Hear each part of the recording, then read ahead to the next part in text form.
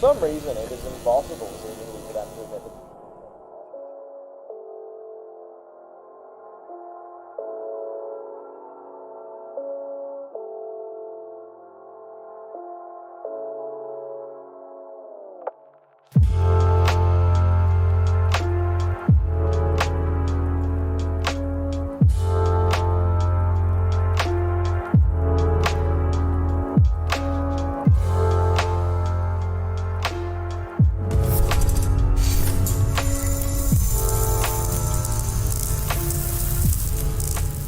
And hello, everyone. Well, hey.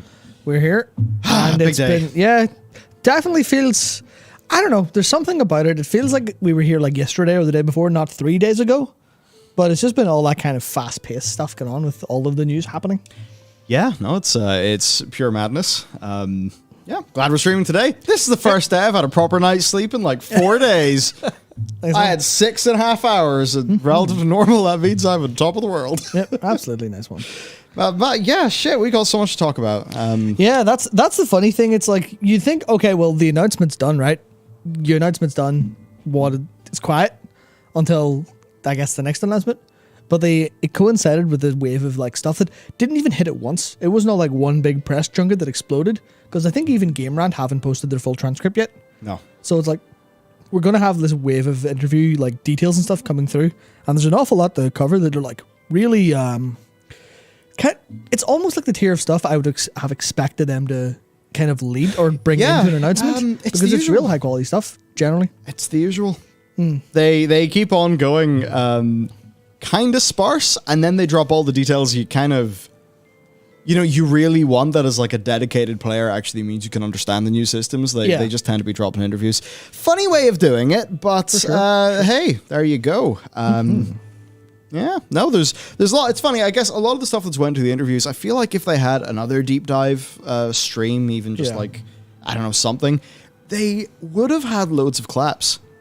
Yeah. And it's kind of funny because I think quite a lot of the stuff that's been covered in these interviews, they would have helped with a lot of the default doomerism.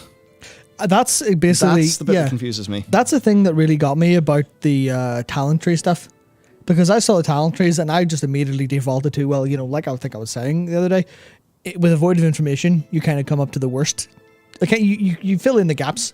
And if you're a doomer about the game, like a lot of people are at the minute, you will just fill it in with, oh, how are they going to fuck this up? But in this case, it's like, okay, all of the answers responded to for the people's questions on talents are like, yeah, that's all stuff that's philosophically really sound. So there's no, basically, if there's no massive glaring issues, then we're already a step ahead of where we were in Shadowlands. You're like, shit. Yeah, nice. like at this stage, I'm trying to think of, I want to make it like extremely clear to people what the sort of level of potential this expansion has. Yeah. Purely based on them not having to design a throwaway system every patch. Yeah. Just even what that could mean for the game. But it's almost a challenge working out how to communicate that message without instantly being riddled to pieces. Yeah, of course. With bullets. Yeah. So who knows? I'll do it next week maybe, and I'll still get riddled. But it's just an interesting thing. They could have... Well, let's just say I'm glad we're going through the interviews because it actually means we've got loads of really good things to talk about. Yep, for sure. Dragonflying tournaments. Imagine if they had have announced dragonflying tournaments in the stream. People could have got excited about that, right? I don't know. I actually think some of it could be you're getting the devs just talking about the game they're making versus... a production crew that's like, okay, we have got to do 7 different sit-down, sort of table meetings with developers who are going to explain the game they all understand to each other while a camera watches for our benefit. Yeah. Right? So I feel like that format almost means that it will have been hard. Yeah, all these people are saying, wait, what? Yeah, dragonflying tournaments, man. Well, dragon riding tournaments. Yes. Yeah, so... Yeah, it's interesting. I think the format of it didn't help them that much because I think there's a lot of interpersonal time spent talking. Bloat, that it's not the fault of anyone involved. It's just that's what it's like when two people talk to each other. Yeah. Oh shit. Yeah, it's a little That's bit. us. Yeah, it's a little bit different than going, "Hello, here's what we've brought to you today. Here's the bullet points. I'm going to talk through them." It's very much, can we do that, but also try to sound personable and kind of have a bit of a, "Hey, we're actually real people working on this game" kind of vibe, which is, that's a direction. I think it worked relatively okay, but I saw a lot of people are a little bit more concerned about it than the old style. But I mean, it's better they try something and change, I think. But Yeah. One of the first things I thought of when I saw the dragon riding was, Netherwing. I remember that. Yeah. They didn't mention that in the stream they did, but it's one of the things Ian brings up in an interview, and it's like that would have been a really handy way to frame that if they kind of had a plan and a presentation to go through. Yep, so 100%. all of this is to say there's actually lots of good things coming in today's stream. Yeah. We'll kick it off with the 10.0 announcement breakdown. Now that we've all had a few days for these things to settle, haven't we? Yeah, it certainly, especially after like the initial thing, it definitely took a little while to settle for me. I immediately, it took a while for all of like the announcement almost like brought all of this bile to the top, and I had to kind of sift through it. Nas, we're having a. Sweet. I like that. Nas acting up again. I read that as nasectomy, which I guess this is what we can just call this. Are you having a nasectomy? Yep. How is... Yeah, okay, we're getting Fs. I think it's just an S. Yep. I hope. Yep. I hope. Yep. Sad. I will hold off on the news until we can have high frame rate news. Yep. Oh yes, we don't need this since we're back to wide. Alright, Nikki's saying it's not as bad, not super bad, but there's a few frame drops. Yeah, we do have the big... it's not a red angry box. Oh, it's an orange angry box. It's getting orange. Oh, it's yellow again. Oh, fuck, it's red. You know what we say to that? We say pog. Grand. So, the NAS is paused. Yeah, NAS is paused, which means this could be something else. Could there be uploading going on in the other room? Possibly. Yeah, because that just went red again. Yep. Okay. Please have patience with 5%. Yeah, that's it. It's the entire game development team is just downloading Alex Strasser Rule 34. 100%. Yep. Okay, right. I'll go. I guess they must be uploading it for this to happen. Interesting. Oh dear. Yep. Well, I mean, they can use 3D software in there, so I'm kind of worried. Yeah. Yeah. Oh, well, hey, we're green. We're green. We're still green. Yep. I mean, I could kill the bitrate. Oh, we're orange again. No, I can't without restarting the stream, right? Okay, so Yep. my computer's not uploading shit. Your computer's not uploading shit. Nope. The NAS isn't doing anything. Yeah. Go fight them. Let's go. Yep. No. Yeah. I don't know what he's doing yet. Several potential bits entered my head as that happened, and I've given up on all of them. Very good. In that case, hello. What's happening?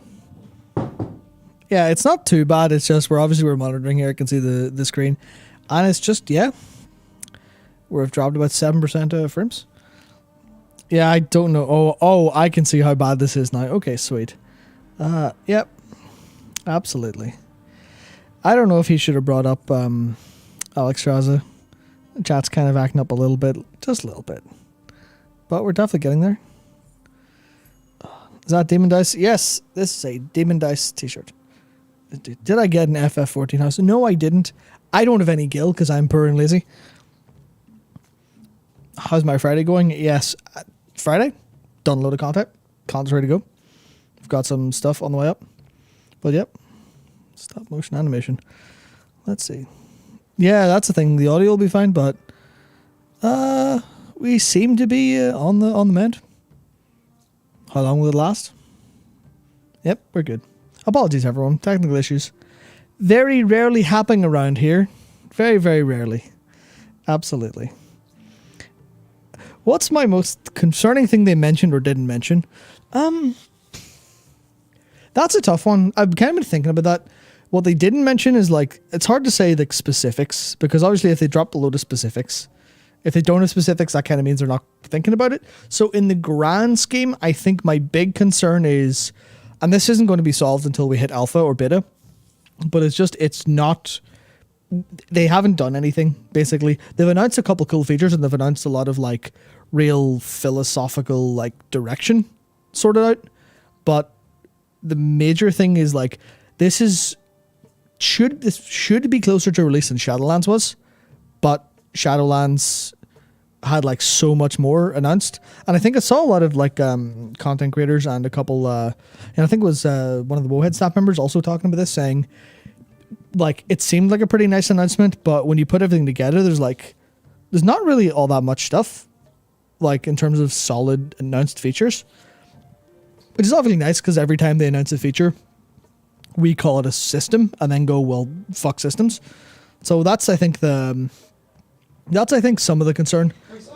Yep, the concern is going to exist until they actually show us an alpha or beta. Hello. And then we can do that. But I'm hoping they'd showed us very little, are talking about philosophies that we all kind of agree with so far, and then we can, like, get into alpha and beta and then go for it. Our problem is solved. What was the problem? The problem was the game dev team Yes. were uploading a milestone delivery to... I don't know if it's the... Hang on, can I even say what that is? Well, it's a demo anyway. Okay. No, the demo... Okay, they know there's a Ludignaricon demo. Yes. Yeah. Now, there's another reason why we are uploading a demo, but basically they're uploading a demo and some builds of the game. But the download just finished, and Thomas is going to put the Mac version up on a different internet suck pipe. My head's busted. yeah, very good. Cool. All right, good. we're back. Yeah, we're How's back. it been?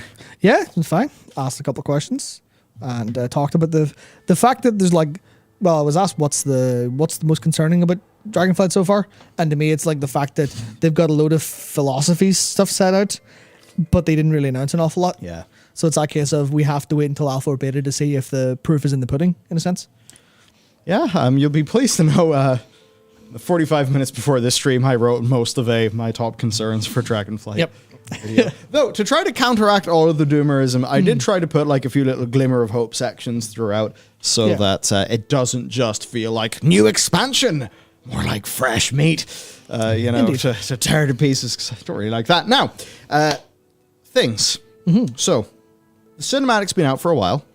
The initial reactions to it were interesting. Gotta say, there's one thing fucked me off, pissed me off beyond belief. What's that? They did this.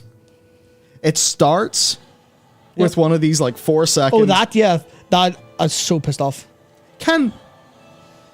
Here's the whole thing spoiled in 5 seconds for you. Yeah, you know the core cinematic fucking tension of this. They spoiled it for everyone. Yeah. Could you imagine if they, like, did that in the WoD one? And the very start of the cinematic had Draenor will be free, and then it just builds up to nothing. Yep. Cool. Like, what is the deal with marketing people and premature ejaculation? That's the big question of today. It's just people don't have the stamina these days to watch a 5-minute video. Yeah. You needed to work me up with Stoneboy before you just throw him in my face, for fuck's sake. Man, yeah, I don't know what the deal is with that. But because if you already know all of this stuff, then all of this build-up is just, like, boring shit. You don't see the character's journey. So I thought that was, like, completely insane for the marketing department. And generally, like, I don't know, marketing departments are mad. Like, whatever they get, like, they have to have a little tagline for everything. Yep. You know, brave the beyond, defy death. Something to... I think this one has a silly one. Harness the power. Harness the power! Harness what fucking power? Explain, please. Man. Oh my God. Harness the power. Yeah, I mean, what was it? The one that really pissed me off. I can't remember what the Guild Wars 2 one. I think I showed you it because I saw it in the sidebar on Eurogamer, and I was like, what does that mean? What does that possibly mean? But the one that pissed me off was seeing a bus with an advertisement for Horizon Forbidden West, and it's just rise above our ruin. You're like, what the fuck does that mean? And I'm like, that sort of makes sense for the last game's plot. That doesn't make any sense for this game's plot whatsoever, because it's nothing about any of that in any way. Cool, whatever. Fucking basically marketing people. no harm to individuals, but marketing as a profession, it definitely needs something done with it. It can be rough. And, Yeah. you know, as times went on, this is kind of settled in a little bit better for me. I liked it anyway at the start. Yeah. And their sound design is just so crispy throughout this. Yeah.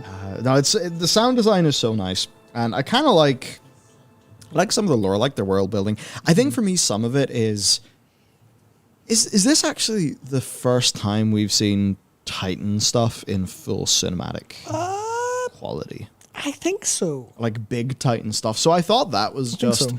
fundamentally really neat. Yeah. Yeah, and I really like the design of the Watchers. Like the way that the rock on them feels is just That's super all cool. nice. Yep. Yeah. Good cinematic. I like it.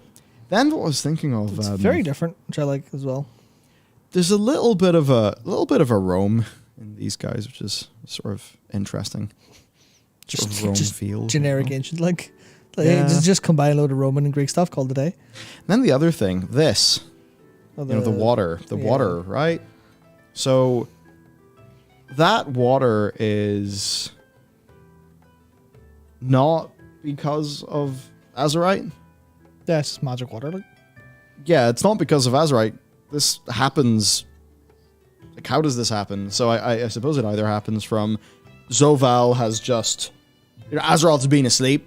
Zoval's poked her and she's like, oh, Yeah. I'm awake now. Oh, yeah. Or perhaps whatever quest Alexstrasza sends us on to go to Uldaman might lead to something that is what finally kicks the switch. Yeah, so I can't remember what interview it was, but there was an interview that was talking about like pre-patch and said like, you'll go on events or something, or it'll show you events. Something along those lines that made me think, okay, yeah, this is going to be like the pre-patch, like this doesn't make sense to us now, but Yes. in pre-patch we'll actually know what's happened. So obviously, maybe it's Zoval, maybe it's like, a delayed reaction to the events of BFA or the sword, but almost certainly there'll be a case of Azeroth, because Ian said Azeroth is awakening. He did. And that's a case of, so I imagine this is like a slow awakening, and whatever's woken these fellas up, whatever's woken the Watchers, they're the ones who, cleared the path and stuff. So to me, it comes, and I don't know if they'll like be really super obvious about this, because I think with the way they're trying to make this high fantasy, they might get a little bit away from the whole Azeroth's kind of like a big robot, like Mother was clearly a robot. All this like technical or like high tech stuff, they'll probably get a little bit away from that. But to me, it felt like Azeroth's going through like a self diagnostics and repair routine, where it's like, oh shit, okay, so I need to figure out what's going on, but not fully awake. Just like, oh shit, we need to start up the healing center. That's kind of what I think, Yeah. and then all that old stuff will be explained. Yeah, going through it, it's interesting thinking about all of these things. Indeed. Essentially, do you know what it is, right? It's just the big, like, laser beams. Like, we got the big power beam in Zereth Sky Mortis. beams. There's a sky beam in here. The core power stuff of Tierhold, it's way more elemental than it is Azerite-ish. Yeah. And there's, I think, some talk in the interviews of apparently some of the dragons of this hope that these like elemental energies or elemental just stuff will kind of reawaken and become important again. I think they're definitely going to try to come away from the everything is Azerite, everything is like Spirit and Azeroth. Yes. We'll kind of go, well, how do we make that more interesting feeling? Because that's the stuff, especially when you think of fantasy, you can think, okay, well, you've got magma, that's the lifeblood of the earth. You've got wind, you've got water, you've got earth. All that stuff's really a lot cooler to deal with. But yeah, it was I can't remember who pointed it out. Yeah, Alexstrasza says Zevram said the one line that bothered me in the trailer was the world is healing while a giant sword stuck in Azeroth. That's the thing I thought was important, that it's we haven't seen the world healing yet. So I think that's going to be like the thing that ties it together. Yes. Is whatever process starts when we get back is just a healing process, and that's what we're off to like sort out or deal with. Yeah, to think about these trailers, the Wild One, that's the start of that expansion. Well, shortly before. Technically before the pre-patch of that expansion. The Legion cinematic is during the pre-patch, or the very start of Legion anyway. These big expansion cinematics, they tend to be in and around pre-patch. That just means that, as you said, whatever kicked this off hasn't really happened yet. And I think there's a hell of a lot of potential. We'll get onto that with 9.2.5, I imagine, in a little bit. A little bit, yeah. Yeah. 4 things. How are you settling into the Drakthir? I definitely still don't really like them visually very much. Yeah, I agree. I am still very I'm still concerned with their kind of, because I've been thinking about the fact that they're obviously, you know, tied to just being just being Drakthir, just evokers. And I feel like I understand why they're doing that, but I feel like that's definitely an easy problem to solve if they wanted to. Because I don't really mind too much of like the looking not like Draconids before, because obviously, you know what, I'm sure there's lots of people like them, some don't. It's just going to be a bit of basically not really a big concern for me. It's more the fact that it's the gameplay side of it, where Gotcha. the Drakthir would be very, like a Drakthir warrior is a really cool thing to be. I understand why they've said it, but the reason they've said it, the same reason they say everything, is they've made it up. They've made up this reason, and obviously they're sticking by their guns, and that's fair. But they made up the reason, so it's not a great reason to me to like lock people out of the fact of, you know, oh yeah, you've wanted like Draconids and to be this big beefy warrior dragon for so long. Here's a dragon that people have been calling more twinkish than, you know, beefy big boys, and you can't be warriors. Knowingly not delivering what the player expectation is. Yeah, and then the same with evokers, or like Drakthir, or evokers not being able to be other races, and you're like, sure, you're saying it's because you know, oh well, other races don't have tails, other races don't have wings, other races don't have reasons to have this power. That's never stopped you in a lot of other occasions. Demon hunters don't have wings. They grow wings when they glide. They can metamorphosize. So it's like, if you really wanted to, you could just say, oh yeah, there's a magically spawned tail for tail attacks. You can just breathe for whatever. You magically spawn wings for wings. And obviously that's kind of playing a weird semantic game. But it is, to me, a kind of, it's that thing of they've tried to explain why they haven't done something without telling the truth of why they haven't done it, which is, this is our creative decision. We're sticking by it. Also, the animation work would be too much, stuff like that. That's all fine. Just like, it's just, I wish they kind of said that. But yeah. Yeah. It's a very minor thing, but it's sort of... it's a challenging thing where they knowingly did deliver not what they knew people would have expected or really wanted. That's like one component of this. I do think that the more you integrate the class and the spec, there are unique opportunities. There's certainly unique opportunities with their animation kit. Yep, for sure. And all of that. That certainly means that right now, on the top of our head, we have all the downsides. We've seen all the downsides. The only thing, or the main thing that we haven't actually got is what the potential upsides could be, and we'll only see those in gameplay. Like, if we actually just play this and its animations are blending together like brilliantly in the flow and just all of it's like perfectly evocative, then I guess we could see that. One thing, could you swap over to my monitor? Yes. There you go. So this hit the top of r/wow, and it was kind of unfortunate because the Twitter image was posted without credit. Oh no, there it is. Okay. There. Well, yeah. So maybe a link to his profile would have been better. But anyway, it's by, funny enough, the art director of Paladins. Nice. Didn't know that. And certainly in the art world, like doing a draw over of someone else's shipped work. Yeah. I'm just saying that's a ballsy move. Yeah. That's a ballsy move. There's certainly people who look down on that. I do happen to think that his draw over, his paint over is a humongous improvement. So I did want to talk about that just a little bit. The thing is, there actually are 2 different body types for Drakthir. Yeah. It's just that the bulkier one really doesn't look that bulky. My understanding of this is, and it's something, I mean, if you kind of understand reptiles, sexual dimorphism in reptiles is not a humongous thing. I mean, not that typically has stopped Blizzard. Unlike Torn and Draenei, like. Yeah. Blizzard, though, they... I can't even use this. I think what their goal had been is to like have a more androgynous look, because no matter what their visage is, they're not like gendered in that way. Yeah. I think that, and maybe from Blizzard's perspective, they felt that if they offered something like this, that people would then like in their head code the body types in a certain way that isn't what Blizzard wanted. Yeah. But fundamentally, I think, what do the players want? Well, some players are going to just want a big beefy dragon that's going to imprint you into the sofa.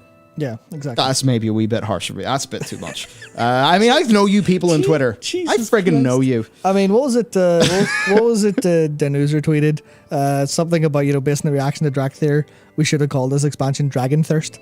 And you're like, you Fucking knew it hell. ahead of time. I don't know, Steve. We might need an updated Amazon wish list from you now. Yeah. Not joking, not even lying. I will take a Bad Dragon sponsorship, and I will try to make a comedic bit. Yep.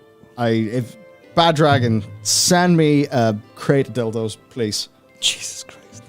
Susan, don't listen. Susan, don't listen. It would be worth it. It would be funny. It would be really funny. Anyway, to go to this guy's paint over. So, well, okay, so assumptions made on possible directives. Retain similar humanoid frame and easy to read player silhouette versus mobs and creatures. Somewhat more lithe build in order to stack cool armor on top of later. So this is like the base one, right? Now for some things, if you take a look here, pushing the form of the silhouette to give it a bit more of that chunk. And funny enough, that chunk, that's something you see in plenty of high-res's work. Yeah. And I'm not going to say it originates from Blizzard, but certainly Blizzard are the people who I think you could very much say pioneered and popularized that stuff in games. I think it's a widely successful art style. Obviously, Indeed. I like a lot. I'm glad I was very stylized. Yeah. So in terms of the shapes, though, you can see that the torso, the shoulders feel pulled back. The front of the torso is a bit more pushed forward. We've got, just basically chunkier. It's kind of interesting, like the little C curve there to imply the wrist joint there. Volume to the back of the head, some thickness for that sense of power and strength. And I think this is really targeting some of the things that at a glance, some people didn't particularly like.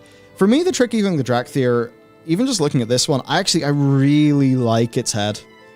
And for the Drakthir, like all of their heads, I think they're really cool. It looks a little bit serpentine more in a way, without that like big bulky back bit. It looks a little bit more kind of Hydra-esque in a way. There's a mix in the options that they showed off for. Like some are more draconic than others.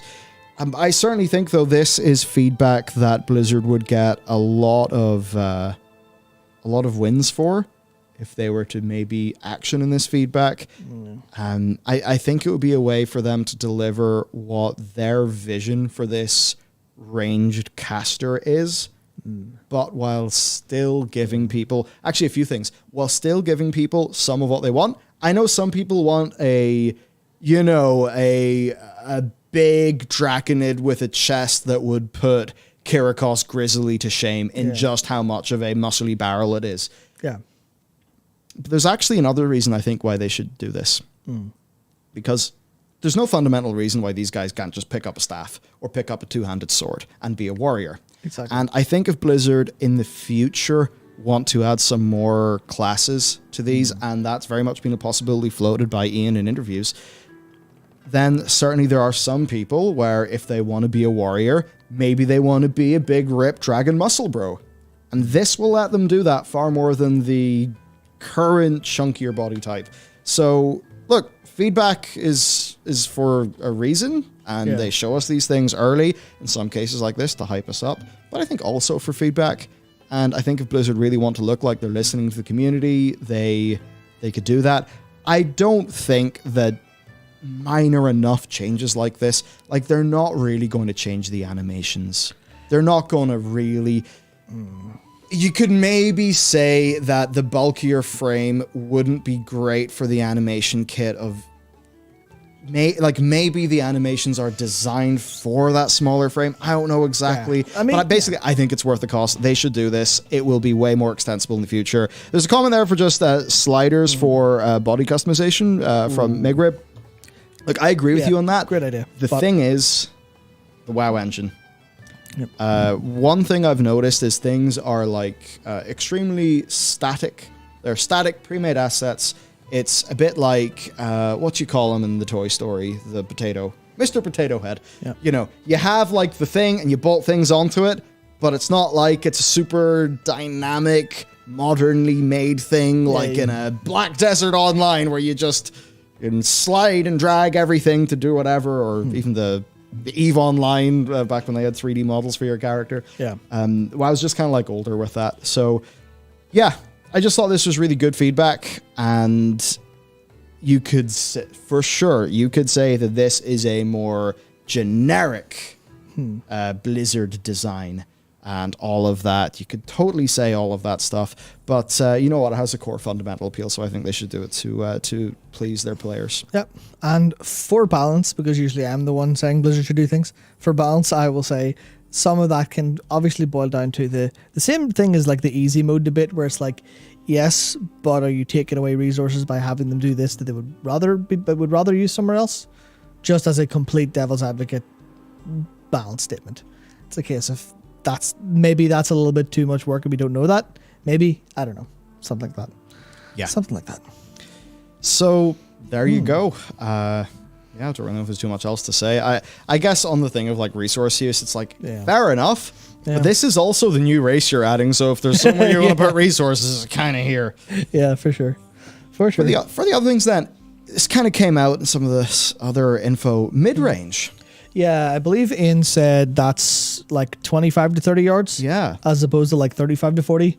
But it's designed to be like, the breath will need a slightly shorter range. Just so you're not, there's a hunter with a gun and a scope shooting and you're breathing fire that distance. That's a little bit absurd in a way. But you'd say they're going to try to balance it so it doesn't affect like the existing range clump. So you're not going to like suddenly need a bunch of hunters to stay at 25 yards when they could be 40.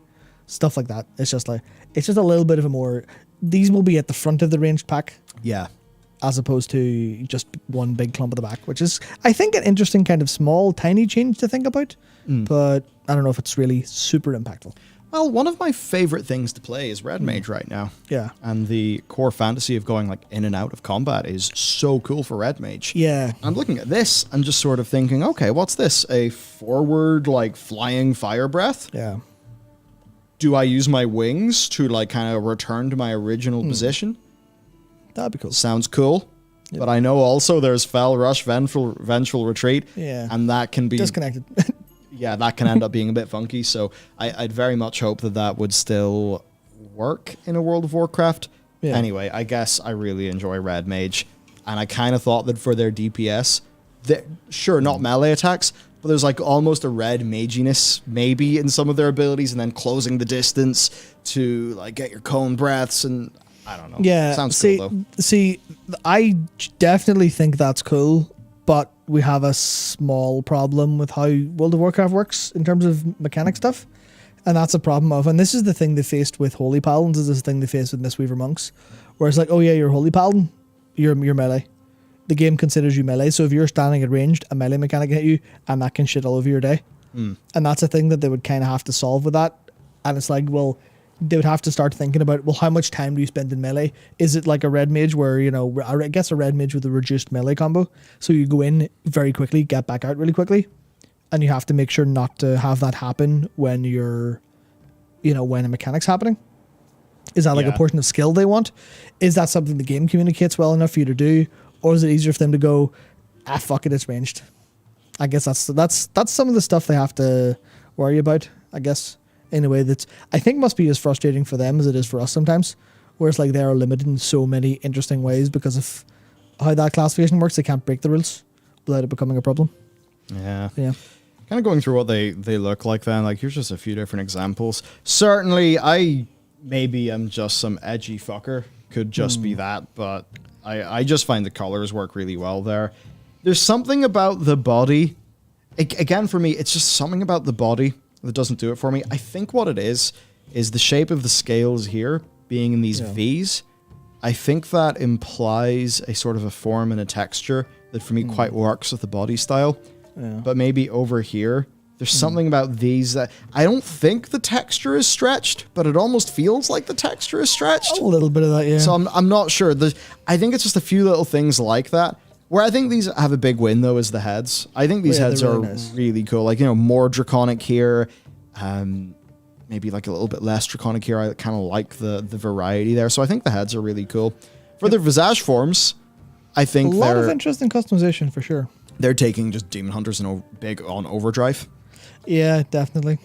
With these, so I'm sure there's a lot of things people will be able to make. Certainly, you give people a lot of colors and a lot of options, and I think some kind of crazy garish things could happen. But then I also think there's probably some people who'll be able to make like a really cool, between this transmog and stuff, like it's kind of like really nice themed up things.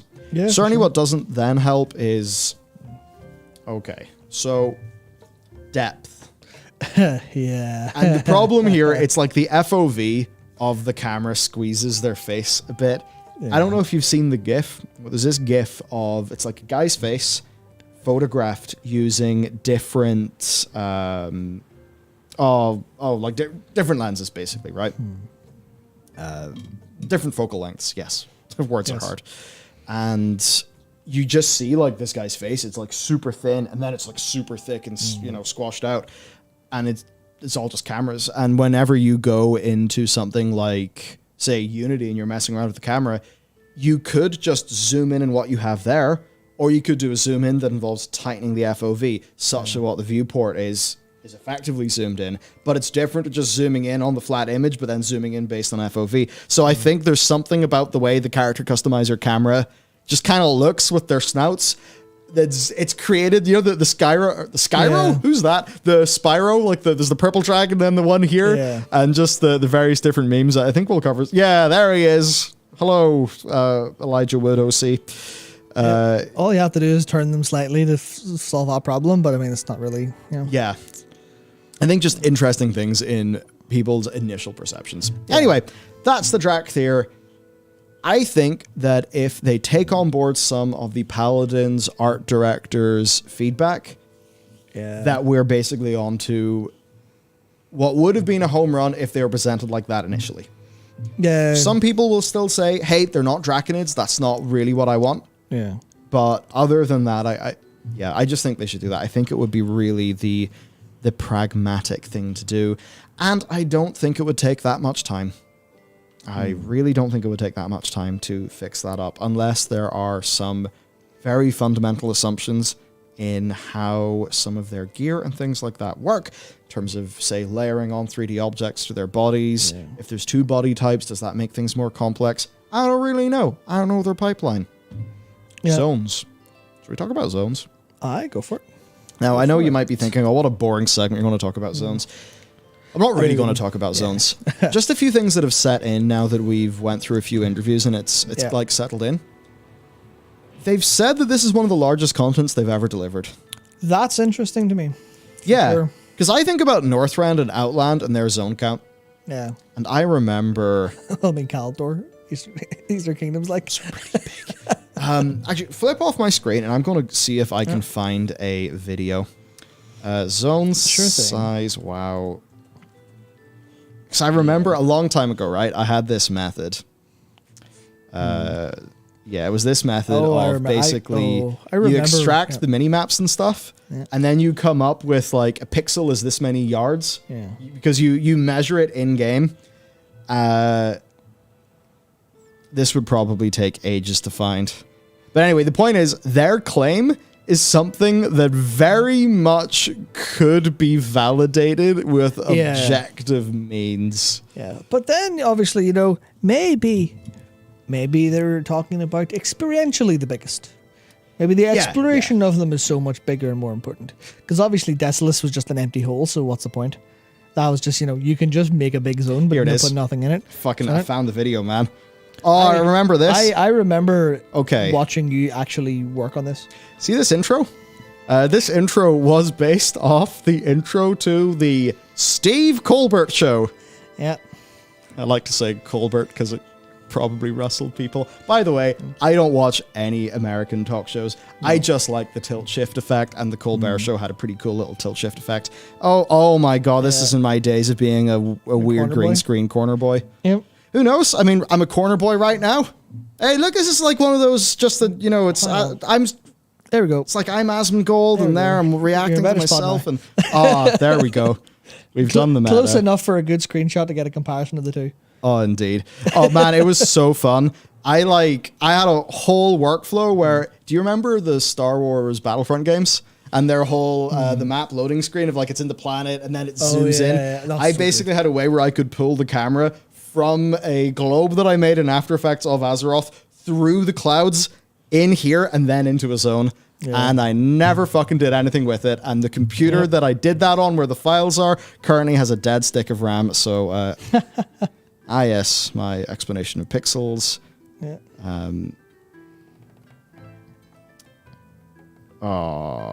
Zoom on ahead. Yeah, because I forgot what it was. I think there was like some talk of this, and then I hopped in, and there was a few videos I did like this, like one of the size of Azeroth, and it was just really cool. There was a bunch of people in the community that were really just interested in doing this. So, okay. How many million pixels are we dealing with? Well, it's 31 mil in Calendar. What have we got for... Man, I really could have just put a graph in this to help myself, couldn't I? Yeah. Well, you weren't thinking about 4 years later. Yeah. Yeah, doing a 4 years later React bit of content. Did you know Legion was almost 6 years ago? Matt, I feel very ancient. I think Cataclysm was, 14 years ago? No, not 14. 12. So... Yeah, it's hard to make people feel old. We've got... Total size of WoD, 15 million. MOP, 11 million. WoD is bigger than MOP, oh my god. Legion, about the same size as MOP. Doesn't include Argus, though, does it? Oh, it does, yeah, it does, yeah. It does, Nice. including Argus. Wrath. Man, Wrath was big. Chunky, yeah. Look at that, 17 million pixels. That's crazy. Yeah, I'm thinking of a graph. Maybe it was another video with the same methodology, but this is going over the OP from MMO Champion. TBC 17 million. So that's what's really interesting, right? We see these two humongous continents. Of course, this is a time where there's so much less detail in the zones, so building a larger zone was like way more doable. Yeah, so this took it through to WoD. So where we'd settled on was like 11 and a bit. Now 15.5 million for WoD. Did I then do after? What was Kulturas? So Kulturas, right, Zandalar was 7.25 million, and Kulturas was 6.8 million. So about just over 15 mil then, right? Yeah, so actually, it was a big expansion, dude. And then Azutar and Mechagon weren't out then? They made a lot of stuff. Didn't they? That's kind of impressive. Interesting. I mean, I imagine Shadowlands is fairly big in terms of... There is a thing where obviously size isn't everything, but, you know, like the density of those zones is a lot heavier. So Shadowlands is a lot more dense than I think other zones, but they are still pretty big zones. And then obviously Korthia is very big, but a little bit kind of sparse. The Maw is massive, relatively sparse, but they're not actually like that. They're not that sparse. Yeah. They're actually like, there is a whole ton of content. It just doesn't really feel like that because you spend your time nuking it at launch and then never going back or doing world quests instead. So but there is a lot of stuff like. Yeah, and it's just funny because whenever I think of some of my fonder memories of those older expansions, it kind of is those like nice big wide open expanses. Which you could say, oh, that's just a way to pad out how technically big the zone is, but not put anything in it. But then you think of something like Breath of the Wild that people love, and the almost negative space in that design is so crucial to the game feeling good. Yeah, and that's something that I became a little bit frustrated with in some bits of WoW. So whenever I heard the developers consistently say, like, these zones are big. This zone is so big that, like... Not only do they just, you know, increase the view distance just for the sheer hell of it, they seem to be doing that so that whenever you turn a corner, the like vista that you see, the camera's actually big enough to show you that vista.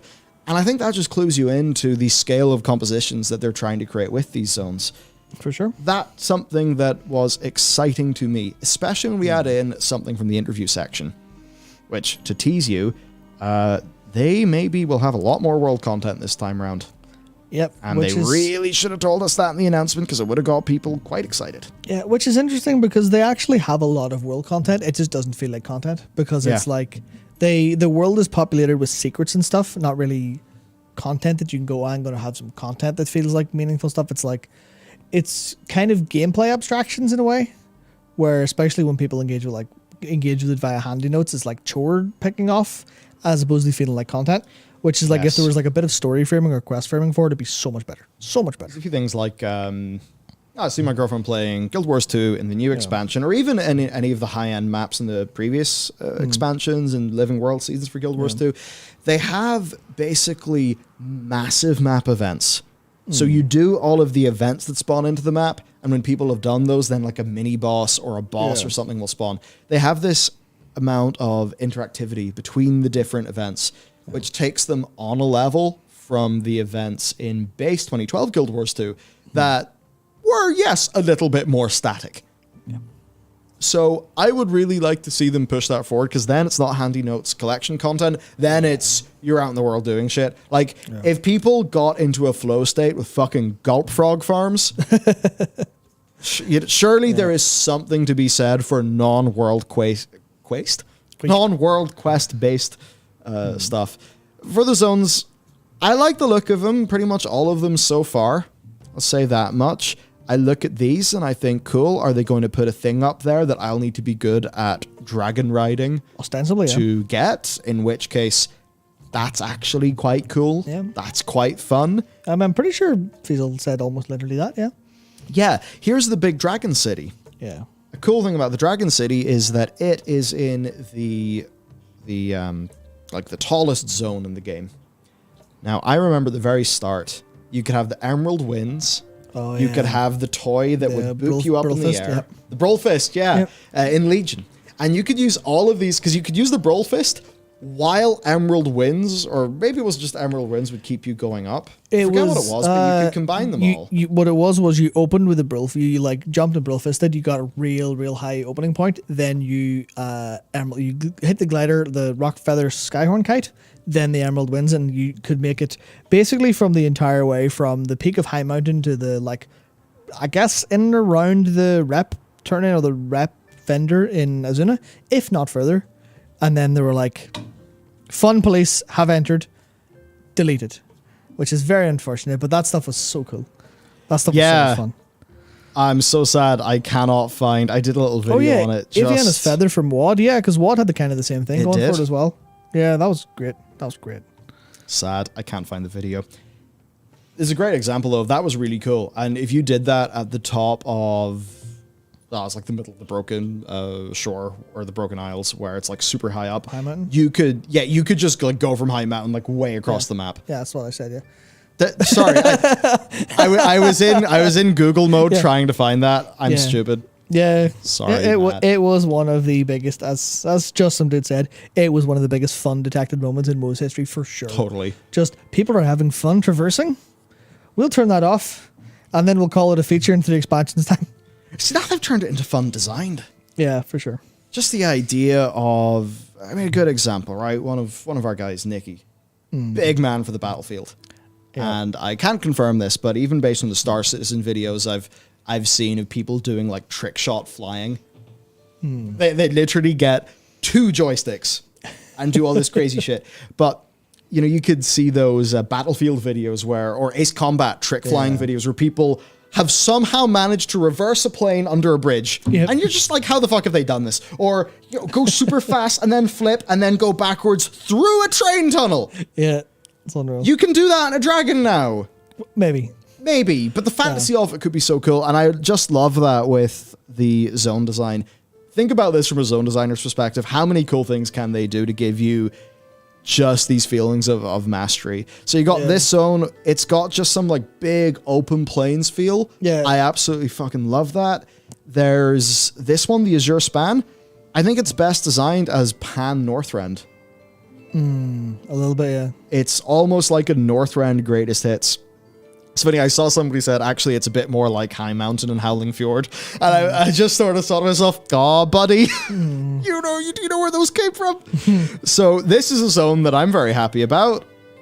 For sure. Tuskar, some of my favorite in the game, and here they are. By the way. As long as they remain as comfy as before. It's great. I did this, and the tweet just went viral, got like 3,500 likes. Nice. People really want the otter mount. I really want the otter mount. It's nice. So, yeah, and it's funny because this just looks like high-res Northrend, and I'm completely happy with that.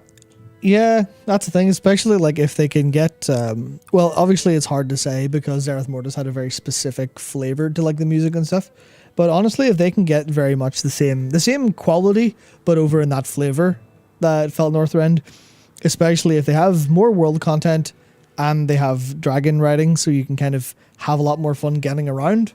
Then I think we're in for a game that's very, very different than what we've had for the past couple expansions. Yeah. Which is a game that is ostensibly no fun allowed in the video game, outside of very specific parameters and very specific end-game design.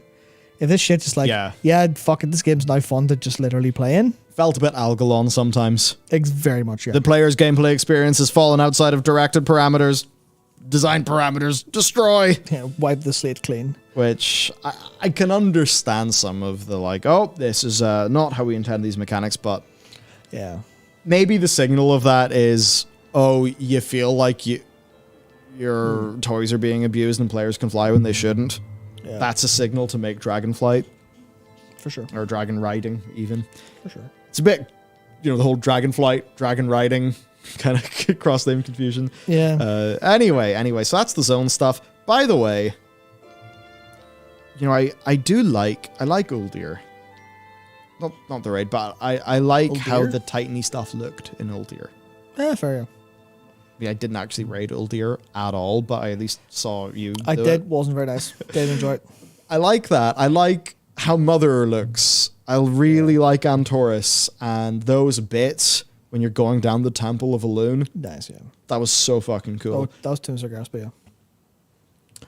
Originally, it was a Temple of Elune. Yeah. No, but I mean, yeah. You're right. You're right. I mean, that wasn't Uldir. I'm a dickhead. But yeah. For these, it looks like Ulduar. It looks like Wintergrasp.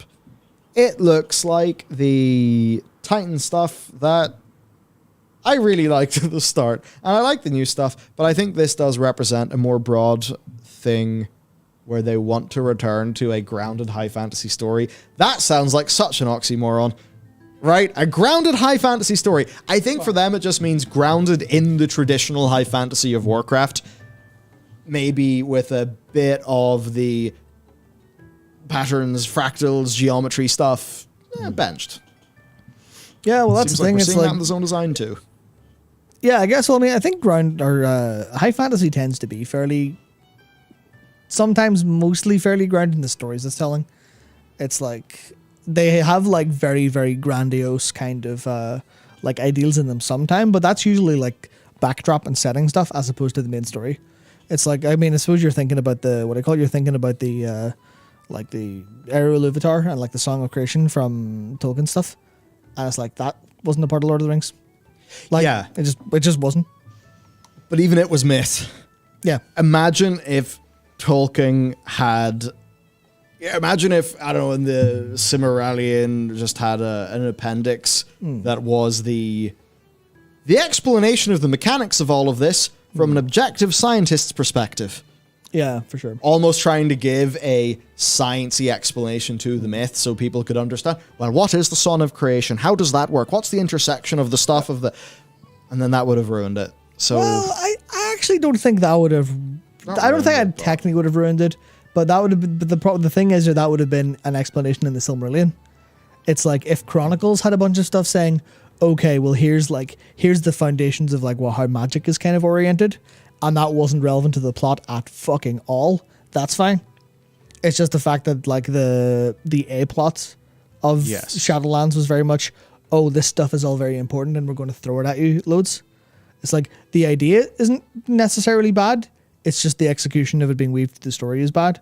And that's the problem they faced of going, well, we're going to make you as players deal with all of like here's how the whole world works.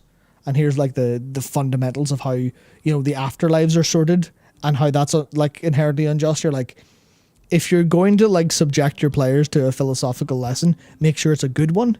Otherwise they won't care about it. And now they're like, fuck this philosophizing about the nature of the universe. Have some characters doing some character stuff. Have like a small threat. Have some, grounded relationships. Have like a tiny bit of like kind of, not literally politics as people tend to talk about in the day, but, political relationships of like, are the Centaur going to try to step into Tuskarr ground and we have to mediate that? That's the shit people want. People don't want the Titans are going to return and rewrite the laws of reality or some shit. It's going to be like, how are these people get on? Yeah, it's not. Bros! So Val's going to change the plank constant. What are we going to do?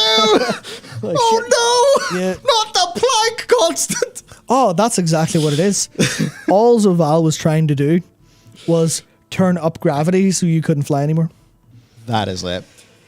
So to go into dungeons and raids, it's like, yeah, there's dungeon raids, of course. Yeah. And that's the funny thing, because people see that and they're just like, oh yeah, whatever, okay, cool, we expect sure. that. Yep. Even though that's so much of what we're going to be doing. And that's where it gets really kind of funny. Yeah. Because Mists of Pandaria was, okay, it had its scenarios and the challenge modes and the pet battles. It was like all this kind of like, a little bunch of nice to haves, and the core was just, hey, loads of game, have fun.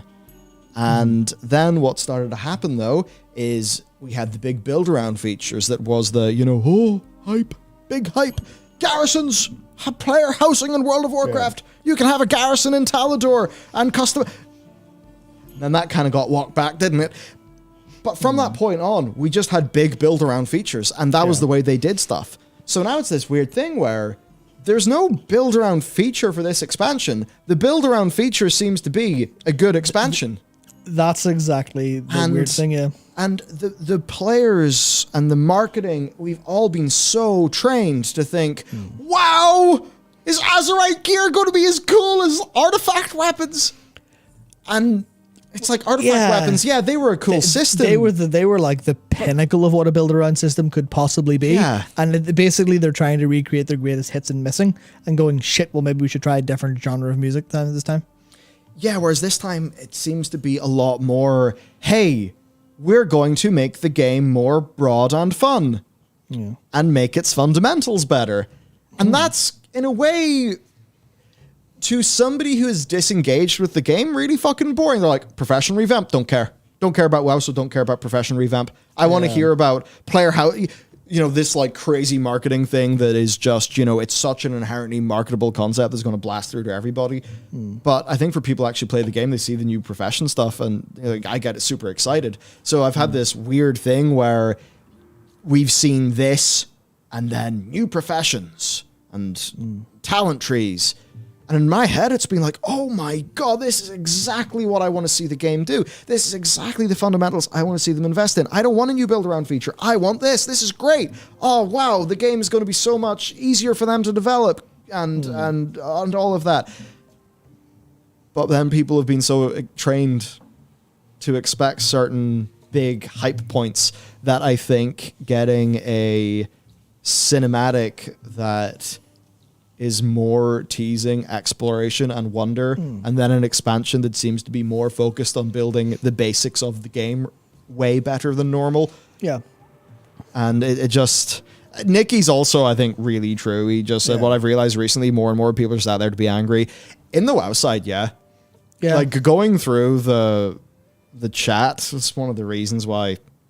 And, there's 3.2k people here.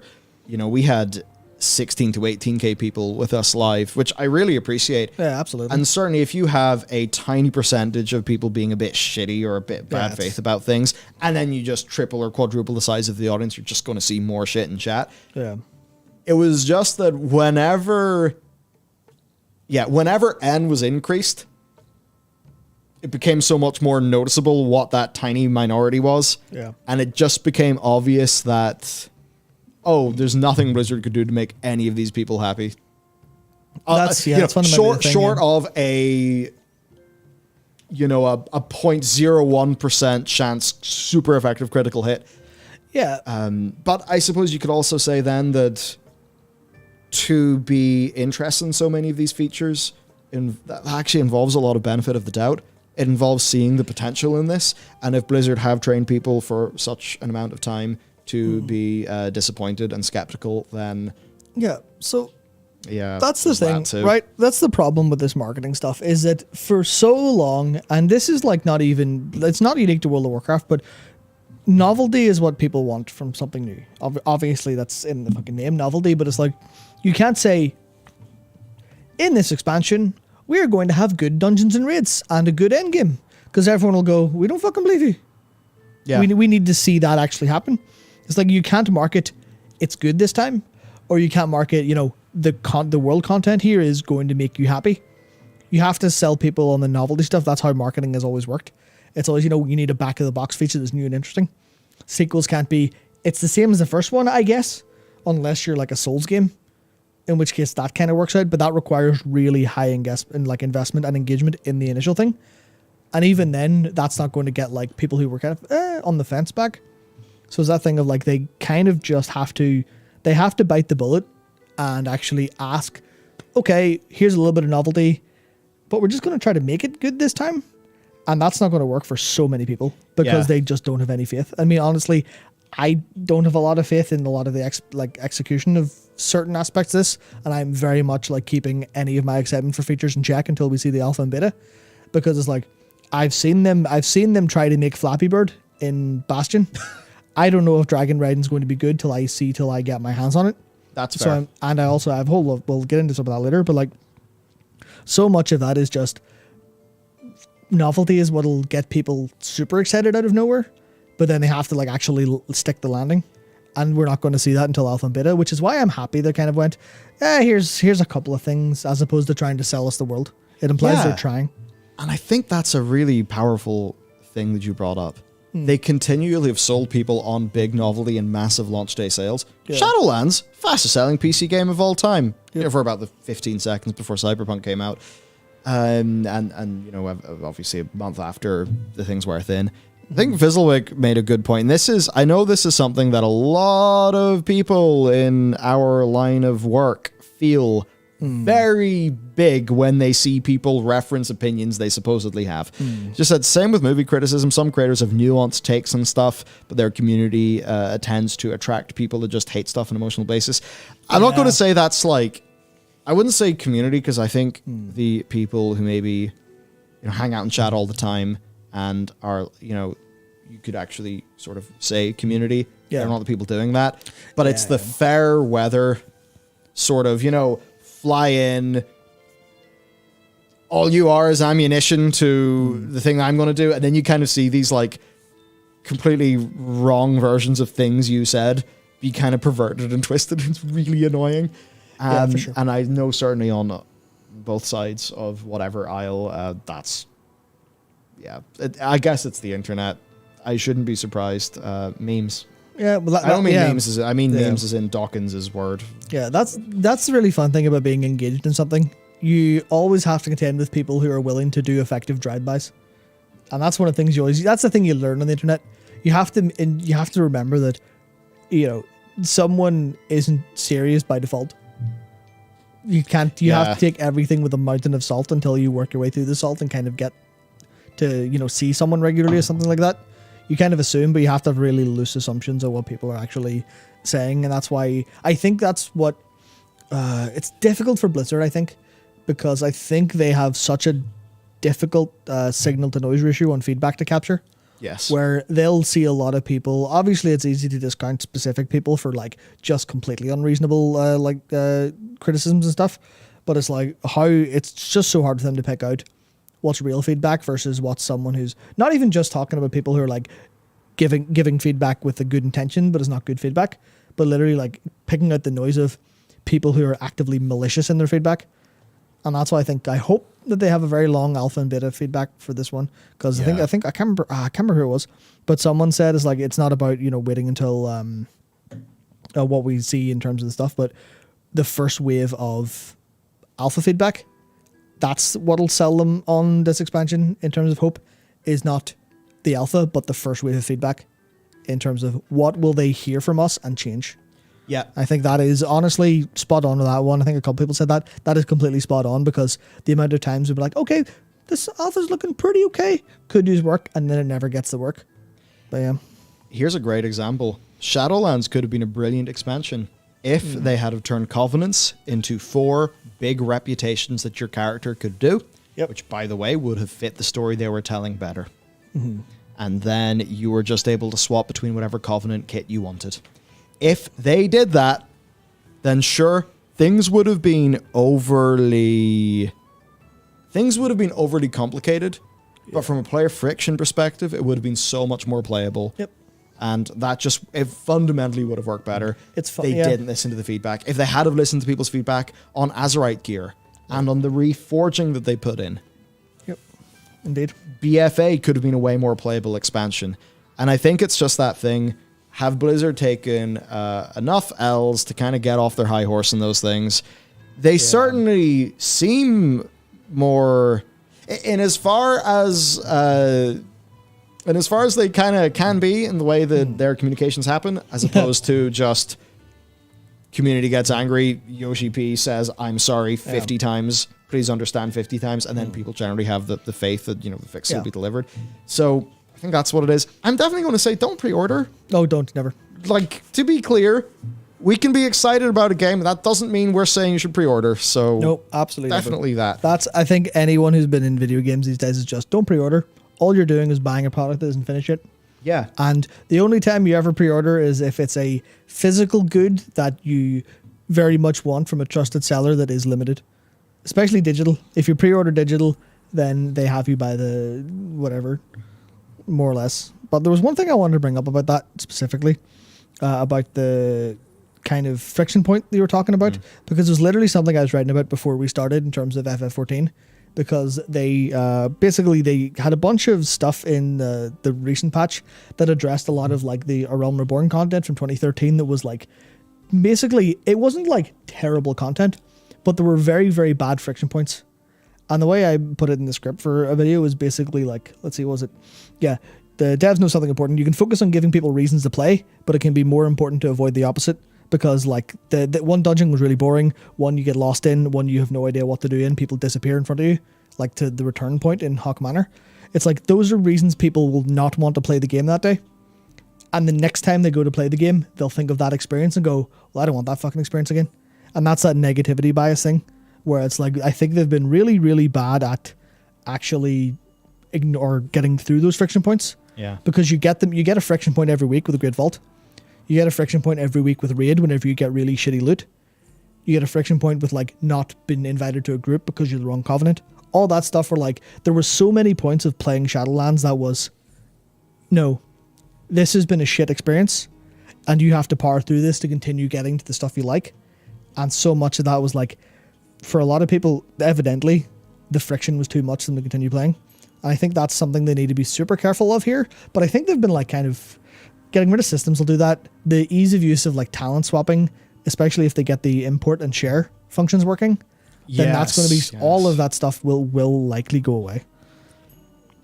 Purely the removal of borrowed power fixes so many problems. Yep. It's quite something. There's another one, Dark Souls saying, friction point needing a token's worth of gold for legendary. The sheer amount of alts that I've just mentally crossed off in my head from playing ever because I don't want to buy a legendary is there, and you're like, no matter how low the price goes, well, I mean, within reason, if the price is still 50, 60k, I'm like, that's a fairly, like, that's a small amount of gold, but it's still like, that's a barrier to me for playing like a bunch of alts, which is my preferred playstyle is get to a decent gear level on a load of different alts for a load of different gameplay experiences. It's how I played Legion. It's how I played BFA even, but in Shadowlands, it's just like, go fuck yourself. Like, okay. And now it's just talent points. Yep. That's it. Indeed. All the damage you took from being fisted with legendaries, it's just talent points now. That's it. It's crazy. Indeed. I think a great example of the things we've just espoused is these tier sets. I'm about to be really excited, and then I'm going to remind you of how cool the concept art is for the 9.2 tier sets. Some of the 9.2 tier sets, they're actually nice enough in game, but certainly there's a wee bit lacking in some of them. So as we go through, like, these tier sets look fucking awesome. So here's, what are we? Rogue, Druid, and Rogue, Druid, Shaman. Rogue looks real nice. I also like I like the selection of elements they've done, where they've given specifically, fire, water, wind, and earth, the specific ones. Yeah, so those, I think, are great. I say fire, water, wind, earth, I mean fire, water, or fire, lightning, whatever. Yes. Next we got Monk, Paladin, Warrior. Yeah, that warrior is just chunky. The monk looks so live and cool. Yeah. It's like I've expected that design of something wind-wise, but I'm just like, that is really, really very nice.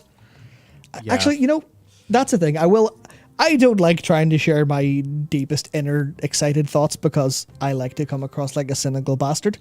But as soon as I saw that monk, I was like, that's like, assuming it looks okay in game, that is almost aspirational tier good. Because I saw it and went, I could play a monk next expansion. I could. Because I like Windwalker. I could give that a spin. And that's a thought that's exactly what this kind of armor is supposed to evoke in people. Yeah. So it's like, if all of a sudden that's how cool the heroic gear looks from tier, I'm like, fuck, you've got me for a couple weeks. Yeah, awesome work from Kelvin Tan here. Now, you did mention evoking, Matt. Yep. So we've got Evoker, Priest, Warlock, and DH. Yeah. Evoker one's pretty sick. It's very different. It's very dragon inspired. It looks kind of scaly dragoon. And do you know what I'm fucking thinking? Well, see, here's the thing. I don't like marksmanship hunter. So if I was still in a world where like my hunter that I've always played and had kind of always mained, I'd just be thinking, oh, great, more male options. Finally, I will have more options each tier. I just think that's really cool. Next, man, yeah, I like these. That said, the whole kind of like white and fire, I really like. It's funny, even the hunter LFR, that's sort of like an ivory white. Oh yeah. And male. I think it's from the first tier of Legion. I even really like that. Also, yeah, I'm gonna shout out that priest set as well, because I love all of like the talismans hanging from it. I think that's really, really cool. If they can get that to work in game, which they should be able to. It's a new expansion. They've been adding more 3D stuff. Hopefully they're all like proper physics talismans blowing about. That would be really nice. And then finally, we do indeed have DK, Mage, and Hunter. DK is definitely different. The Mage is cool. Yeah. We'll just have to see how these translate in-game. They're very Monster Hunter-y. Yeah. I should play Monster Yeah. Hunter. It makes me think of my Hunter tier 11. Remember that one in the first tier of Cat, everyone? That was fun. I think it was tier 11. Now, there is another thing. These... If I was to give any feedback to the game team, please make these be the heroic sets. And normal, fuck it, normal. A different coloration for Different normal. color, yeah. And But put all the effects on. yeah, all the effects on. Okay, Mythic, give them a different tint. Maybe a more like sinister, badass, something that says, I am willing to inflict great pain upon myself to get this gear. Yep. Fair enough. Like, I'm all down for them having a badass set. But in the move from Mists of Pandaria to, anything beyond that, I think that the vast majority of raiders experienced a decrease in the quality of the tier gear that they got because of the decision they made. And if Mythic was the sort of thing that a guild could step up to without changing the format of their team, then I think we'd have a different argument. Yeah. But I view raiding as being LFR, as basically being normal and heroic.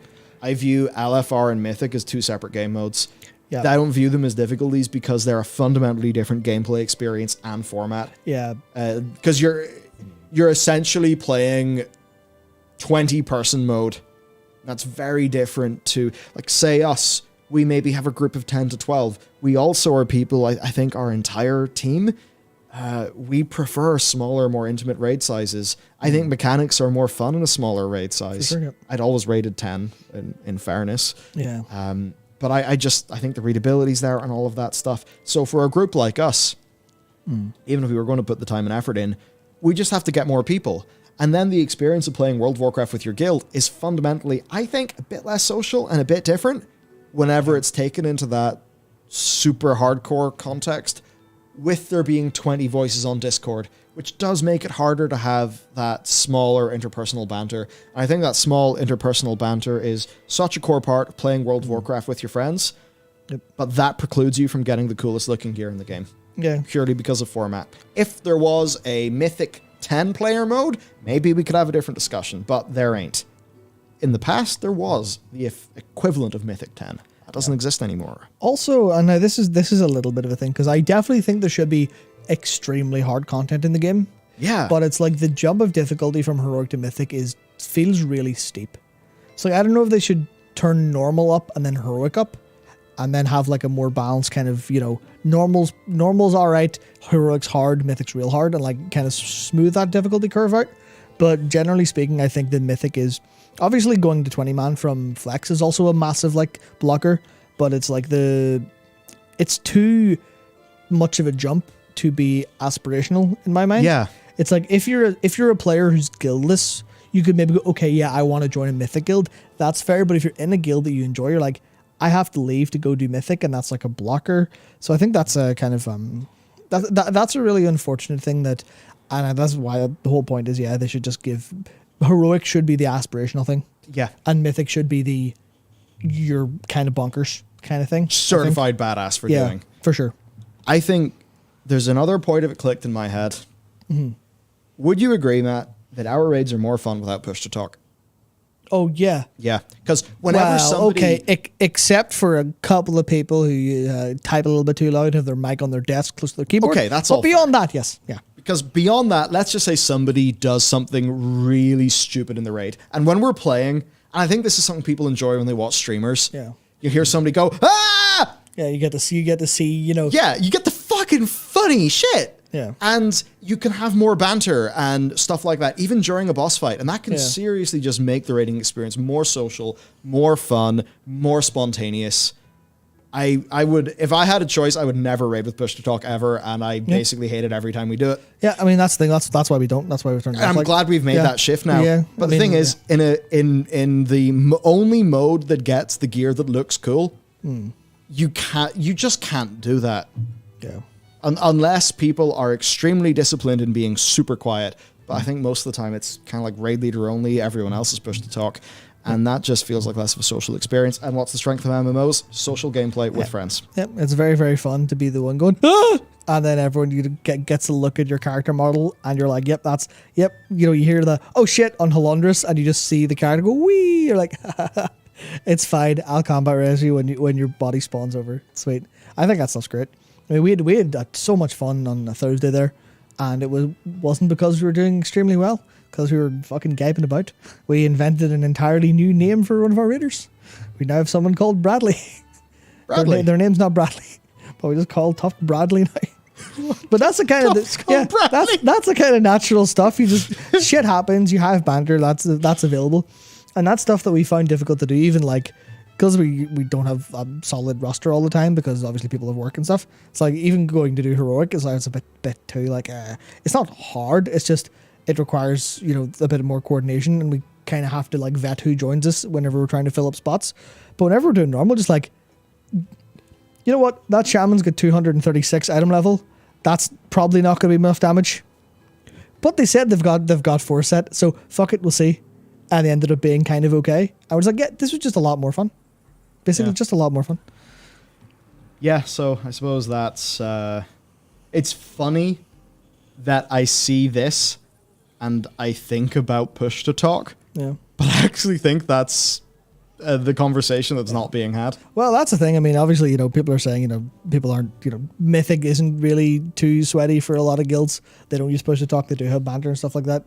But it's like, I think that's a case of if that's a difficulty that they're like comfortable with, yeah, 100%.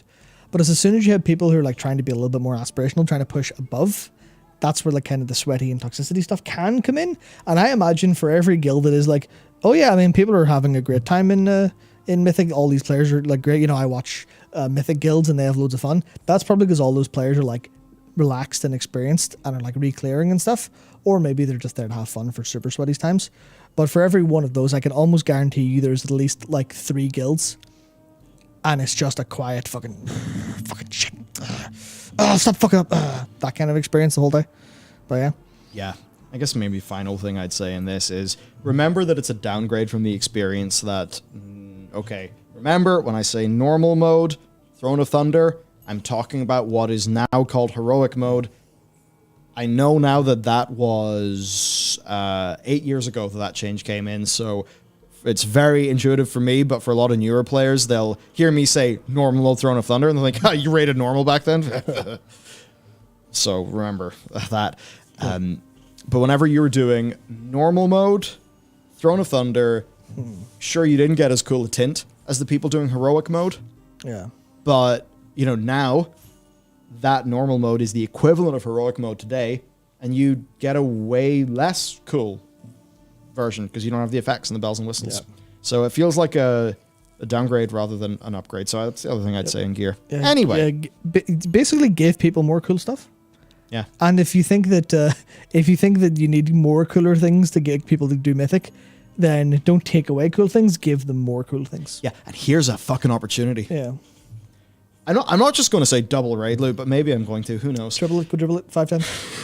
Raid loot is so stingy. It's fucking, it's Five times maybe a bit much, but there was a big opportunity I was thinking about. It's Yeah. very different to the game we have now. In a world with no borrowed power, we're going to be playing more alts. Yeah, sweet. And if we're going to be playing more alts, then Blizzard can surely be more confident to just be way more rewarding with the gear loop.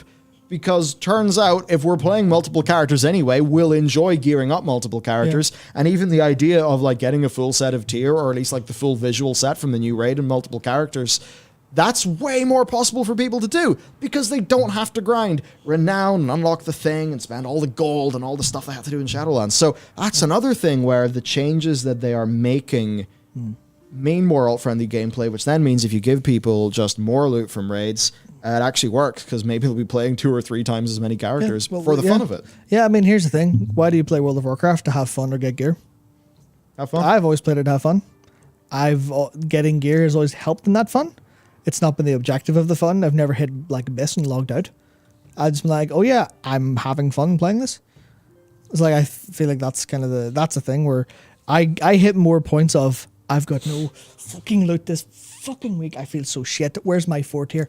I have to wait till next week for the fucking creation catalyst. This sucks. I've hit way more of those over the past couple of expansions than I have like the opposite of just being like, oh yeah, this game's fucking great, let's go. And it's like, that stuff's gonna stop me playing the game when I want to. Yeah. So we got that. Yep. Next thing. The dragon riding feature. Next thing they talked about. Yep. And we've had, there's been a lot of discussion on this. I'm going to be 5 seconds here. There's, it's quite tricky. There's a lot of players who see this as just, oh, so you're telling me I can't use my mounts and it's less efficient. Fuck that. I don't want this. Let this be an optional feature. But then the problem is, like, if this is just an optional feature, then that kind of, they go and design a whole bunch of really intricate things in the open world for the sake of dragon flying, and you're somebody there doing it in dragon flying, and, maybe you mess it up 2 or 3 times, and instead of pushing through to get a higher level of mastery in it, you just see some motherfucker flying in, and the Nether Wing Drake just goes, boop, done. Completely circumvented the new mechanic. It's not really... It would undercut the feature. Like, what we normally get is no flying in a new expansion. And I think if you talk to just about any World of Warcraft designer, they almost all regret adding flying in the Burning Crusade. Which is a funny thing, because flying is cool.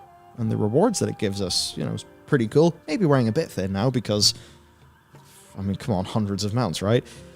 But, I look at this, and I just think that assuming they can get this to be really fun, this could be a massive win for the game. And that'll be their challenge. Because, to be honest with you, especially this falling animation, it is not holding up to Guild Wars 2.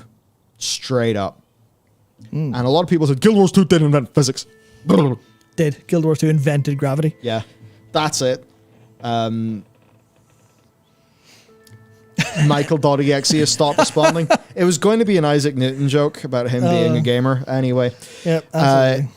But this actually is so fucking similar to Guild Wars 2. And I know a lot of the people who have been angry at people pointing out the similarity, it's as if they've not played Guild Wars 2 or haven't seen it. But like actual mechanics like the diving and the swooping, and I think some of the resource-ish management they're going to go for is very similar. And what that does mean is you're setting up a direct comparison, right? Yep.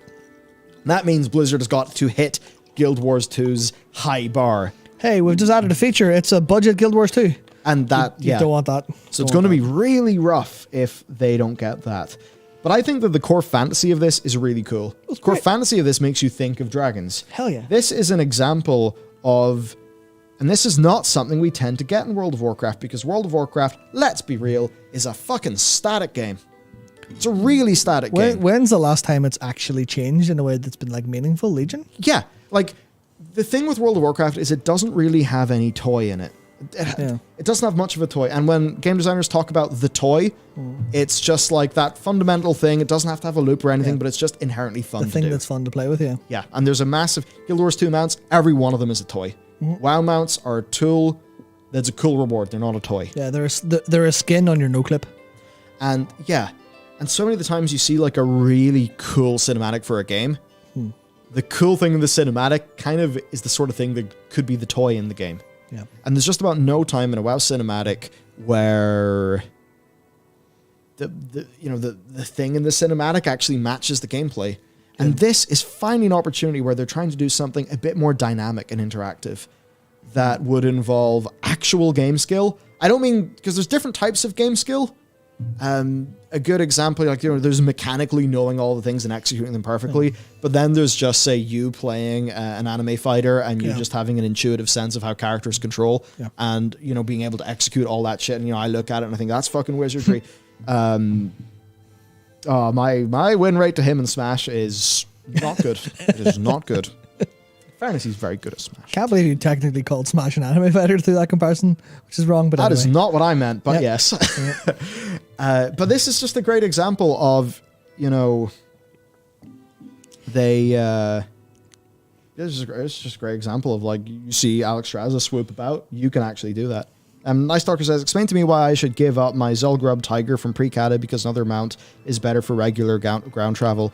Well, you're not being asked to do that this time. So first up, there's that. Yeah, that's kind of like a fundamental problem of if they started to apply this to more mounts and give more mounts different stuff. They gave you the Raptor with the Raptor mechanics. Yeah. So if you don't understand, in Guild Wars 2, the Raptor mount is your... it's like the closest thing to a WoW ground mount. When you hit the space bar, it does a big jump that's a forward lunge. And, like, it's got a turning circle. It's got weight. There's a bit of skill in actually using it. Yeah. But that does mean when you get good at doing it, you're just hip-hopping about the world and it feels really cool. So that would be tricky. I would say that there are less inherent gameplay advantages to having that on a ground mount that is direct one-to-one similar to the ground mounts you've already got. Of course, yeah. I think where game mechanics can come in and help more is in the realm of flying. And as for the why should you give it up, I would say because we're playing a video game and it's more fun. Yeah, I mean, realistically, it should be the kind of thing of, because this is like technically porting an old system onto a new system, generally because you want to. It's kind of it, but you also kind of shouldn't. Like, basically, if they were to add a mount that felt different on the ground, you should have that mechanic ported to whatever you want that you already have that would have a similar mechanic, and then you would choose that because you like it more.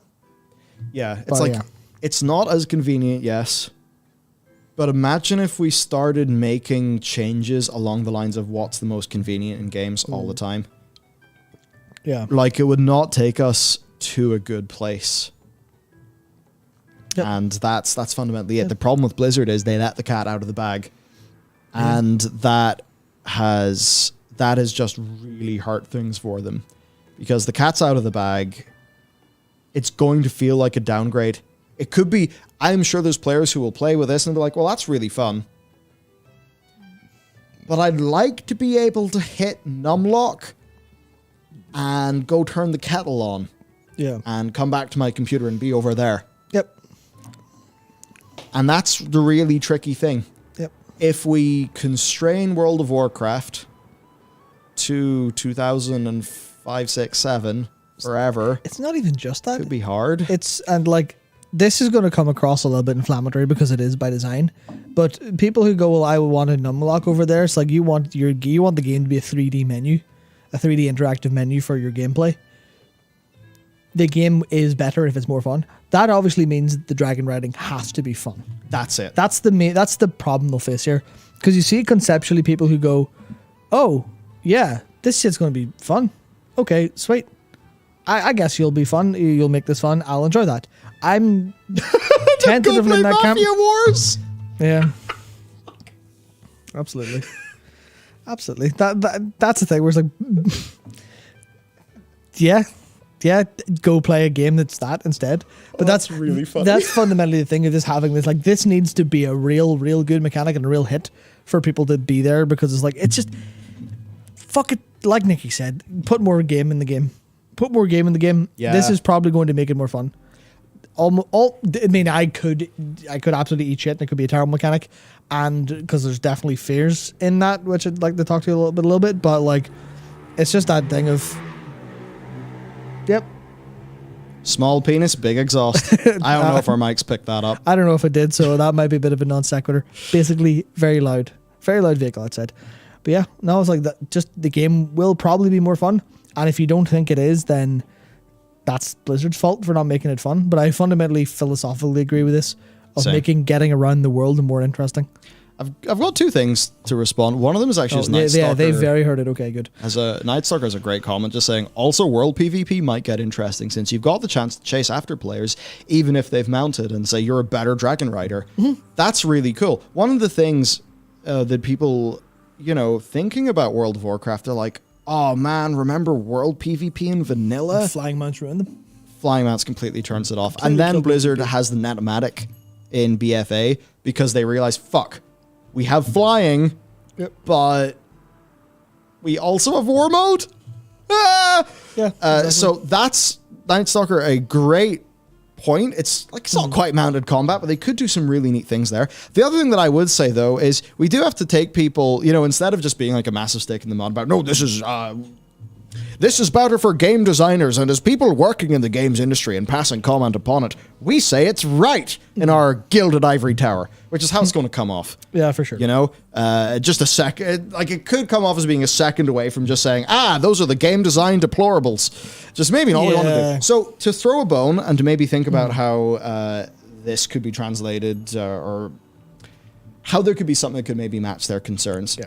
Perhaps, what can we think about? Well, one thing could be the Flight Master's whistle. Mm-hmm. Because, okay, I get the idea. You want to go over there.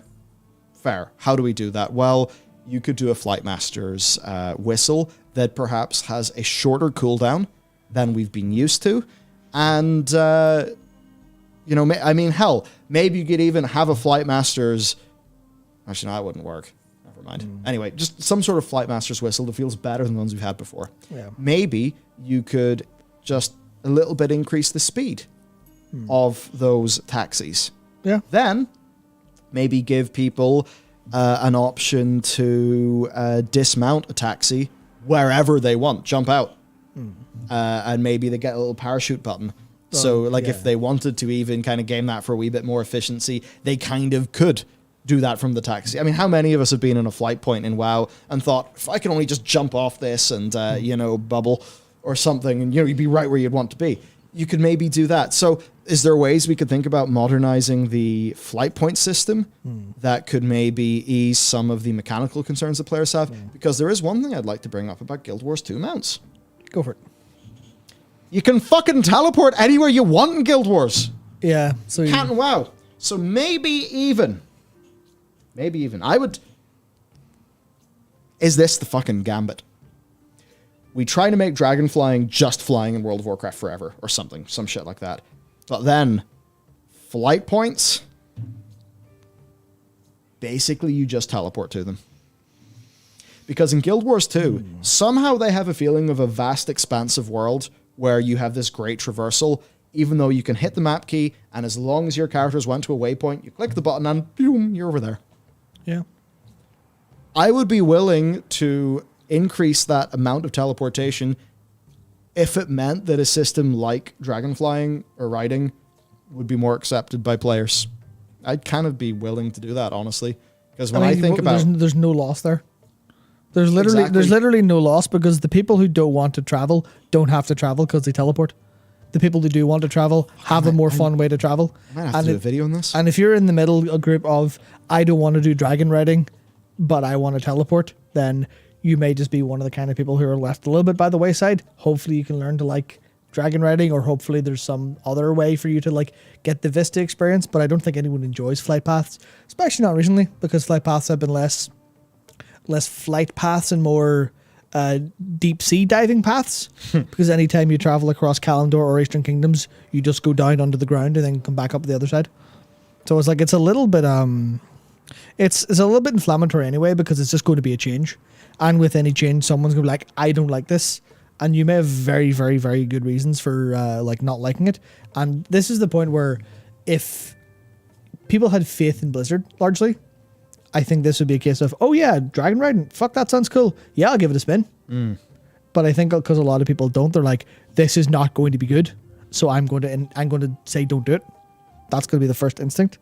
I think it's like it's the onus is entirely on them for them to go, okay, here's alpha, here's a wide beta, here's, I don't know if Gamescom's doing a physical, but if it is, that'll be the case of, fuck it, here's a show floor demo of dragon riding in the beta. Work away with that. Yeah. That's the kind of thing where it's like the onus is ultimately on them, but it's like it's a game, they're making a game and they're trying to do something cool. Hopefully it works. It's like if you try to do a sneaky little risk benefit analysis of things. Yeah. You think about traditional flying. So what it gets us is convenient movement across the world at the expense of gameplay in the world.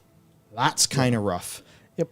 Well, the dragon riding gives you fun gameplay in the world at the expense of convenience. Yeah. But then we just get people that convenience via these flight points 2.0, where maybe it's just a flight master's whistle. Perhaps you click in the whistle and it brings up a little map and, woo, bird swoops in, the screen fades to black, and then it, boom, dips out again and you get swooped into the flight point you've chosen. And then maybe with a system like that, Blizzard could try to put these flight points at high up points in the game world, so that then with your dragon riding, you could... That would impact level design or be part of it, but yeah.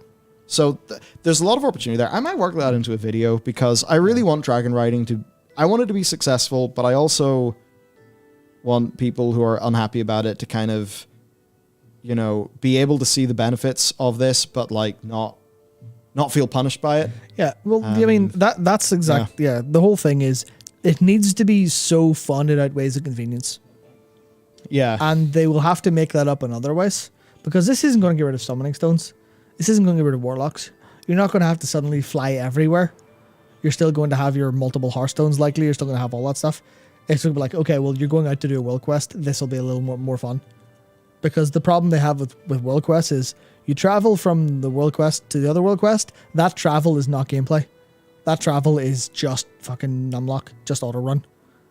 And then that's where they have the whole, we can't balance world quests correctly because we have to make them longer so your actual ratio of gameplay to not gameplay is big enough.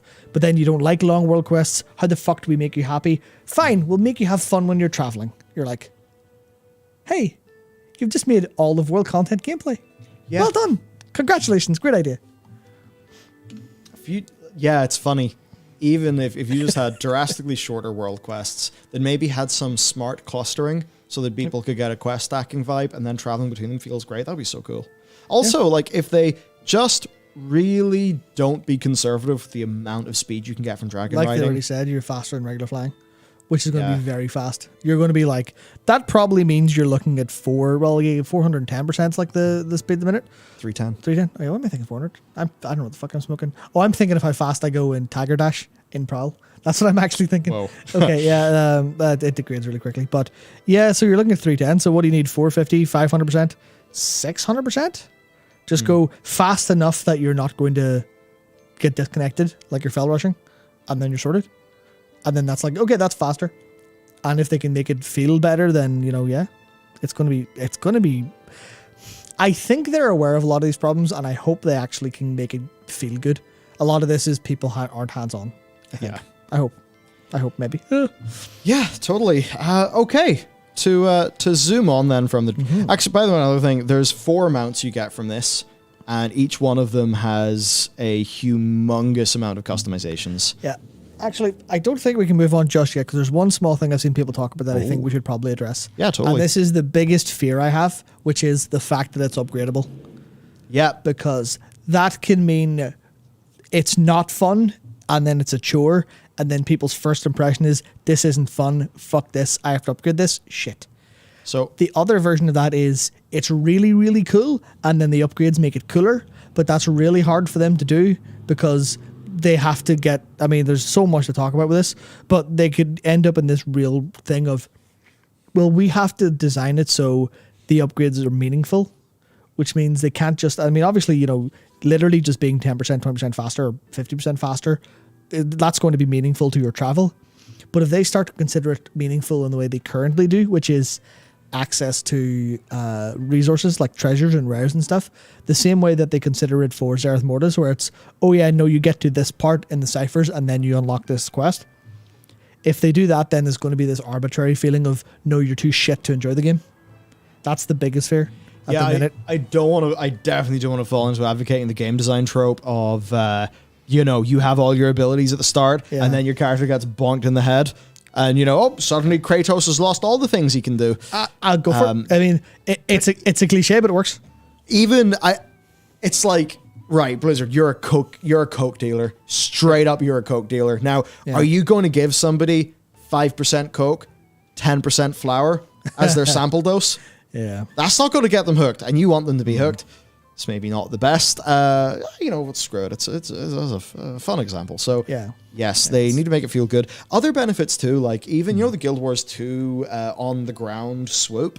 The raptor will go whoosh. Like, a bit like Lothar's Griffin. Absolutely. In the Warcraft movie, where the Griffin pecks the fuck out of people. Can you have a little thing for your dragon riding mount if you're using it on the ground, where maybe you hit the space bar, once, or you hit some button once, and it does a dash forward? Well, that's going to be in the air, so yeah. So are there like even little things you could do? But that said, if they did that, and then then maybe people be like, oh, okay, so you mean I can't even use my ground mount now because the dragon riding one is more efficient? So maybe don't do that. Anyway, ideas. Yeah, they probably want to like take a leaf from like I guess the FF14 style of once you do a tiny amount of side quests and also finish the zone story wise, then you can go like unlock the full thing. It's like if they try to gamify this too much, then this is ironic because if they gamify it too much in the way they gamify things or how gamification's done, they will remove the part of it that makes it feel like a game and thus ruin it. And that's like the worst thing. So I'm obviously definitely going to pay super attention to this on alpha and beta and stuff and try to like make sure, the correct feedback is given and, people are talking about this stuff. But like, that's like the one major fear. Yeah. I'm sure they're fully aware that they need to make it fun in the box feature, but as long as they don't fall into their old habits, which is the big fear. But yeah. So overall, the community reaction's been interesting. For the most part, I'm very excited for the feature, and I think it could be good. Yep. The next thing, this might be quite a big statement to hit us up at the start, but I think the talent revamp could 100% basically save World of Warcraft. My reasoning for that... Okay, you're going to have to... Yep. No, I knew it was a big statement. It could, and I said could, okay? So it could be shit, but it also could basically fucking save the game. Right. The reason why I think that, if I think about the patch cadence of WoW, it's kind of ground to a halt. Oh, it's slow. And if I think about a lot of these recent patches, we've had like half-baked systems, and it's mostly been borrowed power stuff. How much development time did Shards of Domination take up? 70 years. Imagine if that Shard of Domination dev time just went into further polishing classes. Hell yeah. It all just went into removing Kaiten from samurais. But you know what I mean, right? It would be better. And if the new expansion was just thinking about how do we make a few cool talents, one or two cool abilities, maybe some new class abilities, and that's it. And for the rest of the patch cycle, they don't have to worry about domination shards and this and that and that. And all they have to think about is, are our classes cool? Is the new tier set cool? And that's it. How much more simple does that make World of Warcraft to develop? How much more simple does that make our classes to balance? I mean, can you imagine, doing like a little... You could probably put together a simulation. I'm not going to say it's easy, but you could simulate the basics of a spec quickly enough. Mm-hmm. Think about the amount of calculations that you have once you add in, sure, there's a new ability. And then which of the 3 soulbinds? And then which of the 3 soulbind trees? And then what of all the conduits? And then what tier set are you using? And then what primary legendary are you using? But then what about the combination of the primary legendary and the secondary legendary, which then, of course, depends on your covenant? Yeah. That's so complex. How the fuck do you balance that? I'm sure the ACLs for Simcraft get completely insane. And that's why it takes so long for them to update every... I mean, I'm sure the people working on them put in a lot of effort, but it has started to take quite a while longer for them to be updated on blood mallet sims and stuff like that, because the ACLs just take a while to figure out. But yeah. So that would fundamentally, I think, allow Blizzard to make classes better, and it would simplify the patch process, and it would mean that, yeah, we don't have a new patch and we just get new feature, domination shards, customize your tier set.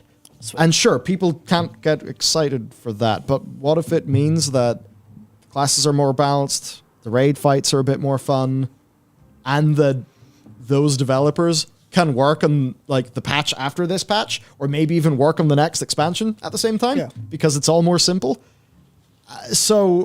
And then the whole thing of like, look, what's going to happen when 11.0 comes out? Are you going to feel like, yeah, you're going to have lower ratings for your secondary stats? That's it. Yeah.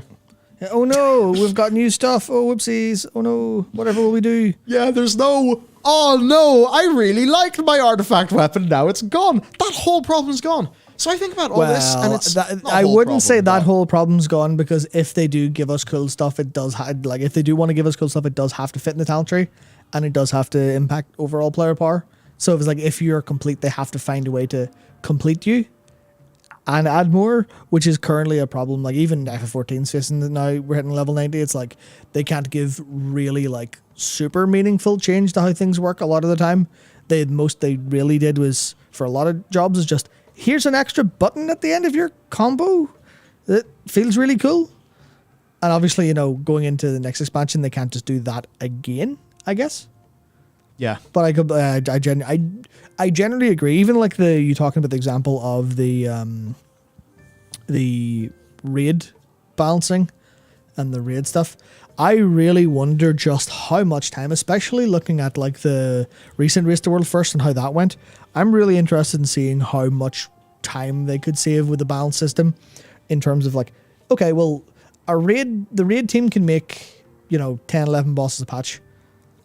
Can they make 13 if they can balance every boss 20%, 30% faster? Are they more well rested because they don't have to sit up and watch the Race to World First 24 hours a day going, oh my fuck, why is that broken? Oh shit, that's not going to work. I'm going to have to take, is this mathematically impossible? How much variance do I have to work with in terms of how much they actually have? How much power the mythic guilds have? So can they just go, okay, well, we'll reuse a bunch of assets, design a fight. There's a one boss raid. Will the talent tree system give us one boss raids? That's what I want to know. Fundamentally, I think that's the part that could really, even ignoring all the stuff that it could do itself, is that the stuff that we're able to see as a result of this. Obviously, that is just complete baseless speculation, but it kind of tracks a little bit. Tracks, yeah.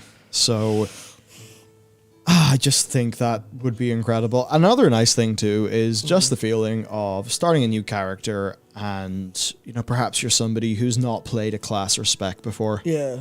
That experience of starting a new character, leveling up, getting those talent points, and actually growing into the class. Just growing into it, I think, more than the current talent system lets you. I think that's also a really nice thing for new players. Yep. So I don't know about new players, because I've not been a new player in any spec in a long time, but even the idea, like, what was it? I can't remember if it was an interview or a blue post or something, but they announced they would, throw up talent calculators well before like even the alpha or beta. Yeah. Just so all like the add-on developers can kind of start seeing how it works, and people can play with them and see how like their current spec fits into it. And just like, that is going to be a big day for me. I am just going to sit there for like the entirety outside of work. I'm going to sit for like the entirety of that day and just click things and look at them all and think about stuff. And I'm not even that like hardcore a player. I just think all of that spec design is really fucking cool. Yeah. So I just think there's such a great opportunity here, basically, and it'll take a while to feel the effects, because I think this could just improve the core development of the game. Yep. It's pretty big. Now, you did mention tests there. Yes. Hop over to my monitor. Yep. Dragonflight Alpha is now on the Content Delivery Network. Yep. So we should get that relatively tomorrow soon, TM. Now, I do think it'll be weeks. There's generally like internal friends and family alpha. Yeah. I remember for Battle for Azeroth, the alpha came out like a month before even streamer people got in. Yeah. And they made a post saying, hey, this is up now to facilitate our internal testing. Please don't get excited. And friends and family, you can data mine it. Yeah. But we're not doing the invites. So maybe something like that will happen. But at the very least, Ian's saying that they could do those calculators and stuff before alpha. Yeah. That makes me think that alpha's not imminent. It's soon, but not imminent. Maybe it could be in 6 weeks. Which would give them enough time. And I know as well, there's a few, I forget specifically what it was, but Ian talked about, I think it was professions or something. We said, and we'll give you more details In the coming weeks. in the coming weeks, Yeah. which makes me think that this is only the start of the Dragonflight, reveal campaign. Yeah, I hope they've got a bunch of blue posts ready to go. Yeah. Just to drop us. And this is one other thing. Now that we see this on the CDN, I hope that they have the most. I mean, they probably don't, because I don't think they have too much of a problem. I really hope there's a bunch of stringent anti-data mining measures. Apologies, Wohead and Stiffen, you do great work, but I really rather you didn't. A lot of the time. I as much as I feel kind of excited for 10.0 data mining, I'd much rather Blizzard have like the ability to tell us what's coming. It's funny. In a world where there was like just a little bit more trust, and hopefully that trust is earned quite soon. Yeah. That's what I want. I'm not saying that's going to happen. I'm, take that for what it is, or blah, blah, blah. This is not a forward-looking statement. But like just the experience in FF of like, you don't know what's going, you know what's going to be in the patch, but you don't know extensively. And it means you can be surprised by things. Like if Crystalline Conflict had have been fully data mined and was on the PTR so that people could play it and it wasn't a mystery, then I know that my experience of hopping in and being completely blown away by something I didn't expect wouldn't have been there. And I'm the sort of person who's like the least going to have that because it's like my job to know about these things. But I think about playing a game and just being like, oh cool, new updates, I'm going to check it out. Yeah. I think there's just a group of people that's really powerful for. And as for the whole just stay off Wowhead till the announcement. Yeah, I think that cool, but it's like it's sort of like saying don't participate in the established ecosystem for this game. Yeah, it's like and that can be challenging. Yeah. Oh, you disagree with society? Then why do you engage with it? That shitty fucking meme. Yeah. But did you just eat a Nestle product, bro? Yeah, but that's the thing where it's like that works for individuals, absolutely. But I'm not as much concerned for the individual stuff. Obviously, I literally can't because it's my job. But like, I think it's more about the like whole community aspect. I think the players at large would enjoy that, but I can't just go and advocate. All right, players, don't look at the primary source for news, because if you're looking for news about a release date, you also just see everything that's in the game, which is just how the community's kind of. Obviously, no one's specifically at fault for this. Yeah, it's just how it's unfolded. It happens everywhere. It's just like it even happens over in FF. It's just that's been driven underground by Square Enix being mental about it. But that's the kind of thing where it's like I think it's fine. Yeah, it's fine that everyone does it. It's just I peer occasionally into an imagined timeline where it doesn't happen, and that timeline looks a bit nicer. Yeah, man. Creep, by the way, it's in FF. It's not even because of encryption. It's because there's no PTR. Yeah, there's no PTR. Mad lads do it with no PTR. Yeah. Now, you could say if there was a PTR, maybe we'd still have Kaiten.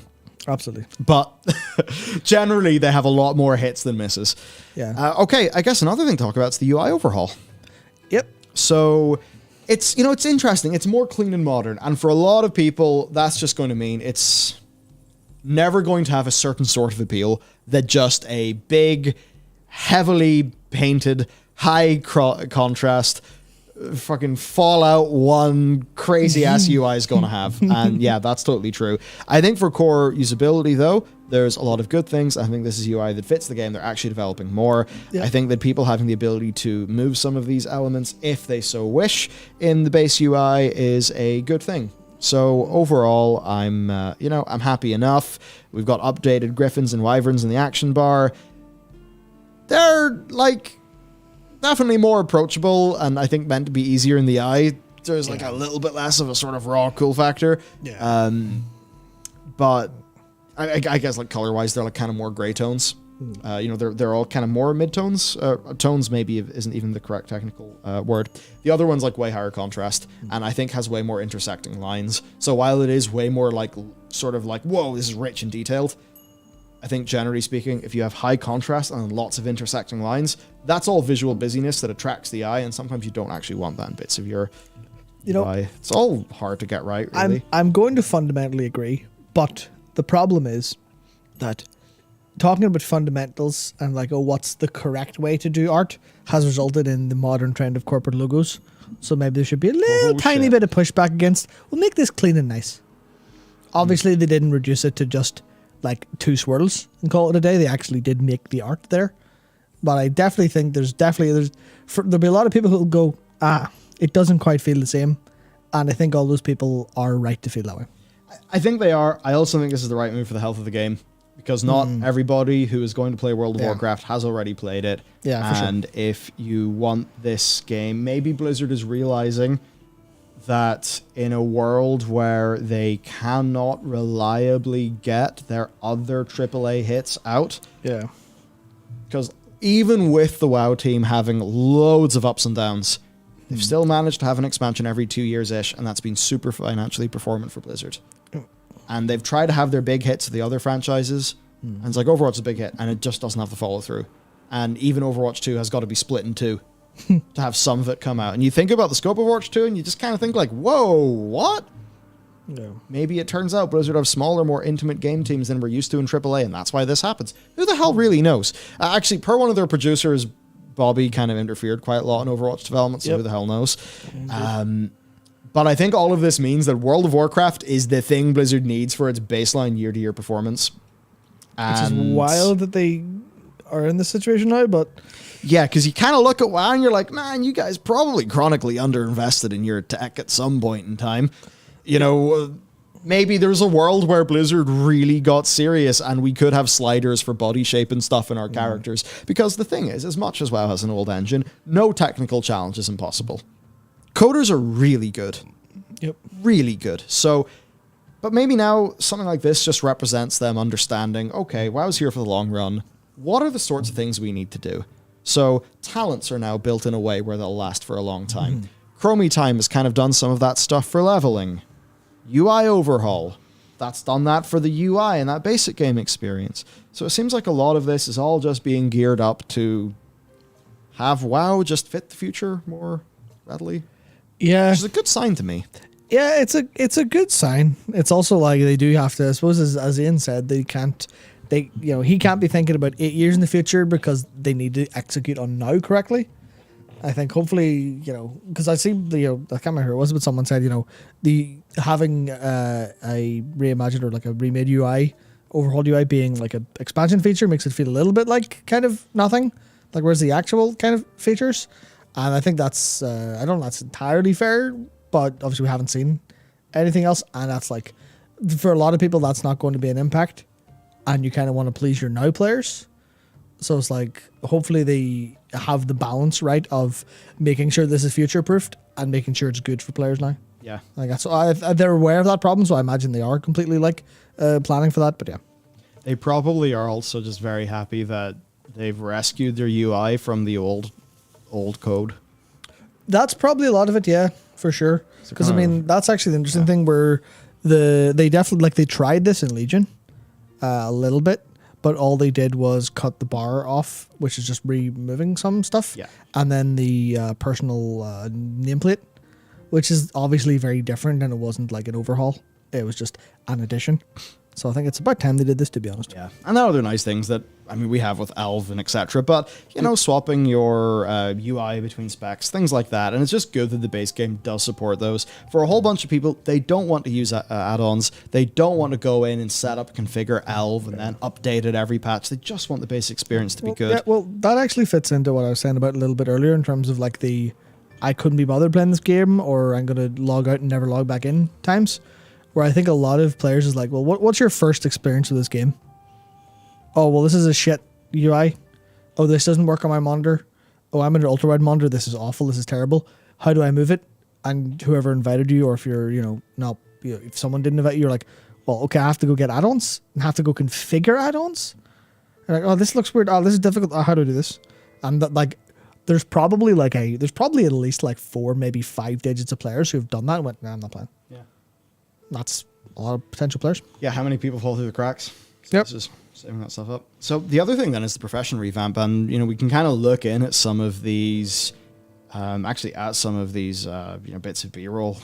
Oh my god! To actually get something leaked. Yep. So the profession revamp, and we've certainly learned more from interviews, but it looks great. And we'll talk about it more in depth, I think, when we do the interview section of the video. Yeah. But just some nice look and feel things. There's a new UI, right? We have these nice little, new textures for your progress bars.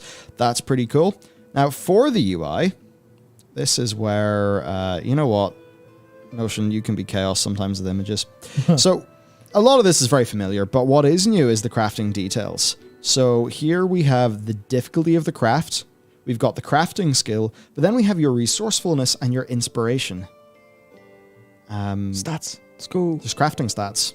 You can have, in the same way that you have gear for your DPS, you actually have gear for your crafting. And the nice thing is you don't have to swap between those sets all the time. I think it just like happens automatically. So that's really good for a usability thing. But it just means that there's now a lot more progression in crafting. Yep. And I think that's really strong. And that's visual progression. That's great. You can be a blacksmith and have blacksmith gear. And then you've got your resourcefulness, your inspiration. So perhaps as the resourcefulness goes up, you can make the crafts more efficiently.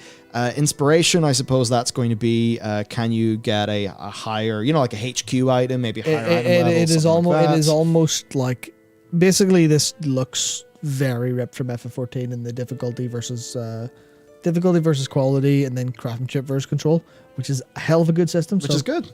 Yeah. Yep. Yeah, indeed. And hey, you even have this like satisfying bar to fill, which I think will feel, good for people. Here's what's interesting too. You got optional reagents and then you got finishing reagents. Yeah. What does that mean? A new layer of finishing. Nice. Yeah, so more depth there. Mm-hmm. And I mean, okay, here's a spoiler for later. You can get nearly mythic quality gear from crafting, which is certainly going to take a little bit of finessing to make work for everyone. But also, if anyone complains, that's probably a good thing. Probably. Yeah.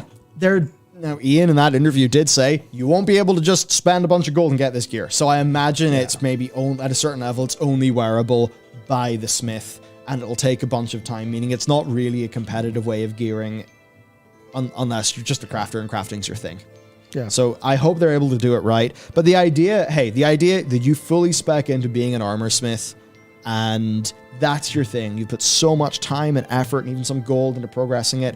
And you can just walk around with a badass looking set of heroic raid-ish quality plate armor. Be like, yeah, I'm a fucking blacksmith. That's cool.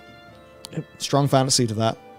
That's right. And there's times in the past in WoW with the crafting specializations where, the crafting specializations had a lot more utility. It's been there.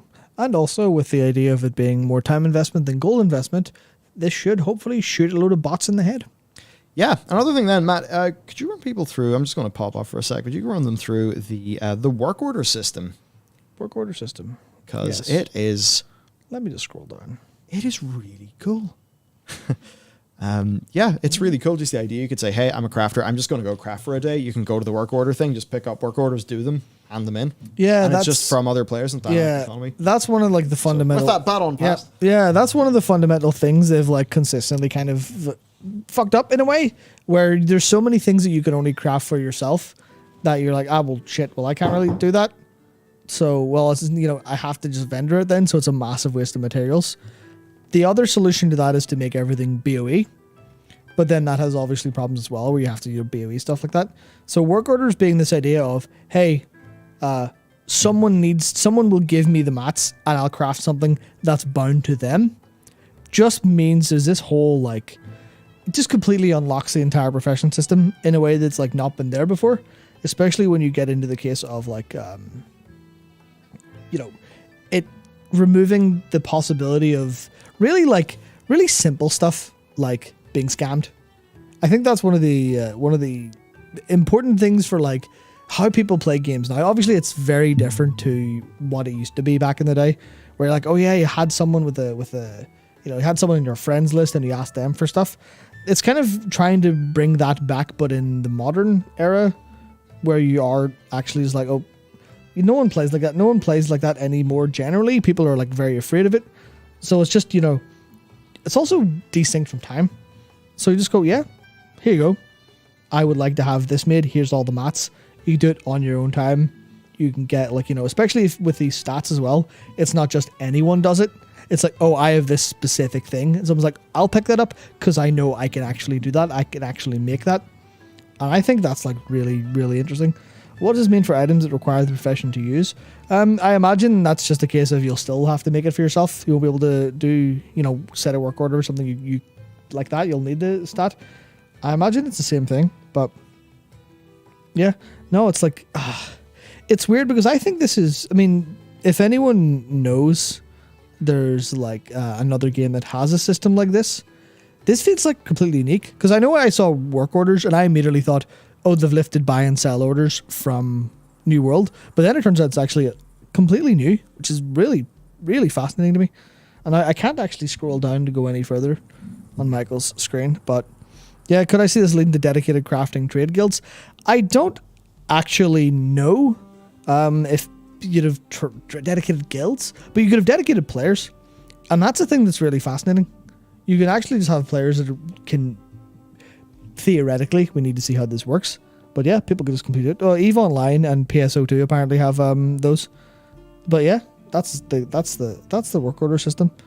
I see there's like a thing there where you can post to guild only. The quality stuff is actually interesting. Yeah, I'm not sure how that would work, but I guess that's the stuff they have to figure out. Because yeah, you could. That's a good point. Working that with quality, but then the UI doesn't seem to show anything about quality. Oh, it's minimum quality. Oh, interesting. I wonder. Yeah, that's because if you look at the image, well, you can't really see it too close, but there's a minimum quality thing on the war boots there. So, I wonder how that would work. Because quality then can't be random. Quality has to be guaranteed on the craft. So I guess that means you the low battery, yeah. So I guess that means that the quality won't actually be random, but it'll be based on your stats and guaranteed.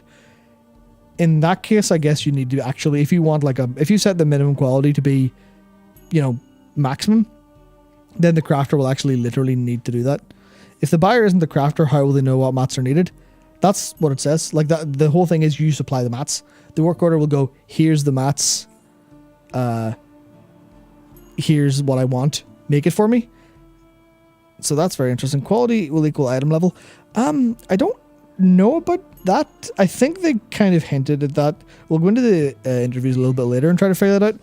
But yeah, no, this is completely a couple of things to iron out, but this is just a system that'll completely revamp professions and help them and completely change the social aspect dynamic of them as well. I'm about to be a very, very naughty boy. Oh dear. Oh no. You know what? I saw this in the fridge and thought, holy fuck. Nice. This is a good day. It's a good day for us. Pretty close. Well, yeah, it's getting a wee bit this close is to in nighttime. fact the perfect day for a nice crisp Desperados. And Yep. right as I came back, I've just seen the low battery notification in this Yep. MacBook. Yep. Once again, I have to be AWOL. Hang on. Could you scroll us down to the item quality so I can something to talk about? Maybe. Yep. No, you're too far. Yeah. Ha! My work here is done. Yeah, because we were asking about this. We're like, what is this? What does crafter quality do? And it could be item level. It could be a more powerful effect. So I think that's the fun thing. Yeah, quality is like stars 1 to 5. Yeah. So I guess that's item level. Because I guess I'm trying to think. What if there's just one dude who becomes a god blacksmith and he just charges millions of gold for a helmet? Yeah, that's fucking sweet. That's really cool. I mean, obviously they're going to have a cap, so it's not like one person completely dominates the market. But that's the case where you completely could do that. You kind of could just become the best. I mean, that's one of the things they actually said on the... It was at the stream or an interview where it was, if someone wants to be like, get a reputation for crafting specific stuff, then they can actually do that. And that's really sick. I think that's an absolutely fucking fantastic thing. No bear for Matt. Yeah. You fucking believe this guy? Unbelievable, I tell you. Unbelievable. Ian said there are talent trees for professions. Yeah. I didn't see that. That's hyper sick. What the fuck? Fucking hell. I know you see enough Yeah. of me in real life, but you could have watched that video we published. I did watch it. I'm taking the piss. I literally did watch it. I did QC it. I did put the timestamps in. In that case, one of us has the dementia. Must be me. I don't know. I mean, I remember talking about it, but I say Yeah. so much shite on a daily basis that I do kind of forget most of the things I Yeah, say. that's for sure. Oh yeah, of course, specializations. Yeah, yeah, of course. Yeah. Yeah, man, the idea of like, well, it's just so cool. It honestly it is. Yeah, yeah. Like, I was always a wee bit. I know people like that. I was kind of critical in my head of the Legion system because it's like, okay, some of these quests are cool, but a lot of it's just like, a bunch of stuff before I get my crafts. But like Yeah. from a systemic level, it seems like this is just so much more like deep. Yeah. See, I'm really down for this. see, this is the problem, right? Where your experience was a bunch of shit before I get my crafts. My experience was, holy shit, my character's walking around with some fell slit or whatever it was embedded in their arm. That's really cool. Yeah. I think about that all the time. I feel really cool being a blacksmith. I thought that was the stuff that really, like, actually kind of owned. That's true. No, yeah, fair. I think at the time it's just when I was in that mood of just really wanting to be like a big profession goblin. Yeah. Like maybe late Wrath already Academy was. Mm-hmm. But yeah, so we got that. We got our profession stats. Yeah. The crafting tables. So they're trying to like make all of these crafts kind of like be in the hubs, which will just create that cool community feel. And then the gear. The gear's very good as well. That's really... it's weird. Neat backpacks. Really neat backpacks. Yeah, that's the stuff where it's like... It's fucking insane that it took them 200 years to get to this point. Yep. But they got here and they're finally doing it, so it's... You can't really hate on them. It's like, yeah, look at that. Professions are now like a thing you can be and do. And physically represent. Which is... Yeah. You know, that's what other games with profession stuff make sure you can very much do. Man, look at these wee jewel crafting things. Yeah. Those are so cool. Dude. Like, man, yeah, even that. Oh, it's just so nice. It's like, well, I mean, I guess actually, technically speaking, they have had this since the dawn of time, but it was limited to engineering goggles. So I think it's actually really nice that you can actually do that as well for other things. Yeah. And I think even just... I know in a way you could say, oh, really? We need gear? You just nerfed my experience to give me the power back later. I think from a design perspective, being able to have this gear, you know, you go up and you get more stats. I just think that is it's a better profession system. It's just, there's more, I guess, more progression, more of a curve in it. I just feel better. That's like the thing that gets kind of weird here, because there's a load of people who are playing World of Warcraft to like accomplish goals and stuff like that. And every time there's a little bit of like, oh no, there's an extra step to that goal, people immediately go fuck yourself. You're just making this more difficult for no reason, or more complicated for no reason. And that's a thing where when is an obstacle just a hurdle, and when is it something you have fun jumping over? That's kind of the problem. It's like an obstacle course, it's either fun or a pain, a load of shit in your way. And I think there's a lot of the kind of the worst case is whenever it's a system. Because that's whenever the entire community is like, fuck systems. Fuck World of Warcraft and its systems. Too many systems. Lamau system lands. What a shit show. It's like, that's because none of it was really fun to engage with. But you can, like, if they can reframe all of that to be here, it's a couple extra steps, but you'll enjoy the steps and you're like, fuck yeah, let's go. Yeah. Yeah, I'm just looking forward to it. We actually do have a little bit of breaking news here. Yep. Special Diablo event. April 25th, 7:30 Eastern Time. Oh, mobile game you on. So, hey, we've talked about this a few times before. There's a chance. Yeah. Chance could be a good game. They just need to not have iffy as fuck stuff going on in their They definitely they definitely won't have iffy monetization whatsoever. Oh dear. Maybe they will. Well, anyhow, so I mean, at least they've okay.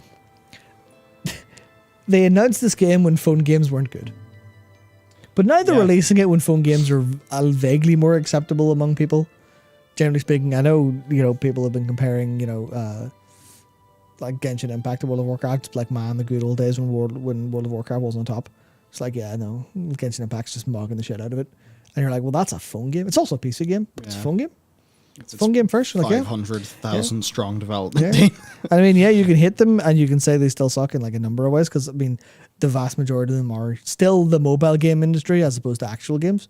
But it's like a phone is a perfectly fine platform to, I mean, it's a suboptimal platform to play a game on for immersion, but like you can just make a game and put it on the phone. So Yeah. if they had announced Diablo Immortal this year, I think people would have been a bit less pissed off about it. Yeah, well, hey, only a matter of weeks until we see what Warcraft on a phone looks like. That's a good Outside point. of Yeah. Hearthstone. Yeah, good point. So, to move on to some Q&A things then. Not Q&A, like the interviews. Yes. So, Alpha. There's a bit of a sooner than we thought thing going on with the buffed interview. That was in German, though, so there could be like a translation thing. But Ian basically said, not exact timetable, soon. I don't want to make any commitments we might not be able to meet, but this expansion is quite far along. It's a lot of work that's been going into it over the last couple of years. And there's a few people mentioning on systems, I've been working this, for a few years. Just kind of think like, oh yeah, I mean, I know there's obviously have to make the next expansion while the current one is active, but I almost wonder that with Shadowlands having a patch less, Yeah. or people shifted over maybe a bit earlier than normal, and you imagine you have one patch less. Wow. So probably. Dragonflight Legion 2 confirmed. Yeah. Yeah, sorry, I didn't put the sarcasm in there strong enough. Oh. But yeah, no.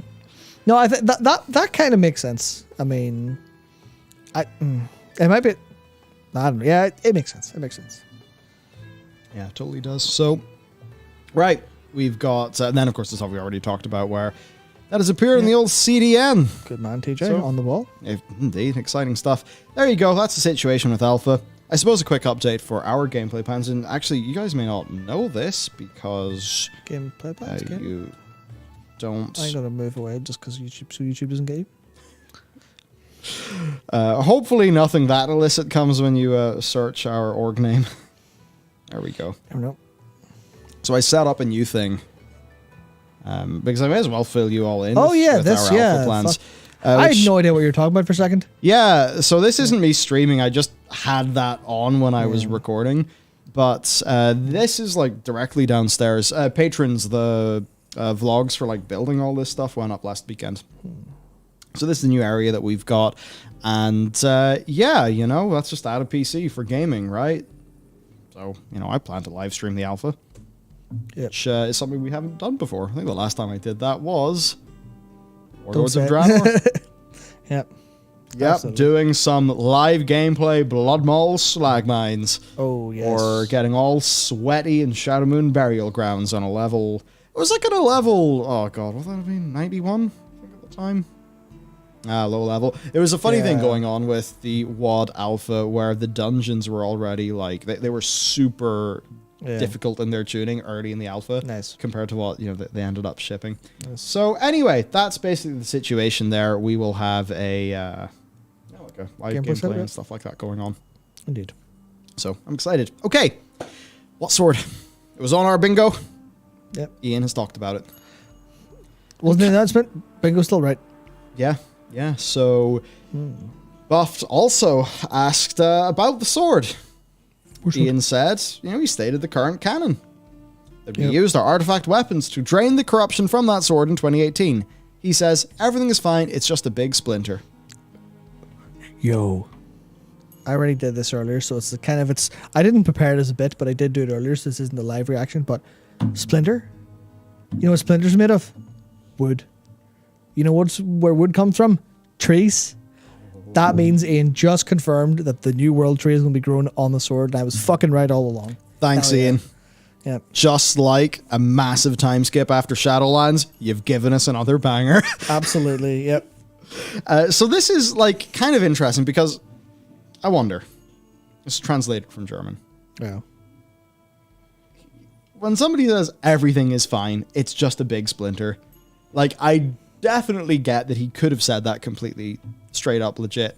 Yeah. But it also could have been jokey. Because he says that, and then he says, but no, this is a story that really focuses on the new continent. As always, there are some stories that touch Stormwind or Orgrimmar or other parts of Eastern Kingdoms of Kalimdor, but we're not updating or doing any significant new stuff in those old zones. It really is about the Dragon Isles. Yeah. So a lot of people have kind of seen some... Oh, wait. It was done in English, it's just German side. Okay, never mind then. Oh, okay, never mind. Cool. Was the interview on video? I don't believe so. No. Buffed's, what do you call it, site? Text only, right? In that case... I think so. I'd really want to know what Ian's tone was when he said those things. Yeah.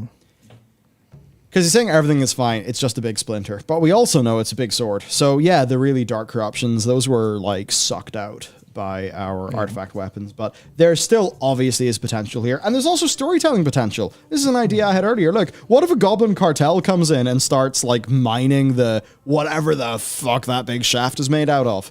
Oh, yeah. And, you know, they're just selling big chunks of shaft to people and they build a little city in Zilthus. Yeah. That's a storyline that could happen based on the sword. The sword, Tyrande growing the big seed, you know, world tree there. That could also be a story for the sword. So I think there's a lot of jumping down Ian's throat on this one. It's set up there, like the immediate threat. Yes, it was dealt with. We all had ideas. I certainly had ideas for how it could have been used in the Zoval plotline. I mean, there's potential for it still. Yeah, I mean, I even have an idea how they can make it so people stop asking about the fucking sword, because I'm sure it's annoying them. But without having to do too much, which I think I was talking about earlier in the office. Just literally like, all right, big Sargeras sword. Well, Sargeras, big demon. Who likes demons? Warlocks. All right, you've got a bunch of warlocks fighting around it, trying to like study its magic or whatever. You know, obviously the magic's gone, but you know, traces of it, etc., etc. You just study the magic. But okay, well, yeah, okay.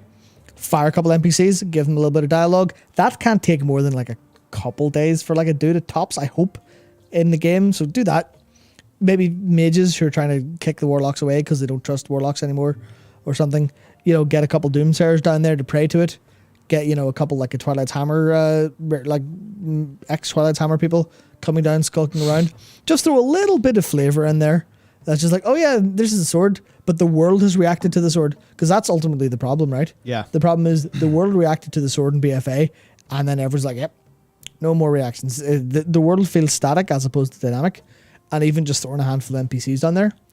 And then, you know, even if you have to do one quest, it's literally just someone in, you know, the capital cities, like, go check out what's going on. And it's literally just like speak to one person.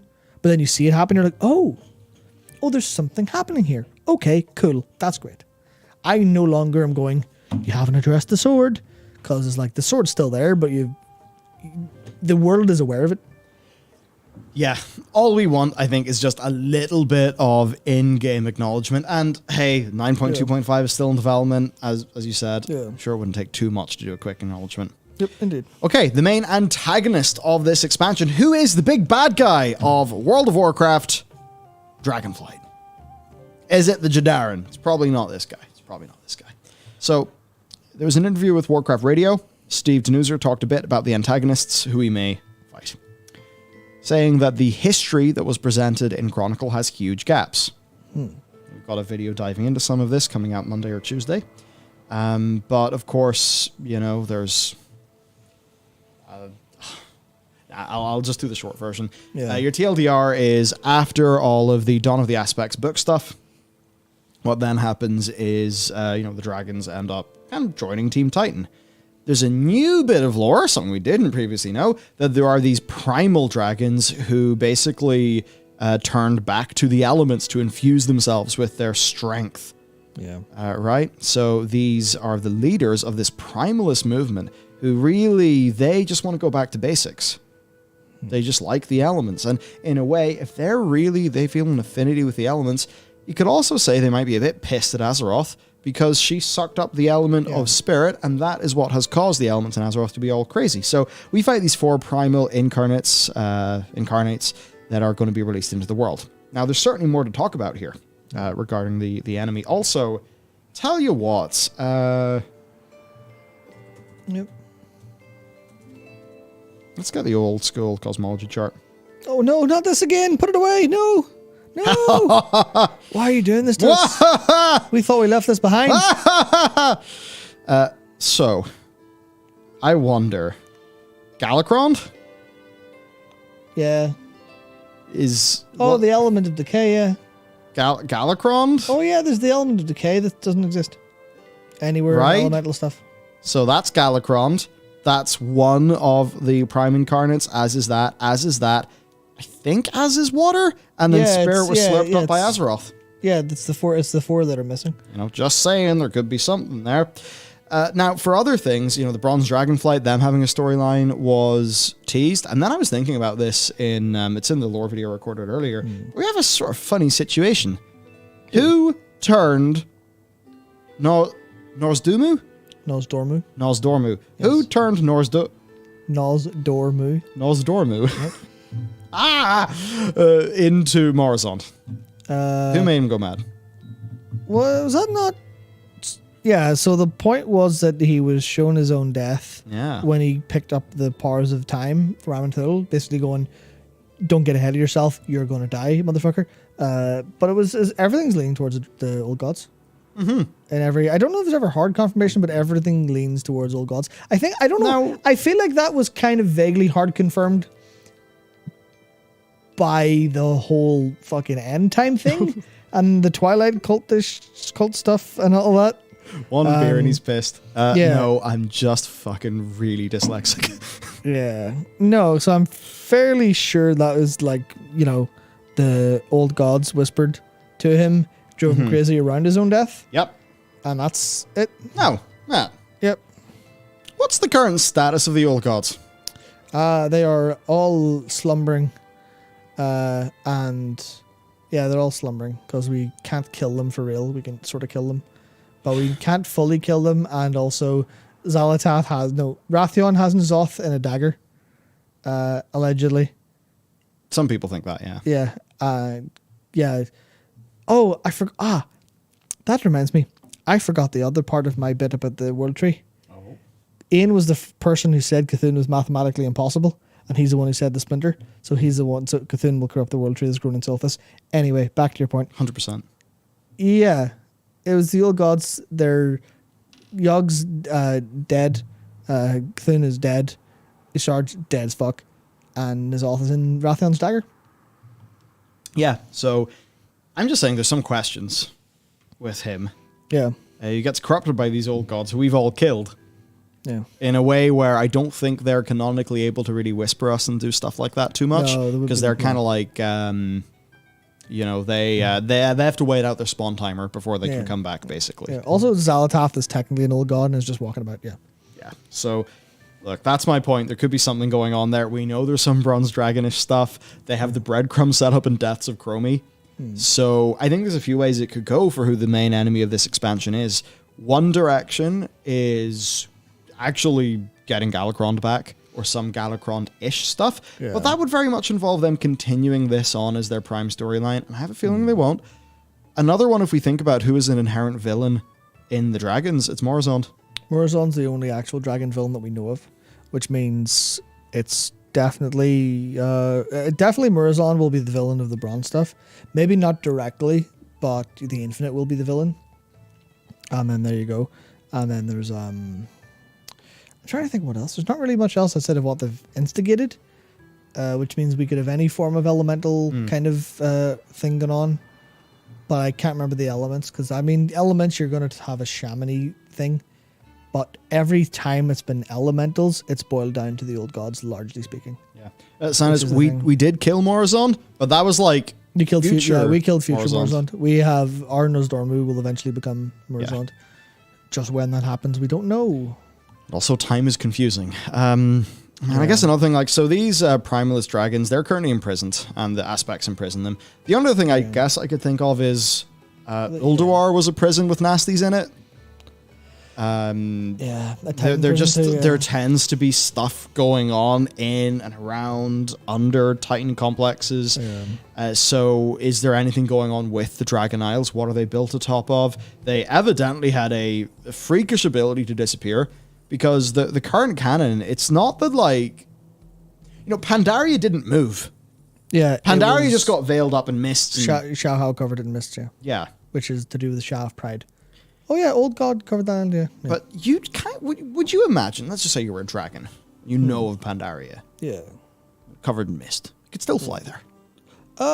That depends on whether or not what the magical nature of the mist is, because it was True. very much, you know, is a dragon strong enough to not be killed by these magics or not be thrown off by the storms and stuff? Arguable, but yeah. So, well, I guess there's just a bit of me that's like wondering what fundamentally is up with the Dragon Isles, considering it disappeared in such a way that the dragons, like, they flew away from it. They know its geographical location. And then we see these, the clouds kind of come in. But it's almost like it gets slooped away into its own little pocket dimension for a bit. Who That's knows? probably how they would, like, that's the cleanest way to explain it not being, like, just vaguely accessible, or it not being, like, visible on, like, a world map or from someone flying high. The quickest way is to go, magical shroud, which kind of adds a layer of why was it shrouded away, given there's a big Titan engine that's to do with elementals. Oh, I think I know. All that stuff, yeah. It's kind of like came up when I was thinking about some video stuff, but so Deathwing like fucking obliterates the Blue Flight Yeah. For the Nexus. in the War of the Ancients. Yeah. And they're just kind of all scattered about. Now in this cinematic, because this cinematic is kind of happening like, I think as the Well of Eternity is going crazy and blowing up, but after Deathwing has done the betrayal, maybe, because like it starts with Alex Strasser saying the world is sundered, and then we see the dragons leave. Now, Yeah. Oh yeah. or like whatever the timing is, basically, they are going to know the Deathwing is at large and very dangerous, but they also know they have to go and leave the Dragon Isles to help protect the world. Yeah. But that, especially because their strength had been quite severely hit during the War of the Ancients, maybe they know the Dragon Isles are like unprotected. And they can't help Azeroth and protect their home at the same time. Yeah. And maybe if Deathwing gets his hands on whatever the fuck is in the Isles, it could be super dangerous. As an example, whatever he's got in the Isles is clearly have to make the Drakthir, which is like a big army. So do you want Deathwing to just return home, take the whole thing over, and just start, Isengarding out a bunch of Drakthir to go and take over the world? They clearly wouldn't want that to happen. So maybe that's why it gets sealed off. Hard to say. Maybe. That's totally speculation. Yeah, that's a thing where you could very much have. Well, that's awkward. Yeah, because you could have the legacy of Deathwing be a big part of it, because I think that's so important to all the characterization of the aspect.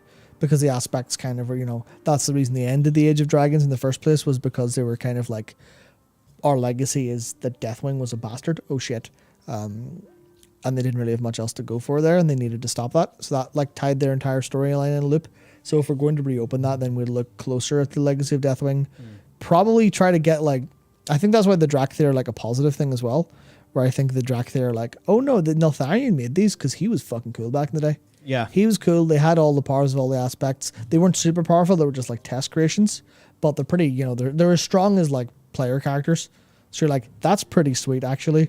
So probably a positive look at like Neltharion's legacy, and then I imagine just opening up new cans of worms with whatever's down there. I'm assuming not old gods, just because it would feel weird to be like, oh, Deathwing was old gods. Oh, the dragons have only fought against old gods. I feel like them opening this new can of worms of that entire era where the old gods were quite firmly asleep, outside of N'Zoth being able to whisper a little bit, then everything else that happened in the meantime is just so much uncharted territory. And I think that's the case where, so the developers definitely, especially like the creative team, the lower team and stuff, they definitely want to make like their own unique stuff and not feel like completely bottled in by what's there before. And I feel like a lot of that is like, they tried that with Shadowlands, which is, we're going to forge our new like forward timeline stuff and bring all these other elements in. Like, wow, we want to return to Azeroth, but how do we return to Azeroth without making a load of the same shit over and over again? And it's just, oh, well, here's a big blank time and timeline where we can literally create our completely unique stories. Yeah. And this is how they've talked about it as well, where they're like, no, we want to make unique stuff. This is a big unspoken timeline that's like, we don't know what happened here. And they're like, well, that's perfect time for them to actually feel freely creative. And also, maybe they'll take Return to Azeroth too literally and just talk about Azeroth's birth and history and stuff like that, maybe. I guess there'll be some of the Awakening story. What I like is at least they are framing this expansion of the lore and that filling in the gaps. They're framing that in very classic Warcraft terms, even down to the art style of the Titan architecture and Watchers. Yeah. Now, for another thing then, to move on with our topics, Yep. we got the size of the Dragon Isles. Talked about this a little bit before, but there's just some comment on them that's, I think, quite good. Here's an example. In how we lay things out, there's a lot more space in the Dragon Isles than in many of our recent expansion zones. A lot of negative space in a way that I think makes the world feel more real or more alive and real. Thank you, sweet baby Jesus. It's a place that exists in which stories occur as opposed to a place that was crafted to tell a specific story. Hey, that is Perfect almost line. literally what everyone's been saying about how Shadowlands felt. Yeah, perfect line. I'm just so happy to hear that. Yeah. One of the things in the past that's led us to more compact zones is just the convenience of travel and how players are going to get around. And then that's the tricky thing, because they want their gameplay from a grounded position, but then they don't want to make people feel too bad, like they really need flying, and oh no, Dragonflight. And yeah, they're basically just saying, but when we know that you've just gone and reached the top of a cliff over there, you can hop in your Drake Companion and dive bomb, gain a ton of momentum towards the ground and glide your way to turn back in the quest. Suddenly, it's much easier to deliver that immersive world setting without feeling like gameplay mechanics are fighting against it. Like that is such a cool idea. Like, you're climbing a mountain at I guess the ultimate stage of a quest or something, and you're going to go back and turn in like 5 or 6 quests after this, and you're climbing the mountain and you're just thinking the whole time, oh, I'm going to get the jump off this. This is so good. You kind of already have that existing with like gliders and stuff, but they're slow. Being able to do this, but actually have it be gameplay returning is way nice. Way nice. And more here. This is with Os Gamers and Jeremy Fiesel just saying, we want to create zones that feel like they hit the level of vastness that you would want in a place where dragons exist. Yeah. Almost everything has to be a little bigger, a little wider. You want to have those giant rolling plains where a dragon can swoop down and munch up a whole bunch of primal sheep. Yep. Now you just have the idea of like, oh yeah, I guess how do calories work for, say, Alex Straza and Kalecgos? I mean, everyone has always, I think I saw this a while ago around the announcement on Twitter where someone's like, what if a dragon eats loads and then transforms back? Like, how does that fit? And everyone's just like, shut the fuck up, it's magic. There's a very specific part of the internet dedicated to such questions. Exactly. We wanted to try to spread back out again, get some of, again, good words, that classic Stranglethorn Vale feel. Yep. Do you remember the first time you went to STV? Yep. I do. The screen was grey for weeks. Huge expanses of trees in between spaces where we can have wildlife and really cool POIs. Characters that might be lost out there, little vignettes to discover. There's just more. Yeah. Then also there's Judge Hype, which is translated from French, again, just saying it's one of the largest continents they've ever offered players. So to me, this all just screams, holy fuck, it might feel like a world. Might. Instead of a Disney world. Indeed. I say that there's actually so much of theme park design that is fucking good to look at if you're ever thinking about world design and video game design. The layout of things in theme parks, just everything. Seriously. So yeah, if you're a game designer, you're interested in like levels and stuff, think about how like some of those parks are built. Actually learn lessons. Yeah, it's cool. You could. Or fuck the real world to make your video games fantastical, thanks. If you ever look at real world influences for your games, you're a fraud and a hack. Ah, that's it. Yeah. Disclaimer, that is complete sarcasm.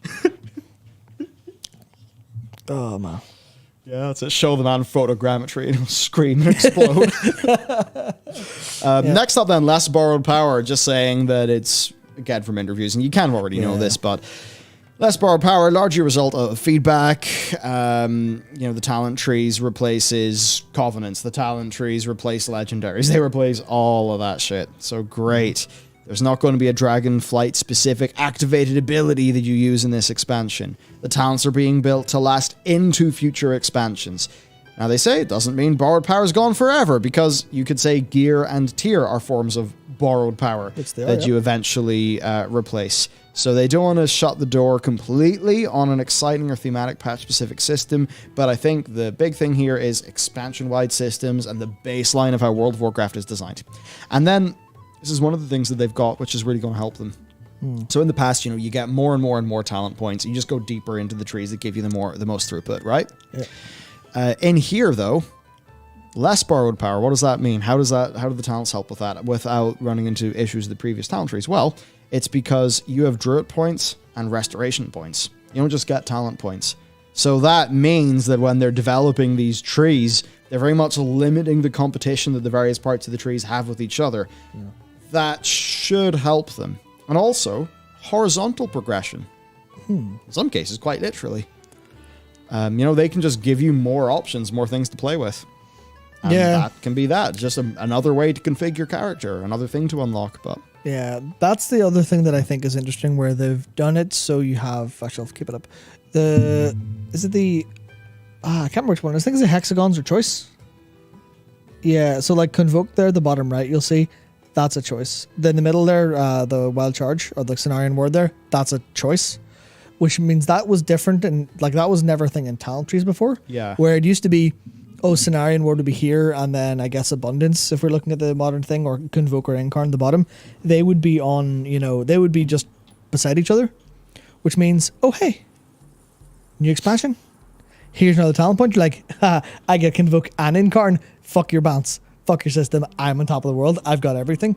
So this like choice being baked in is like, oh yeah, we can literally put the current talents in the choice things, so they'll feel the same, and we won't have to we won't have to redesign that shit every fucking time we give you a new talent point. So it's like there's nothing. Well, there is, but like literally speaking, there's the very simple case of they could theoretically give you another couple of class tree points mid expansion if they felt like it, and that's nothing they could have ever done before, which I think is cool. Also, they probably won't, because they probably want one per level. Yeah, of course. But they have freedom with this. That's the plan, but it's like, theoretically speaking, that opens them up to do something as crazy as that. And yeah, Resto has an interrupt in there. I think Solar Beam, or is it Skull Bash, I think, is in that tree. Which is like, holy shit, look at that. You've solved the fundamental problem of class stuff. Yeah. Where, sure, classes may feel a bit less distinctive if they have access to an interrupt, but they'll be able to choose. And you're like, thank you. Yeah, and it can create a more synergistic situation as well, I think, where, when they do a new tier set, as is sort of pointed out, one of the things here, they could roll that in if they think it's a successful experiment. Yeah. So there's just so much potential with this. Another just nice thing is, from what I understand, you can swap between your loadouts freely. Yeah. But, you'll need the equivalent of being back in town, or perhaps a tome, to actually change the trees. But you can create a whole bunch of different loadouts. Like this says, Resto Loadout 3. Not just Resto. In the way that you have it right now. You have multiple. So, I mean, I know there's add-ons that do this. Yeah. But when it's a part of the basic game, then it's a part of their basic design. Yep. Also, if it's if it's available to swap freely based on loadouts you've made, then that's great. That means you can just actually swap whenever. Yeah. Which is fantastic. Yeah, man, good stuff. And I suppose continuing on with a little bit of this on the topic of Legendaries, just saying the Shadowlands Legion-style Legos are not planned for Dragonflight because that's talents. Can you imagine how much less fictitious Shadowlands would have been if all of the Legendaries was just talents? Well, this is... so I wasn't... Well, talents, yeah, but the thing that I was thinking about quite literally would be... the essences from BFA. My thought has been, if it was literally the Heart of Azeroth, slot in your essences, slot in one legendary, then you get Unity on top of that, or maybe you could slot in two if they designed it that way. Anyway, the point would be is that I would play so much more, because especially earlier on in the expansion, where legendaries were a lot harder to get in terms of farming out your soul ash and stuff, that would have made me play so much more. Even right now, if literally they just went, fuck it, we've sent everyone all their legendaries at 291. That would literally have me play around with them, because they put all this all this choice and different gameplay stuff, and they've locked it behind. I don't want to say like time and effort, because like, well, you want to earn stuff, but like, you want to earn a little bit, but you still want access to that choice. And it's like that line they've kind of pissed about on. Because one example is actually Dakor talking to me about his Necrolord Holy Pala build, and how that interacts with a whole load of stuff, including tier set, to like make this really kind of unique, interesting way that it ultimately unfolds. Because he finally gets to use Word of Glory without feeling like a dickhead now. Because they just balance the tier set, so Word of Glory's pointless otherwise. And that had me thinking, like, man, there's so much like cool stuff that you could probably theoretically do, but most players don't have access to any of it, because it's expensive and time consuming to actually get your build. So people just go and do the build that is the they do the cookie cutter build that works for everything, or they do the optimal build. They don't really experiment unless they're like really, really insane. Yeah. So it's like, I mean, that's a thing where, because there's Seppi saying, even if given choice, most people look up the best thing, sim to death, and go with that, because the community is the hard on for min-maxing. Yes, but would at least a decent handful of people, given that choice freely, be able to experiment more and decide to experiment more? Or experiment more? Then I think so. Because you look at games like PoE, and you look at Diablo, and they have a lot of build experimentation, and sure, there's a lot of people will look for one and go for it, but there's a lot of people that also, because those games are so generous with loot, generally speaking, sure, you have to work a little bit for stuff, but generally PoE, I think, has found success in just giving people loads of tools to have real fun with like loads of out there builds. Yeah. And that's the thing, that if World of Warcraft want the success of, hell yeah, people want to experiment with builds, people want to try different abilities, then I think putting it all in the talents is just like, yeah, that's exactly it. You want people to be free to play the game however they want, and they'll make their own fun. And ultimately, they try to have it both ways. Yep. They try to have all of that stuff from the ARPGs, but gear paced like an MMO. And Yep. I think for so many of us players that weren't hyper gaming, Yeah. all of it, that just like didn't work out that well. I should note, not really going to go into this right now, but I was just checking my phone. Yeah. There's actually plenty of answers being given by devs on the community council forum. for the Holy talents. shit. So that's just another... they must have been like activated Yeah. with the announcement. That's just another example of, community council, we're actually getting communication. Great. Yeah. Apparently roughly 2/3 of the tree will be filled out on max level. There's a thing that we now just know, because they have a forum and a process to actually tell us. So that's good. Our application's still open. I might apply now. Mythic Plus. So, this was a drama. Oh yeah, it's weird. This is I think this is the first time this has ever happened, right? Where there was a drama, and I fucking planted my stake in one side and went, fuck this, I'm on one side of this. And then I read what was talked about in the interviews, and I went, I've changed my mind. Oh no. The developer has explained what they're doing, and I've thought about it from their angle, and I agree. And I was like, holy fuck. There you have Nice. That's literally a first for World of Warcraft. Yeah, so the basically, right, what they're doing is using Season 4 as a bit of a preview of what these seasons could be. The basics are the Dragonflight's going to have 8 dungeons at launch, as has been normal for expansions. Season 1 will have 4 of those dungeons, plus 4 old dungeons, not Shadowlands. Yeah. And Season 2 will have the other 4 dungeons, and then 4 other dungeons, again, not Shadowlands, brought into the Mythic Plus system. Now, Ian had said, he had hoped that... look at this. We've got live updates from Dakor. So, the reason... because you see that, and your immediate response is, what? You mean a new expansion comes out? I'm an M+er. That's the way I play the game. See, to me, it doesn't seem that bad, because I don't even M+ that much, so I wouldn't really mind. But for the people for whom M+ is what they spent, hours and hours and hours doing, it would feel really weird. It's like, it's 2 weeks after launch, and I'm in Shadowpan Monastery. Hell yeah. And so for a lot of people, that's not really the week 3 experience that they want. But basically, so dungeons picked will ideally be picked from older expansions that have never had M+ before, whether that's an old Mists challenge mode, a WoD dungeon, probably not Shadowlands because it's too recent. Now, one of the reasons for this is simple enough. There's another one has just been added in. So one of the reasons is really simple, right? It means that Season 1 and Season 2 are totally different. So it just will feel fresh and the new season rolls around. Another one is itemization. Is it really fun being like, new patch is out! Time to get the inscrutable quantum device again! Yay! 26 item levels higher, Season 3 version, woo! Yeah. That's not really that exciting. Yeah. So the refarming the gear is not a particularly exciting thing. This changes up the loot table, which does mean more gameplay for some people. And then another thing is accessibility, because if it's a totally new roster in Season 2, and you're a tank, you can hop in and be fine. It's not like other people. It's not like other people have been doing these dungeons for 8 months, and the second you don't know the perfect pull, the perfect strategy for everything, you just get flamed. So, from changing up the literal dungeons you're playing so that it feels fresh in a seasonal change, the accessibility for new players into the Mythic Plus system, and then changing up itemization completely from a season-to-season basis.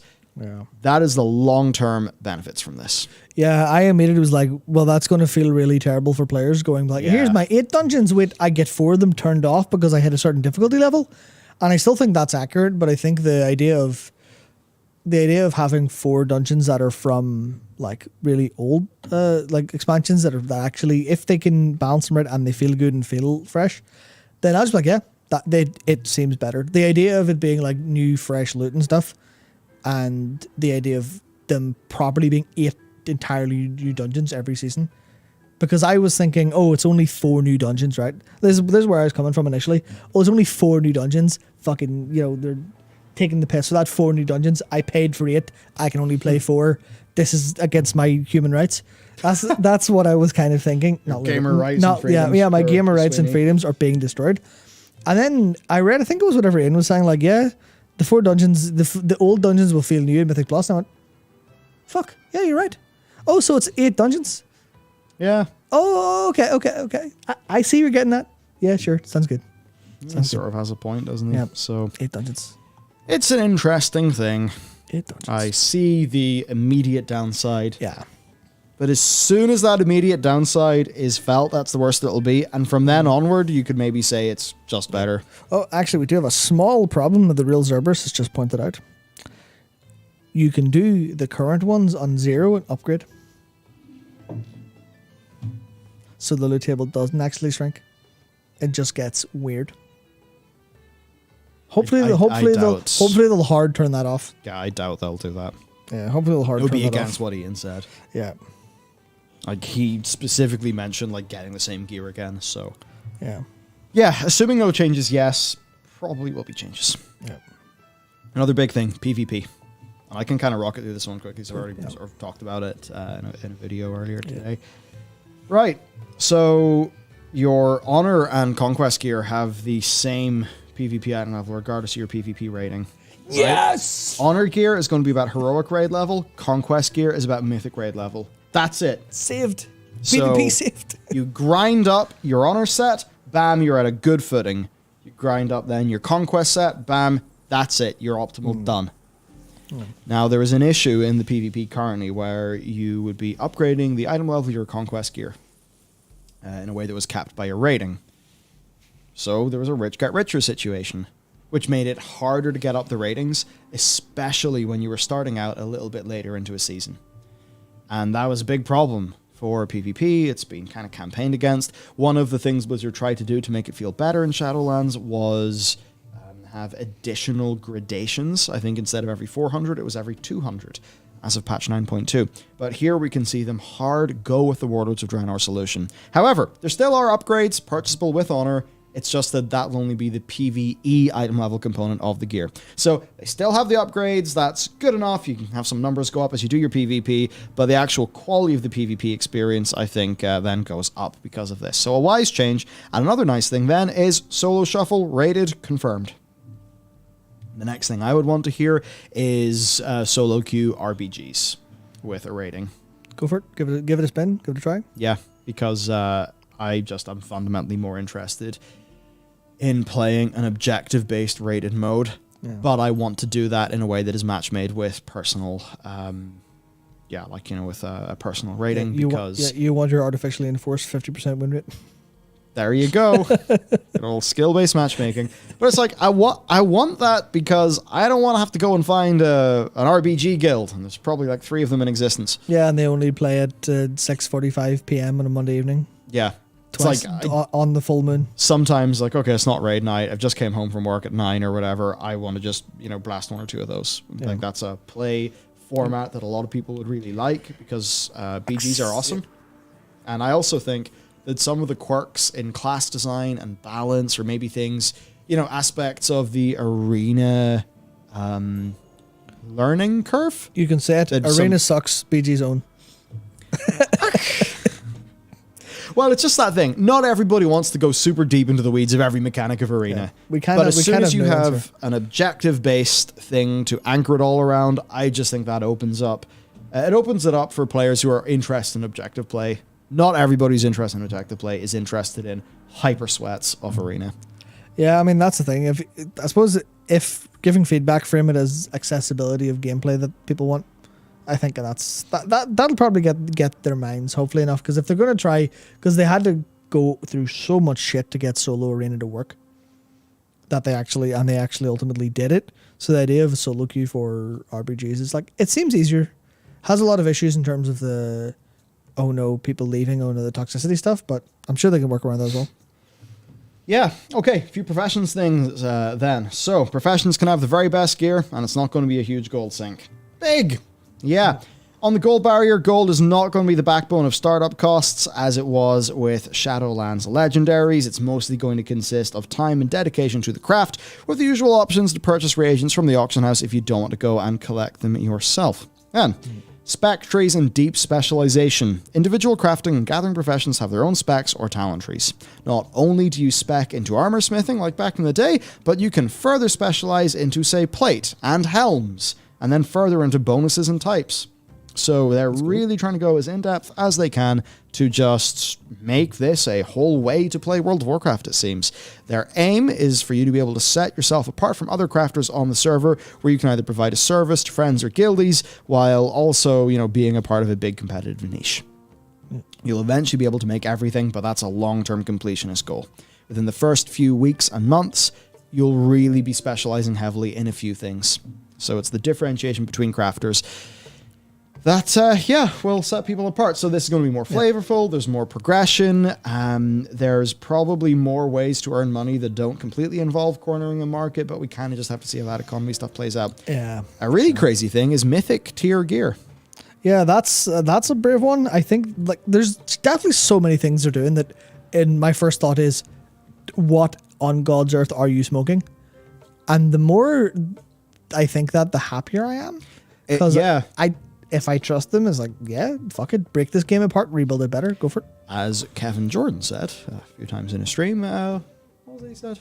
Love knows no fear, fear knows no love. Fear knows no love. Yes. So if you're always designing afraid of what people will do, then you're not going to really design cool things that grab people and are really enrapturing. Yeah. So, how do I put this? They should probably design from the perspective of, fuck what players think, engage with how players will enjoy our game when it's out. So what this though means is, like, you're not, like Ian was clear, you're not just going to go and buy 15 WoW tokens and have mythic gear. Yeah. You're not going to have an auction house flooded with this stuff, I hope. So dedicated crafters will be able to make the best stuff. You will not be able to roll up to the AH and buy a full set of mythic gear. Having some requirements on getting BOP reagents that drop from hard endgame content will still retain that level of accomplishment involved in getting the gear.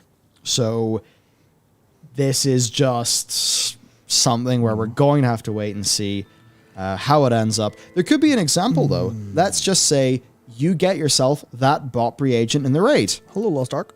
Yeah. Can you go and make a work order? Yeah. Because work orders can contain soulbound items. So then you're a crafter who can make mythic quality gear, but you can't get the BOP reagent. But because you're so deeply invested in blacksmithing that you could make that mythic thing, and mythic raiders, you're going to be able to command a price for all your time and investment and dedication. Yeah, well, impressively, Vanilla Alexander, one of the members, said, kind of behind on the live stream, but I think work orders could be used as bad luck protection. So yeah, absolutely spot on. That's exactly what I think the very obvious version of this is. It is, hey, we've got a deterministic backup for raid gear. Oh shit. And better yet, If true, then you fuckers are smart. better yet, well, I mean, it's kind of lost Arky anyway, but so I'll not give them any credit for their hard work whatsoever. They're just copying from other games. Honestly, yeah, it sounds great, but that adds, especially if that bot reagent is personal loot and tradable, then suddenly you've got this idea of you can keep the, oh, I got this thing from the raid, it's mine, I have it, it's great, it's mine, and then that stays intact, right? But then you get the one that's always tradable. Someone gets that and goes, well, I also got some loot. Hey, Guildy, would you like to go and craft something? Have you got the money? Stuff like that. And I think that is actually really cool. Yeah. Like, as an overall, if that's a way to do it, and provided it actually works, that's a version of, well, depends how it's implemented, but it could be a version of badges and shit that's just actually good. And you're like, hey, badges don't make you engage with shit. Fuck it, engage with the crafting system instead. And you're like, yeah, that is more player action yeah. tied together. I think Hell that's fundamentally more interesting. Yeah, if that's like, I didn't even think about it from that perspective. It's great. Yeah. It's the sort of thing. There's a wave of videos we can make as deep dives to these things, Yeah. but it's like once we've actually done all of this and we've chewed all the fat and we really understand what these things could mean. Yeah, that's the thing where, I mean, obviously, you know, you keep thinking, you get your emotional response, and then you have to really deeply think on like all of these things, because obviously, you know, if we could see their announcement and see their plans and immediately understand everything about them, then we're all 20 times as smart as they are, because they've sat and thought about it. So it's clearly not the case.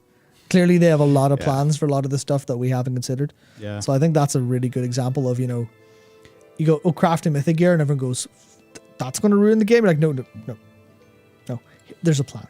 So then moving on, talking about evolving reputations, they're iterating in the renown system, but don't let that scare you too much, hopefully. Basically, they said that reps have not changed much since 2005, and there's not much visibility into how rep is earned or what rewards are earned.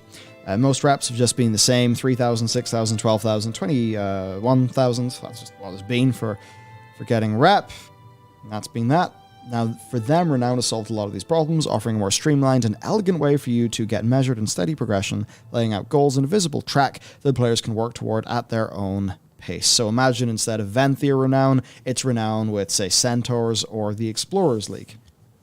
So it's basically just replacing Reputation bar with Renown bar. It's doing that, and it means that you can more clearly see the things you're going to get. Maybe they just had a problem where people didn't engage with reps because they just didn't really know they existed. Not talking about the WoW head engaging WoW audience, of course. I just mean the general players who just see what the UI shows them or what they bump into in the world. Who are the avowed? The rep? Yeah. Big. Yeah. So yeah, there's that. Now I was initially super worried when I saw this, but it was said, earning renown won't necessarily be the same structured weekly quest as with Shadowlands. Please don't do that. Don't time game just don't, please. Because when it's just getting your essentially free 2 renown points a week with built-in catch-up, it doesn't feel like you're earning shit. So let these just be in the game, fully unlockable from day one as essentially just mega reps. Do that, and players will just feel like they have so much content to dive into, so much gameplay to do.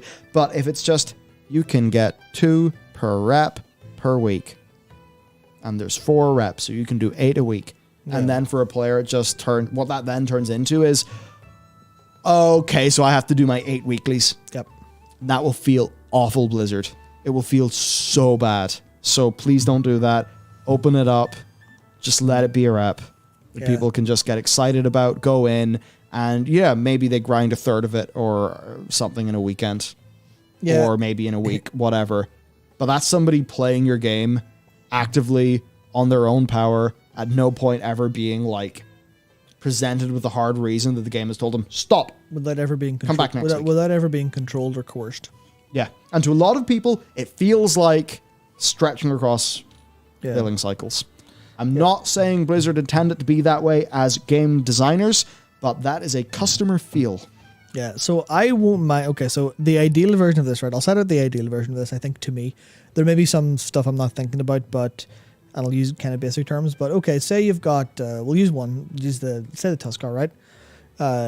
The way to get renown with the Tuskar is, now this is going to be a bit grim, but maybe you've got to fill the bar quest, right? Yeah. Repeatable. You can fill that bar through a bunch of world quests that are on a very loose timer and respawn around the place. Because maybe just repeatable like daily quests you can do, where you just farm stuff out, right? You just do whatever helps them specifically. So it's not, go kill a raid boss and get renown with these boys. It has to be go kill the dungeon boss that's their dungeon, or do these world quests situated around them. Kind of like the old emissaries in a way, a little bit. Hopefully some forms of gameplay a bit more specifically tied into who they are. Yeah, well, that's what I mean. Like these would be to me, I'm thinking like design world quests around where they are. So it's like, oh, here's 5 Tuskar trying to fend off a horde of like Centaur or whatever they fight. You help them in that fight. That's a little bit of your bar up. Maybe because, just like daily quests, the old thing of go get me 25 lumps of food and you go do that, whatever, that fills your bar. You fill the bar up, that gives you a renown. That's repeatable. Maybe like the first of a week is like faster or something like that. Yeah. Something like that to make it feel nice for you to go in and do it. Or maybe the first in the day, whatever. You do that all the time, or whatever you want to, as much you want to, depending on do it for half an hour, do it for 6 hours, whatever. That fills up. You keep getting rewards, whatever else. It probably needs to be a relatively slow enough situation to not be finished. And then at every 5 or 10 steps, you get yourself a new story quest for them. Yeah. And then that advances their story a little bit. Then you do that for, say, 20 renown. Then the story quest is done. They continue that in the next patch. That's the ideal version of this in my head, where it is just, here's a rep on a bar that you can just do whatever the hell you want, and it has a story attached. Which is, I kind of went around the world to explain that, but if fundamentally the experience of it would just be that you can just do it. But that's how it would tie into the renown system and be quite nice, where you're capped at 20 renown until the next patch. And then that's when they add more story. As opposed to, oh, you're hard capped at revered or something like that feels annoying. It would be, this story would develop along with time. I think that's like the ideal version of this. And I really hope they have at least some of that planned. Yeah, it's like there's an immediate spooky that it's a Shadowlands thing being carried over, but if it's structured in a different way, it's completely fine. And to be super clear, yes, these are using renown, but you're not locked into one. You can do all of them all the time. So there's none of those issues. It's just a different way of structuring a rep. And yeah, basically, as you said, if it kind of just feels like we get a few mega reps that just feel really good, really in depth, then good. Could be good. Yep. And there's another thing I kind of don't want to bust out unless it's already here, but look, suffice to say, they basically said that they staffed up, and I think this only just came out before stream. They staffed up a world content team that is larger than normal. Yeah. So it sounds like they are going to be able to make more stuff, which certainly would be great for a system like that. Yep. To continue then, Transmog, just a little update here. I think this will make a lot of people happy. This does include grey and white quality items. Some of your more kind of civilian-like looks. That's brilliant. I know for some people, they'll be excited they can, say, use the Pandaren starting gear. So there's just quite a few things, and certainly the more humble transmogs, or even situations where you have a transmog where really there's just one or two pieces you wish they could be a bit more simple. I know so many, just so many mogs that try to be a bit more like grounded run into this problem. So I think that's fantastic. Should have done that earlier, but good. Definitely. Shadowlands is being cut out. Not really. It's gone. But deleted. Chromie, so instead of making you do... Do I get my money back? Instead of doing Chromie time to 50, then Shadowlands, then Dragon Isles, or if you're a new player, doing BFA, then Shadowlands, then Dragon Isles. No. Chromie leveling's expanded 1 to 60. And that means that you don't need to do Shadowlands to level up. A new character. Big. I don't want to do that shit again. They totally know.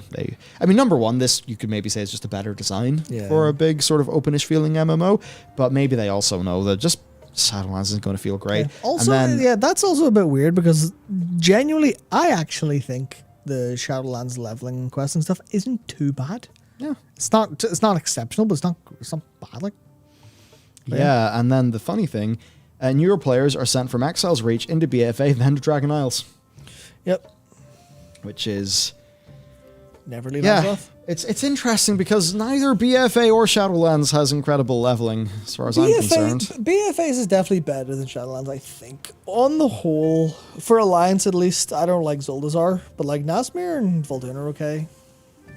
Yeah, I was okay with Vol'dun. Yeah. I don't know, it's weird. I like Tiragard's sound because of just the place that it is, but I just feel like a few of those storylines could have felt like a little bit better in game. Yeah, but Like, there could have been a lot more Talia. yeah, for sure. But Keep that character bolt out. yeah, but I'll put it this way, right? Go fuck him. No, fucking hell. Would you like? Okay, name a Shadowlands zone that's better than Drustvar. Yes. Yeah. Yeah, BFA because I wins. think about it, it's like Bastion's my favorite zone. Yeah. Revendreth had a theme I just didn't care for much, that's me. Yeah. I also just thought it was annoying to navigate, and maybe this is a sort of thing where Disney Britishness will appeal a lot more to an American audience. This is obviously an American developed game, whereas, technically we're in the United Kingdom. Yeah. So we're exposed to actual, I don't know what it is, but it's like seeing a Disney-ified version of kind of an upper class culture that's just over there that, maybe for certain people in this island we just don't particularly care for that much anyway. Who knows? Right. Yeah. Don't mention the troubles in the podcast. Yeah, for sure. I don't know. I just didn't care for that too much. I liked Bastion's like feel and vibe. It was pretty cool. Ardenweald is the one I think I should have liked the most, but just turned into squishing bugs, and there was way too much brown, and it's weird. It's like Ardenweald didn't have vistas. Yeah. I just didn't feel like it was a really that well designed zone. It really wasn't. And that's kind of funny because that ties into some of the world design things that they talked about earlier. An Ardenweald that had way more open space would have felt so much better. Yeah, no, I think generally speaking, it's like, it's weird because it's hard to decouple the leveling experience of like doing them linearly versus like the first time you're through and experiencing all the story and stuff. But I think the Shadowlands zones questing isn't very fun gameplay wise. I don't know if some of that's also like just how Shadowlands playing feels compared to BFA, or how much of that was from playing it early and being a bit laggy or whatever else. But because I don't mind doing any other part of Chromie time. Maybe not WoD because I've overdone that. But as soon as I get to Shadowlands, I'm like, oh, yeah, I don't like doing these quests. I don't enjoy them. But BFA, I'm doing again as Horde. I'm like, oh, fuck Zuldazar in general, because all that elevation and going everywhere sucks. But Nazmir's real nice, and they're all just really nice. Like, they're all nice. Yeah. I think it's like there's just a weird part of gameplay downgrade in Shadowlands leveling quests that I haven't thought about enough to really explain. But it's like that gut feeling of, Shadowlands quest less fun. Yeah. I also just found Maldraxxus was I didn't like being there much. So I suppose sure. The zone that I was excited for was a letdown, and Bastion I was happy with, the other two just didn't. Yeah. So it's like I wouldn't want to go there too much, and I think for a new player, if they kind of kept this thing of you do the previous expansion then the current one, imagine a new player does Exile's Reach and then they go to Shadowlands. Fuck, They'd be so confused. Yeah, for sure. And they wouldn't spend any time with the factions or the world of Azeroth, and it just wouldn't make sense. For sure. So, yes, I suppose you can maybe hope that they're just memory holding Shadowlands and it's gone. Yep. But it's nice to know the new players won't be forced through there, because I think that would be bad for the long-term health of World of Warcraft. Even the prospect of like finishing a quest in Vol'dun and being teleported to the Maw. Yeah. The next thing then is player housing. Oh, yes. Team's passionate about it, but basically expensive. And R.I.P. Ray D tier. yeah, it turns out Ray D tier is kind of true. Basically, garrisons were limited to just Alliance and Horde, which basically meant human and orc, because of how much time it would take to make the variants. And those variants would genuinely cost a raid tier. Yep. There you go. They just don't have the bandwidth. And I don't know what that is. I'd love to know how that team operates. Take a game like the Spyro remaster that has, is heavily outsourced. Yep. Beautiful game with so much artistry. Not all in-house at Toys for Bob. Yeah. There's a lot you can do in not as much time if you don't do everything in-house. Really good example, which again I have to talk about, and you know exactly who it is, but in very non-specific terms, Yes. of, small team, big ambitious game. Yeah. Can hire X quantity of artists, way more than they could probably afford if they were all full-time employees, but it meant that stage of the art is being done to a very good standard in like a small number of months versus maybe over a year and a half, or maybe a year or something. Yeah. And it's like, I've seen this work, and I just wonder, have Blizzard kind of struggled to expand their capabilities. We know that some of the Mists of Pandaria push to increase the team size by 50% was quite hard and quite damaging, because increasing the head count that much in a small amount of time is just going to cause chaos. Like, the vets have got to teach the new people, and something like WoW is going to have so much just proprietary shit the new people will have to learn. But you would have thought that at least the art pipeline, that's going to be the least proprietary. So I wonder, I see this, I'm like, you know what? This is all true for the team that they have. 100%. I get it. I'm obviously not going to disagree with the fucking game director when he's talking about, like, this is what we can actually schedule to do. But I suppose there's just that little bit of me that wonders. Yeah, I know people treat outsourcing like a dirty word. Almost every single game that you play has loads of outsourcing. It's normal in the industry. You just don't hear about it because, unfortunately, sometimes studios kind of like to cover up the fact that they use outsourcing. Again, because it seems like a bad thing. But no, it's like, we need artists. The project, it wouldn't make sense to have this many artists forever. Yeah. So, Yeah, outsourcing makes sense. And you could maybe say it could kind of be better than just hiring a fuckload of people to make your game and then firing them once you ship. I mean, that's the whole problem Like, with a stable outsourcing house means stable employment. Yeah, that's the whole problem with contractor stuff at the minute.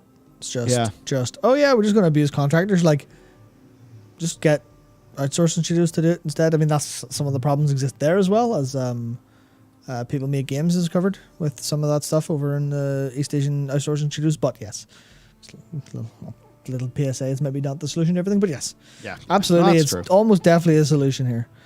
Yeah, it's like Blizzard outsources to Lemon Sky. Lemon Sky, with the right art direction, Lemon Sky make great stuff. Yeah. They have made exceptional assets for some great games. Warcraft 3 Reforged was not Lemon Sky's fault. Nope. No way. And no part of it was. And I think the blaming of that is just putting blame in the wrong place where it should go, Blizzard leadership. Indeed. So that's player housing. Basically, they're passionate about it, but it's a massive project. It would likely take multiple expansions to realize it at the level the players demand and deserve. It would cross, the right tier thing I've already sort of covered. They understand people are passionate about it. There is support within the development team. It's just really big. And one of the things he also said is, like, when they're thinking about what they ship with an expansion, it kind of has to fit the expansion too. So it's like, we all get player houses, but they're in the Dragon's house. The Dragon House maybe doesn't make sense. Yep. Maybe the next... I don't know if they'll ever actually do a Cataclysm-like project again, but we could all say that the best time to do player housing would be a Cata-like world revamp. Hell yeah, yep. That sounds like the most expensive thing ever. Yeah, I mean, I think of how much more expensive that is now compared to what it was in Cata-like. That was 200 years ago now. 400 million. On Drakthir, I think we've already talked about them, so I think we can move yeah. on. We need to. If you want to know, that's their new color. And if you're concerned about it being similar to Monk, you very much do see in the frame that even just like the shadowing and stuff, you can tell the difference. It's very nice to give the hex code straight up. Yeah. Also, that's cool. Also, Cheers, Jeff. how do I put this? Again, this is just me being rude and mean for no reason. Oh no! Fuck that color. No. It should be a bright red. It should be the bright red. It should be up there with DK, and it should look really vivid and strong because they're dragons. Dragons are red. No. I'm just thinking about that as like almost a color swatch. Yeah. That wouldn't work if they had 2 reds up there. No way. Shut your face. It should be red. No, the colors wouldn't work. It should be red. It would No, work. the progression would feel fucked, man. No, yeah, because this isn't a fucking color swatch. It's not a color swatch. It's a UI with all of the classes. When have you ever seen all of the classes in order? I don't know. It's dragon should be red. I'm sure chat agrees with me. I'm sure they do, right? Please agree with me. Needs more red. Green doesn't feel red. Green. Yeah, there we go. Red. Everyone says red. I win. Yeah, no, I think it looks great. I think it looks great. Oh, man. Yeah, we got this. Blizzard answers tons of community questions on talents. So, Linka posted this tweet. And then over in the community council, there's that. Oh, he's actually, Dakor, once again, is very powerful. So, let's run through a whole bunch of new details on how the new talent tree revamp works. Okay, so the talent tree becomes available at level 10 when you choose your spec. Talents will be awarded at each level, alternating between a class point and a spec point. During the pre-patch at level 60, you'll have 51 talent points, 26 class, 25 spec. Level 70, you'll have 61, 31 class, 30 spec.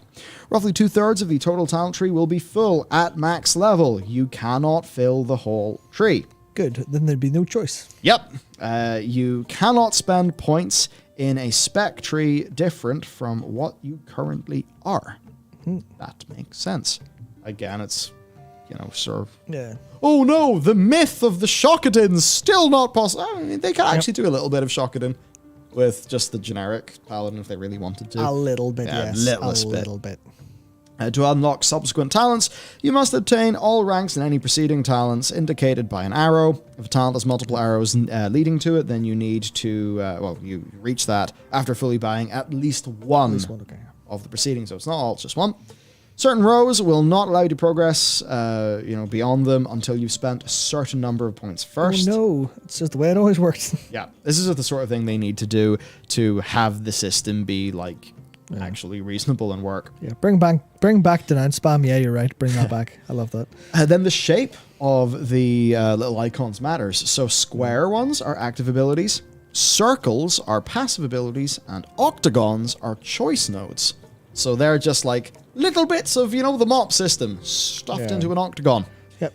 I mean, that's interesting because we can look at that and then we can look at the druid one and figure out a whole bunch of stuff like Moonconform being an ability in the class spec tree, which means if you're going to play a balance druid, you're definitely going to have to go one way down the balance tree, which is kind of interesting that there is a little bit of throughput that's going to definitely be there, unless they've drastically rebalanced that.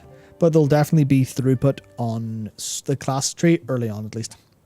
Now this is interesting too. The diamond-shaped abilities on the sides, you'll have seen those, and I don't think we have a screenshot, but you'll remember them anyway. They're not planned to be added. They're for the memes. For the druid one, I think that was them. I think it wasn't Innervate, it might have been Swiftmend, whatever. There was one there that was very much like, oh, that's a super core ability. It's interesting that that's so far down the tree and you have to buy it from there as opposed to get it yourself. So I think it's they must have had automatic abilities that they gave you when you hit a certain row or something and are being removed. Yeah. So I imagine the talent trees will actually look a little bit bigger with those moved in, or maybe something like that, maybe. And then some spec trees may have overlapping abilities where it makes sense. Yep. While the spec tree will have the majority of throughput increasing talents, the class tree will feature some.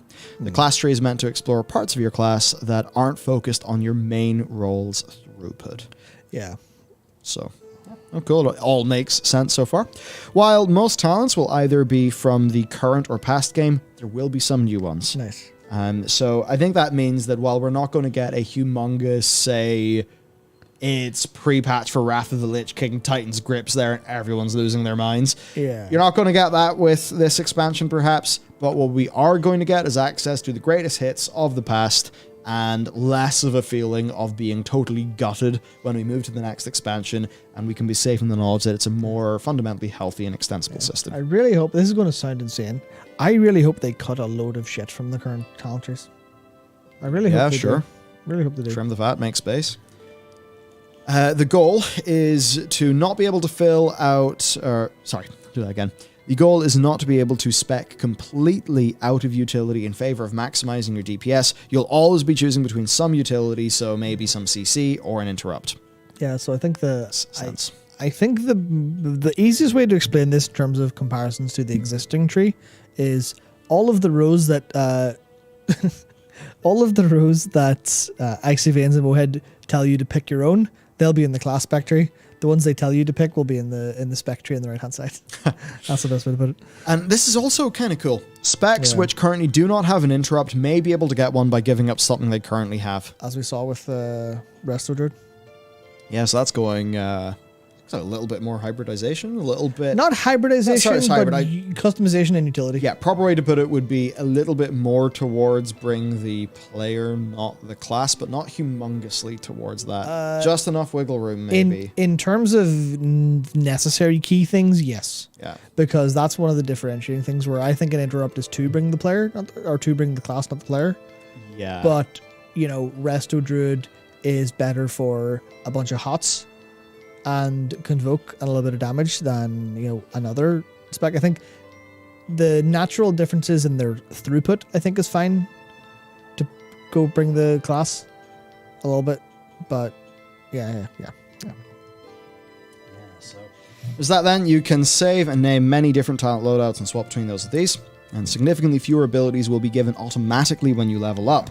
Instead, they will just be available to unlock in the talent tree. Sort of thing won't matter too much to us as endgame players, but what it will mean is, as you're leveling up a new class, you'll have a progression that feels way better, and that's important. Well, if you're trying something new, but also for new players. Yeah. Also putting a talent, the thing people complained about with talents is they were all get 1% extra crit chance on an ability, and that was boring. And they're like, fuck you, we'll put your ability in there instead. You're like, cool, okay, yeah, perfect solution. They're also trying to put as many combat-related abilities in the tree as possible, while abilities that aren't as combat-altering will still be awarded when you level up. Then, as well as brand new abilities coming in Dragonflight, there will also be some returning artifact traits, set bonuses, legendary effects, and more. That's good. The system will also allow for talent combinations that are not possible in Shadowlands because, maybe they were on the same row. So we could actually That's what I'm really excited for. Yeah, it's maybe it won't be a big new ability you get, but you'll have a new mix-up of abilities that could create something interesting. Yeah. I remember so many times in alphas or betas, especially there was one in, it was a massive, crazy, invincible AoE warrior build in the Legion beta. That was just available with the way their talent tree was configured at one stage. I think I even made a rapid video on it because it was fucking mad. And then they removed it, of course, because it was totally OP. But at least the principle there of there's other cool combinations we currently can't experience. So that will feel different and cool. Yeah, that'd be very nice. But also don't get your hopes up too high because they do have those choice nodes for those ones that seem pretty major. But I did see most of them seem to be active. Yes. Not sure if that's completely true. But you're not going to have Convoken and Karn. You're not going to have Wild Charge and Tiger Dash, stuff like that. But it does mean some of those times where it's choose between passive or active. Yeah. Because I know, say for a Frost Mage. Yeah.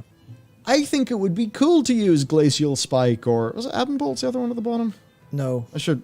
Ray of Frost. That's it, yeah. It's Thermal Void, Ray of Frost, and Glacial Spike at the bottom. You never know because you just use Thermal Void because the other ones are a 25%. Yeah. One of them, it's literally... The balance is so fucked that it's a 25% DPS loss. Oh, according to... Because I looked at this very recently. According to Blood Mallet Sims, I think it's somewhere between... I want to say Ray of Frost is minus 25% on casting Patchwork. And Glacial Spike is minus 27%, something like that. But it is a massive DPS loss, but that is literally just because I can't remember the name of it, but the conduit that refunds your Icy Veins. Maybe if there weren't layers and layers and layers and layers and layers of bullshit in the classes and the borrowed power, this shit would be balanced and we'd have more choice. Exactly. Another benefit of these talents. Yep. That's the thing. Maybe talents won't be completely dead for entire expansions. Maybe. What will that be? I mean, don't get your hopes up, but maybe. Then, I while see the you pulsion, can't outright get talents from other specs of your class, you can invest more into offensive, defensive, or healing options from the class tree. So a Resto Druid could go a little bit more bear mode, a Guardian Druid could go a little bit more to the healing stuff. See, that's the thing, right? This is where I think Druid was one of the best choices for them to show this off. Because I think I talked this last week, or earlier this week. But one of the things, like the big choice of here's all of your utility is on the affinities at the minute, where you're like, I'll take Resto Affinity. That gives me a Sarah's Gift, as a boom can say. That gives me Sarah's Gift. That gives me some healing spells, and it gives me Ursul's Vortex. So I get to use those. Yeah. But that's a lot of stuff baked into one talent. Where if I want to take the, I can't have Ursul's Vortex and have the bear form affinity for defensive. So it's like that would be split up here actually right now. It's like the example of you not being able to get. There's one example where it's like you end up with really shit LCC, or it's like I can't take Typhoon as a Resto Druid because Feral Affinity is more damage for me a lot of the time with Heart of the Wild. So there's so many choices just turned straight up off to me. Yeah, I'm like, fuck. But it's a case where I should technically be able to, in this tree, I think it was actually possible, talent into Typhoon and also spend a load of talents to go into feral stuff. And that case where it's like, it's a lot more granular and looks really fucking cool. It basically looks way better. Way better. Yeah, and then finally PvP talents will work the way that they currently do, and you can actually see the choice nodes there. Oh and my you god, know what? no PvP talent tree. Oh my god, refund. This is all from just community council discussion. Yep.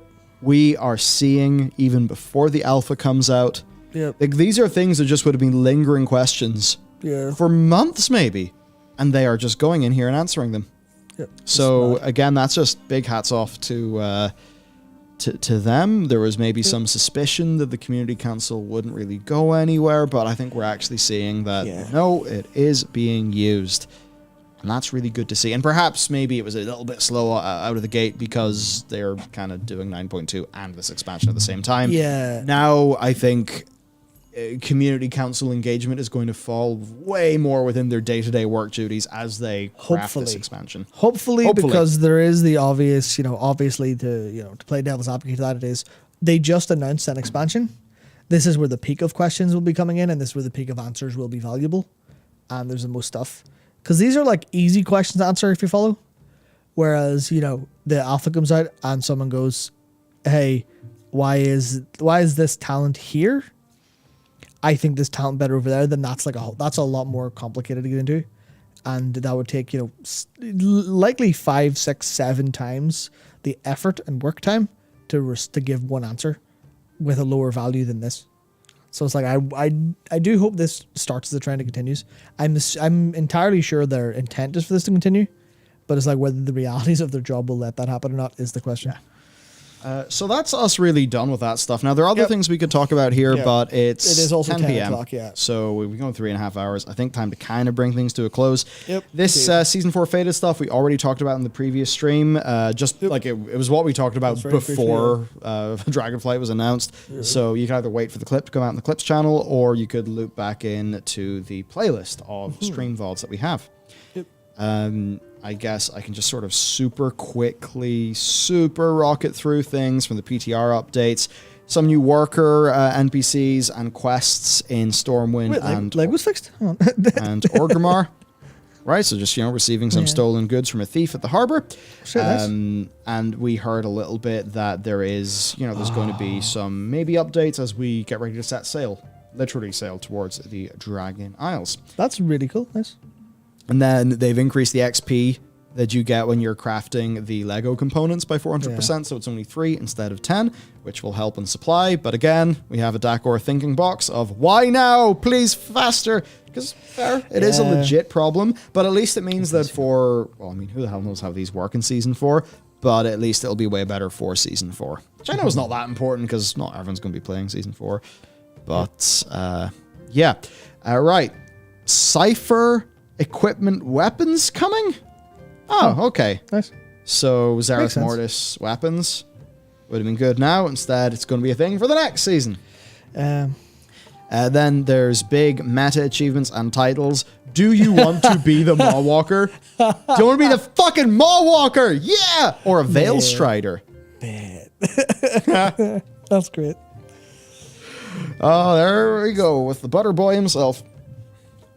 Working in months. So if you just complete bunch of stuff, You little shit. You're, bunch of stuff, I'm not getting into that. You can become a Maw Walker. Because even though everyone calls you a Maw Walker, you ain't quite a Maw Walker yet. I mean, that seems pretty easy, actually. Yeah, that's easy. What have you There's found? noise cancelling headphones in World of Warcraft. Yep. Does this mean no more choo? Well, the choo-choo, I think they tried to fix that or tone that down. Yep. But that's pretty cool. Okay, so This is huge. This is the biggest thing that's ever happened to World of Warcraft. oh my god, That toy has a 5-minute cooldown and a 1-hour duration. big. That means toys aren't this bullshit of, oh, you earned that? Yeah, we'll have fun having it for 5 minutes every 12 years. Sick. Great. Fantastic. Then 2 new in-game cinematics. The Queen's Gift and Likf. So the Queen's Let's- Gift is going to be, we think, other people, the internet think, who, we saw their opinion and agreed with it, so can't really say it's our original idea. What's LCF? Yeah, who knows? Yeah. Let's- But, point being, this is probably going to be the Winter Queen Yeah. giving Tyrande a seed to make a new world tree. One that I suppose will kind of be, what could you say, like properly Blessed with blessed immortality. instead of Fandrel's bit fast and loose. Old god business. We have some new animations for these characters. Sylvanas. Is that a squat Sylvanas got on? Nice. That's but Nice. her yep. heels aren't touching the ground. That is that is what we call a Western spy. Yeah. Not a good squat there, Sylvanas. You need to work harder in your range of motion. She should have good range of motion. She should be able to do a proper heel to the ground squat. but- Absolutely. well, there is a new thing about Sylvanas we've learned. For Tyrande, she looks very upset. But anyway, it seems to be. No, that's not upset. That's Yes, what's the she's term? having a big feel. Yeah, that's the what's the term for that emotion? I don't know. This could be edited. Yeah, absolutely. It's almost like, the Bolvar Lich King art where he's just looking, going, yeah. Where's my dick? Yeah. oh, fuck. I didn't even think about that. It's frozen off. Oh god, yeah. I've had to scratch my balls for 5 years. Yeah, that's it. Nah, How do I take this armor off? Probably singed off. Yeah. Oh dear. So yeah, this is probably her holding this seed or tier of a loon that could potentially be used for something big. That was Maidenless behavior. gesture. Yep. Hello. Yeah. Oh wait, no, that was a new tab. Anyway. Right. Other things, like there was a Blizzard poll that involved NFTs, metaverse, and pay to earn. Just marketing people trying to get some influence back. They know that everyone there knows that they do that. Everyone will go fuck yourself. And then like Ibarra's like, we're not doing that. Nope. No sir. Yeah. Goodbye. Other thing, just Wrath Classic obviously coming, so that's really big. I'm definitely going to be in. I'm hoping maybe September this year that's going to be coming out. That's what I Did they not say that? No, they didn't. I don't know. No, they said 2022. They said 2023. We meant to. yeah, that was cute. Level 70 boosts, hardly a surprise. LFG tool removed. That's interesting. How about this? What if you removed I think by LFG tool, they mean the Dungeon Finder. They mean the automated dungeon finder, like the one in game now. Yeah, What if that was added in 3.3. they put the current, a limited version of the current pre-made group finder in Premier Group. Oh, just for the sake of UI, because the old Dungeon Finders. they Maybe we're just gonna no. go full classic. No, I think they literally just want people to go to stand in Dalaran and go LFG old. That's the plan. too. LFG 03D. No, Yeah. 03D? What the fuck am I talking about? S3D? So Have I lost my marbles? Yeah. for some things, then in a humongous call out to Asmongold and Asfand and Mizgif, there is the One True King T-shirt. Yep. So there you go. But it's not just one true, it's the one true king. Yeah. You boys been told. I think it's, I don't know, it's time for a battle with Blizzard or something. Also, how can there be OTK if there's loads of them? This is a serious issue. Yeah. Yeah, big. Who is the one true king? Yeah, we've got the World of Warcraft Arthas Replica Helm restock. We have got a nice print. Then for other things... Where's the watches? Ah! Yeah, character customization changes. So basically, barbershop, all this... Yes, good. So basically, all the stuff that you can do for free in the barbershop now... Big. You can do for free. They're doing personal arena rating rather than fixed team. So they're removing arena teams in Wrath Classic. That's good. Some raid lockout changes. They're maybe just making people not want to just go run 4 versions of the raid a week to optimize their characters. That would be nice, thank you. So there's the quick little TLDR on that. Yep. Some memes. Yep. Definitely. Maybe it is late enough in the stream that memes will actually work. Maybe. We got all of the... Stony Tony. He's called Watcher Chronos, come on. Stop trying to make everything Karakos Grizzly, Michael. I need to stop that. He's in my head, lifting things and screaming all the time. Alright. Ah, the Swole Lord. Yeah, well, okay. He protect, he crack, but most importantly, he called Trans back. Yeah. Very good. Did. Very good. Of course, funny because that was leaked in Emerald Champion. It wasn't Pretty much that frame. And people, then it was like, the frame, it was so mushed up that you couldn't tell what this was. People were trying to debunk it, saying, oh, this is just a pose from an orc in Warlords of Draenor. Yeah. Definitely not that. So kind of funny how that turned out. I thought that was, whoever leaked that did a good job of crushing it. Because it looked... Now this is big. Do it for him. Yep, that's him, yep. That's very quality. Giga Watcher. Oh, yeah. Yeah, those. I was going to say those animations. Yeah, no, that's not an animation. That's a cat. Yeah, they map on close. Big. Yep. They're gonna like that image in particular is going to absolutely haunt the nightmares of the people who modeled the Drac there for sure. Yeah. That was fucking great. Oh boy. Oh. Yeah. Yeah. Yeah. It's very Jellicle expansion. You've been racked on this one. I'm sorry. I need to watch Cats. It's so fucking bad. Oh fuck. Yeah, I feel like. Yeah, I think you just need to get really stoned and watch Cats. It's probably a funny experience. Fuck, it's so bad. No, it's like take shrooms and do it. You'd trip so bad. Fuck, I think that's the plan. You'd be different after that. Jesus, man. Ooh. Yeah. That's there we go. It's Ran out of memes. Just a splinter, bro. Yeah.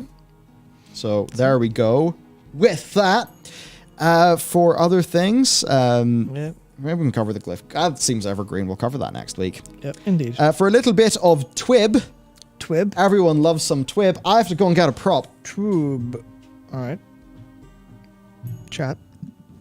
How are you doing? He's not going very far away. He's only going over there. What's this prop? Oh, you're bringing the cool things. Very good. Very good. Also, it sort of ties into this. Some art from our publisher, which actually, I mean, no, fuck, I can talk about the announcement now. Oh, yeah, because they announced it this morning. That's right. Yeah, the publisher talked about it. Yeah. I saw the tweet this morning. Went, was that supposed to go up today? Whoops, I don't know. How do I swap accounts? I don't know. It's crazy. Like, Molly from NI Screen is helping us with tweets now. So there's times like I just have beeps in my phone. I look, I'm like, oh, cool. There's content in that account. Wow. Yes. So here's our studio's Twitter account, by the way. But anyway, per the announcement, by the way, we've also been following all this stuff, the actual search for the endurance, which has been really cool. Oh, yeah. There you go. There's the actual announcement image. The artist that Fellow Traveler gets, like, to the key art for Ludenarchon There we go. Is so cool. Oh, that's scuffed it. It's fine. You've ruined it. Yeah. But yes, there you go. So Fellow Traveler are our publisher. They are in the narrative game space. You may have seen it, like, some of the E3, like, presentations. So I'm just thinking about, like, what the game most people would have seen. Also, it was in Game Pass, Genesis Noir. Yep. That's an example of one of their library. But yeah, so 4th year of Ludenarchon, basically big narrative games thing. There's a few panels. Thomas is on one of the panels with Stephen Downey nice. as well, and a few others. I think a few other local guys. I kind of forget. So there's that. I think they've got like 30-something, 40-something games. And, I mean, yeah, of course, we're one of their games. And with that, I do have the news that we will have a playable demo At the Lunar Con. of things. Soon TM. So yes, for narrative game content, that is the deal. And of course, if you would like to wishlist us on Steam, that would be appreciated as well. And then that very smoothly leads us on to the special thing in this month's Patreon, which is, some messages from the team, as well as, art, kind of Cover art, concept character art, art, concept stuff art. like Very that good, yeah. for the game. So that's one of the bonus things you'll get in this month. One of the kind collector's items. Be a part of history right now, folks. Fuck's sake, Matt. Then for the rest of the regularly scheduled Patreon content, we do have the Druid class card as well as the art, which of course, we're doing things with.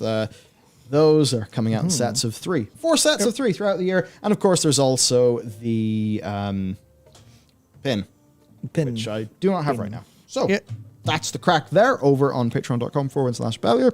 As for this Ludinarcon is 5th to the 9th of May. Thank you. I should have known that. Yep. It just was on your screen for like 5 minutes there. It's fine. Oh, yeah. There you go. Yes, 42 exhibitors. Yeah, go check out all So, of the big games that old, are there because Ludinarcon is, it's got everything you want. It's got Ludo, which is, I think that's in a weird kind of old game, but no, Ludo is in play, as in Homo Ludens, we're all players, thanks Kojima. And Nara for narrative, and Con for, that all con artists don't buy their games, no, convention. Yep. Oh no! Oh, Traveler's assassins are coming in the window! Yeah, no. It's okay, get him. Yeah. I'm a company man. Yeah, no. It's that thing where the sheer amount of I was right. Ludo's a board game. I remember playing that. It was good. Yeah. No, Ludinarcon, some good shit. Nothing quite like a bunch of indie developers and smaller developers making games and making them that you can play and also tell stories. Like, fuck yeah. It's not. Oh man, I could talk about it for ages, but that realm of indie creativity for stories is just wild. Yeah, It's wild. and that's the thing. Like ours, we're of course Belly would sell NFTs. Damn it, that's it. You got me. No yeah, fucking thanks. Narrative games. If I go for, hang on, let me grab stuff first. So I'm literally looking up Ludo again because I've not played it since I was a kid. Oh shit, that's bringing back memories. Oh dear, so much rage in my house. I think they've got an upcoming. Yeah, Citizen Sleeper is coming out decently soon. Oh yes, Citizen Sleeper. There you go. There's some free promo, my dude. No, like Citizen Sleeper, like other example of Wake up, Sleeper. Doing big old fun narrative games.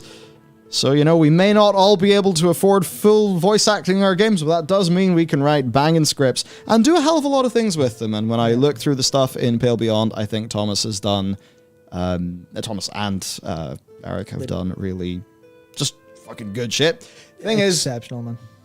Thomas is a programmer and a writer, and that means when he hops into Inkle, which is like a writing stuff, but really good for programmers. So if you're a programmer and a narrative designer, kind of writer person, you can craft conversations that feel super fucking naturalistic, which is kind of like one of the, because there's innovations and big features, and we just can't say there's dialogue in the game and expect people to be like, oh wow, what a feature.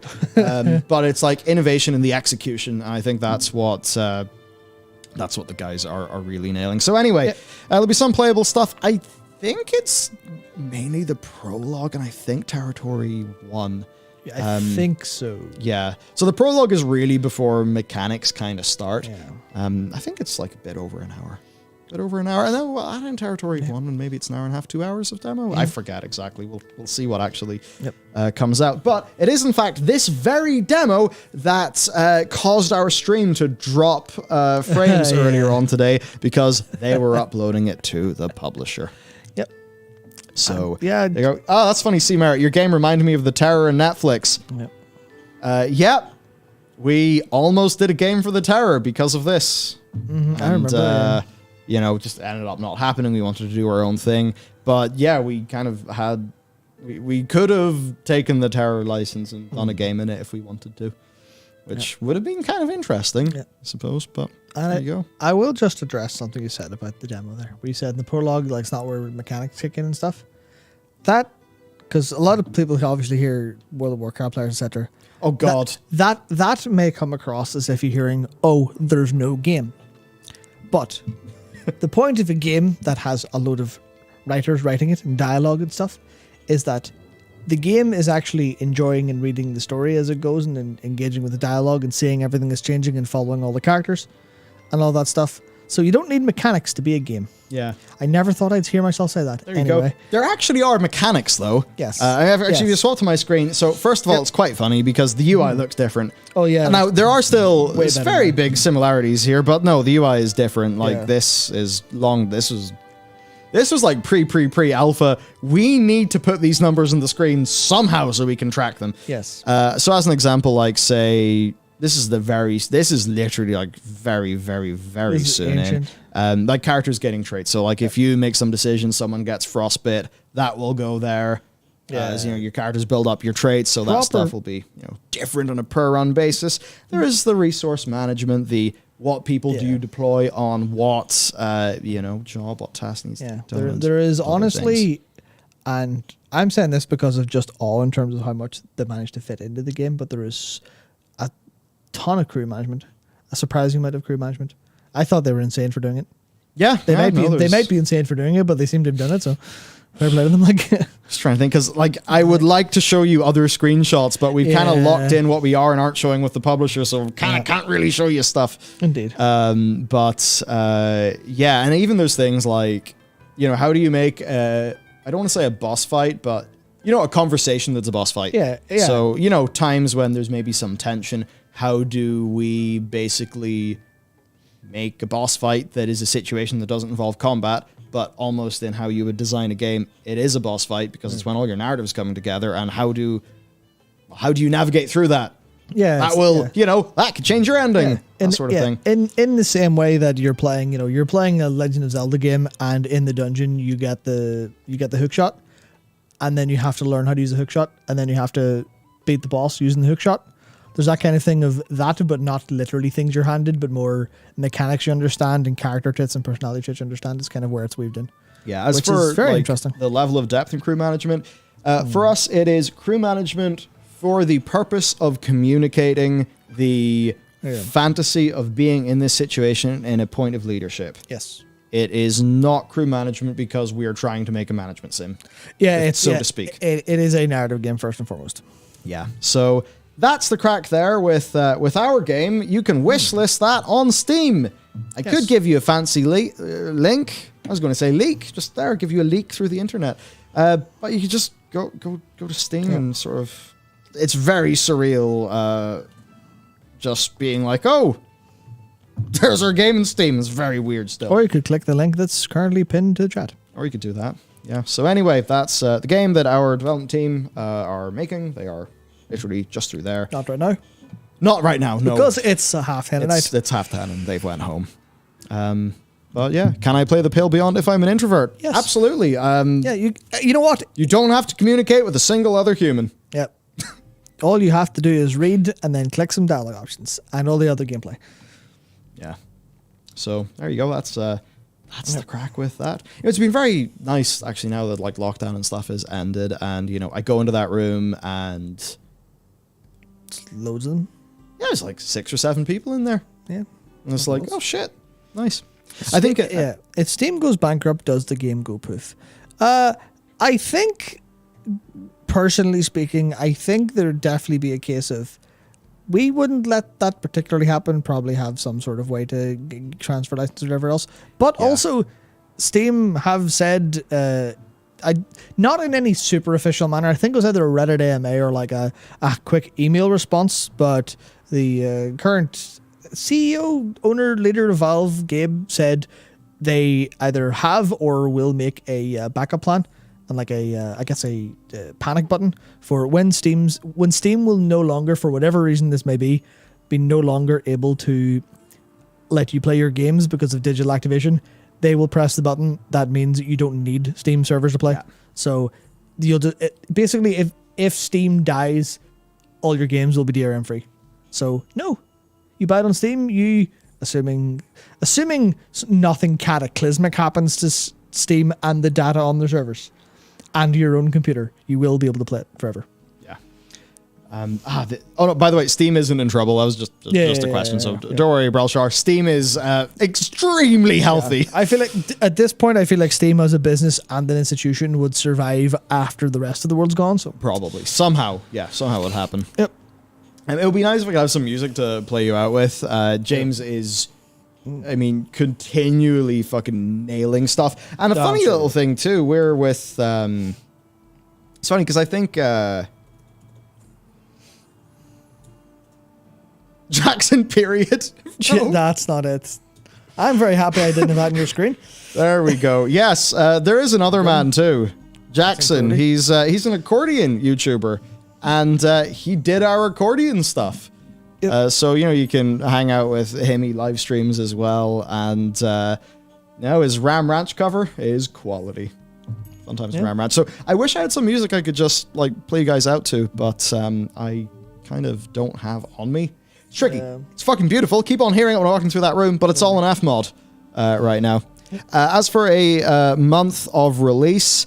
what I'd say there is I cannot tell you. Literally, it's like not a thing that I mean, it would be really fucked up if I just went and said a month. Yeah. So that's like the role of a publisher. The way it works for us is we have a month. So the way that game funding works is you get your pitch together, maybe your prototype or whatever. You pitch it, you get your funding. There's a start date. From there onwards, you basically have monthly, sometimes for some publishers or situations, maybe bi-monthly milestones. But you hit your milestones, you unlock the next bit of funding. You get those milestones, you unlock the next bit of funding, and eventually there will be a milestone called like Goldmaster.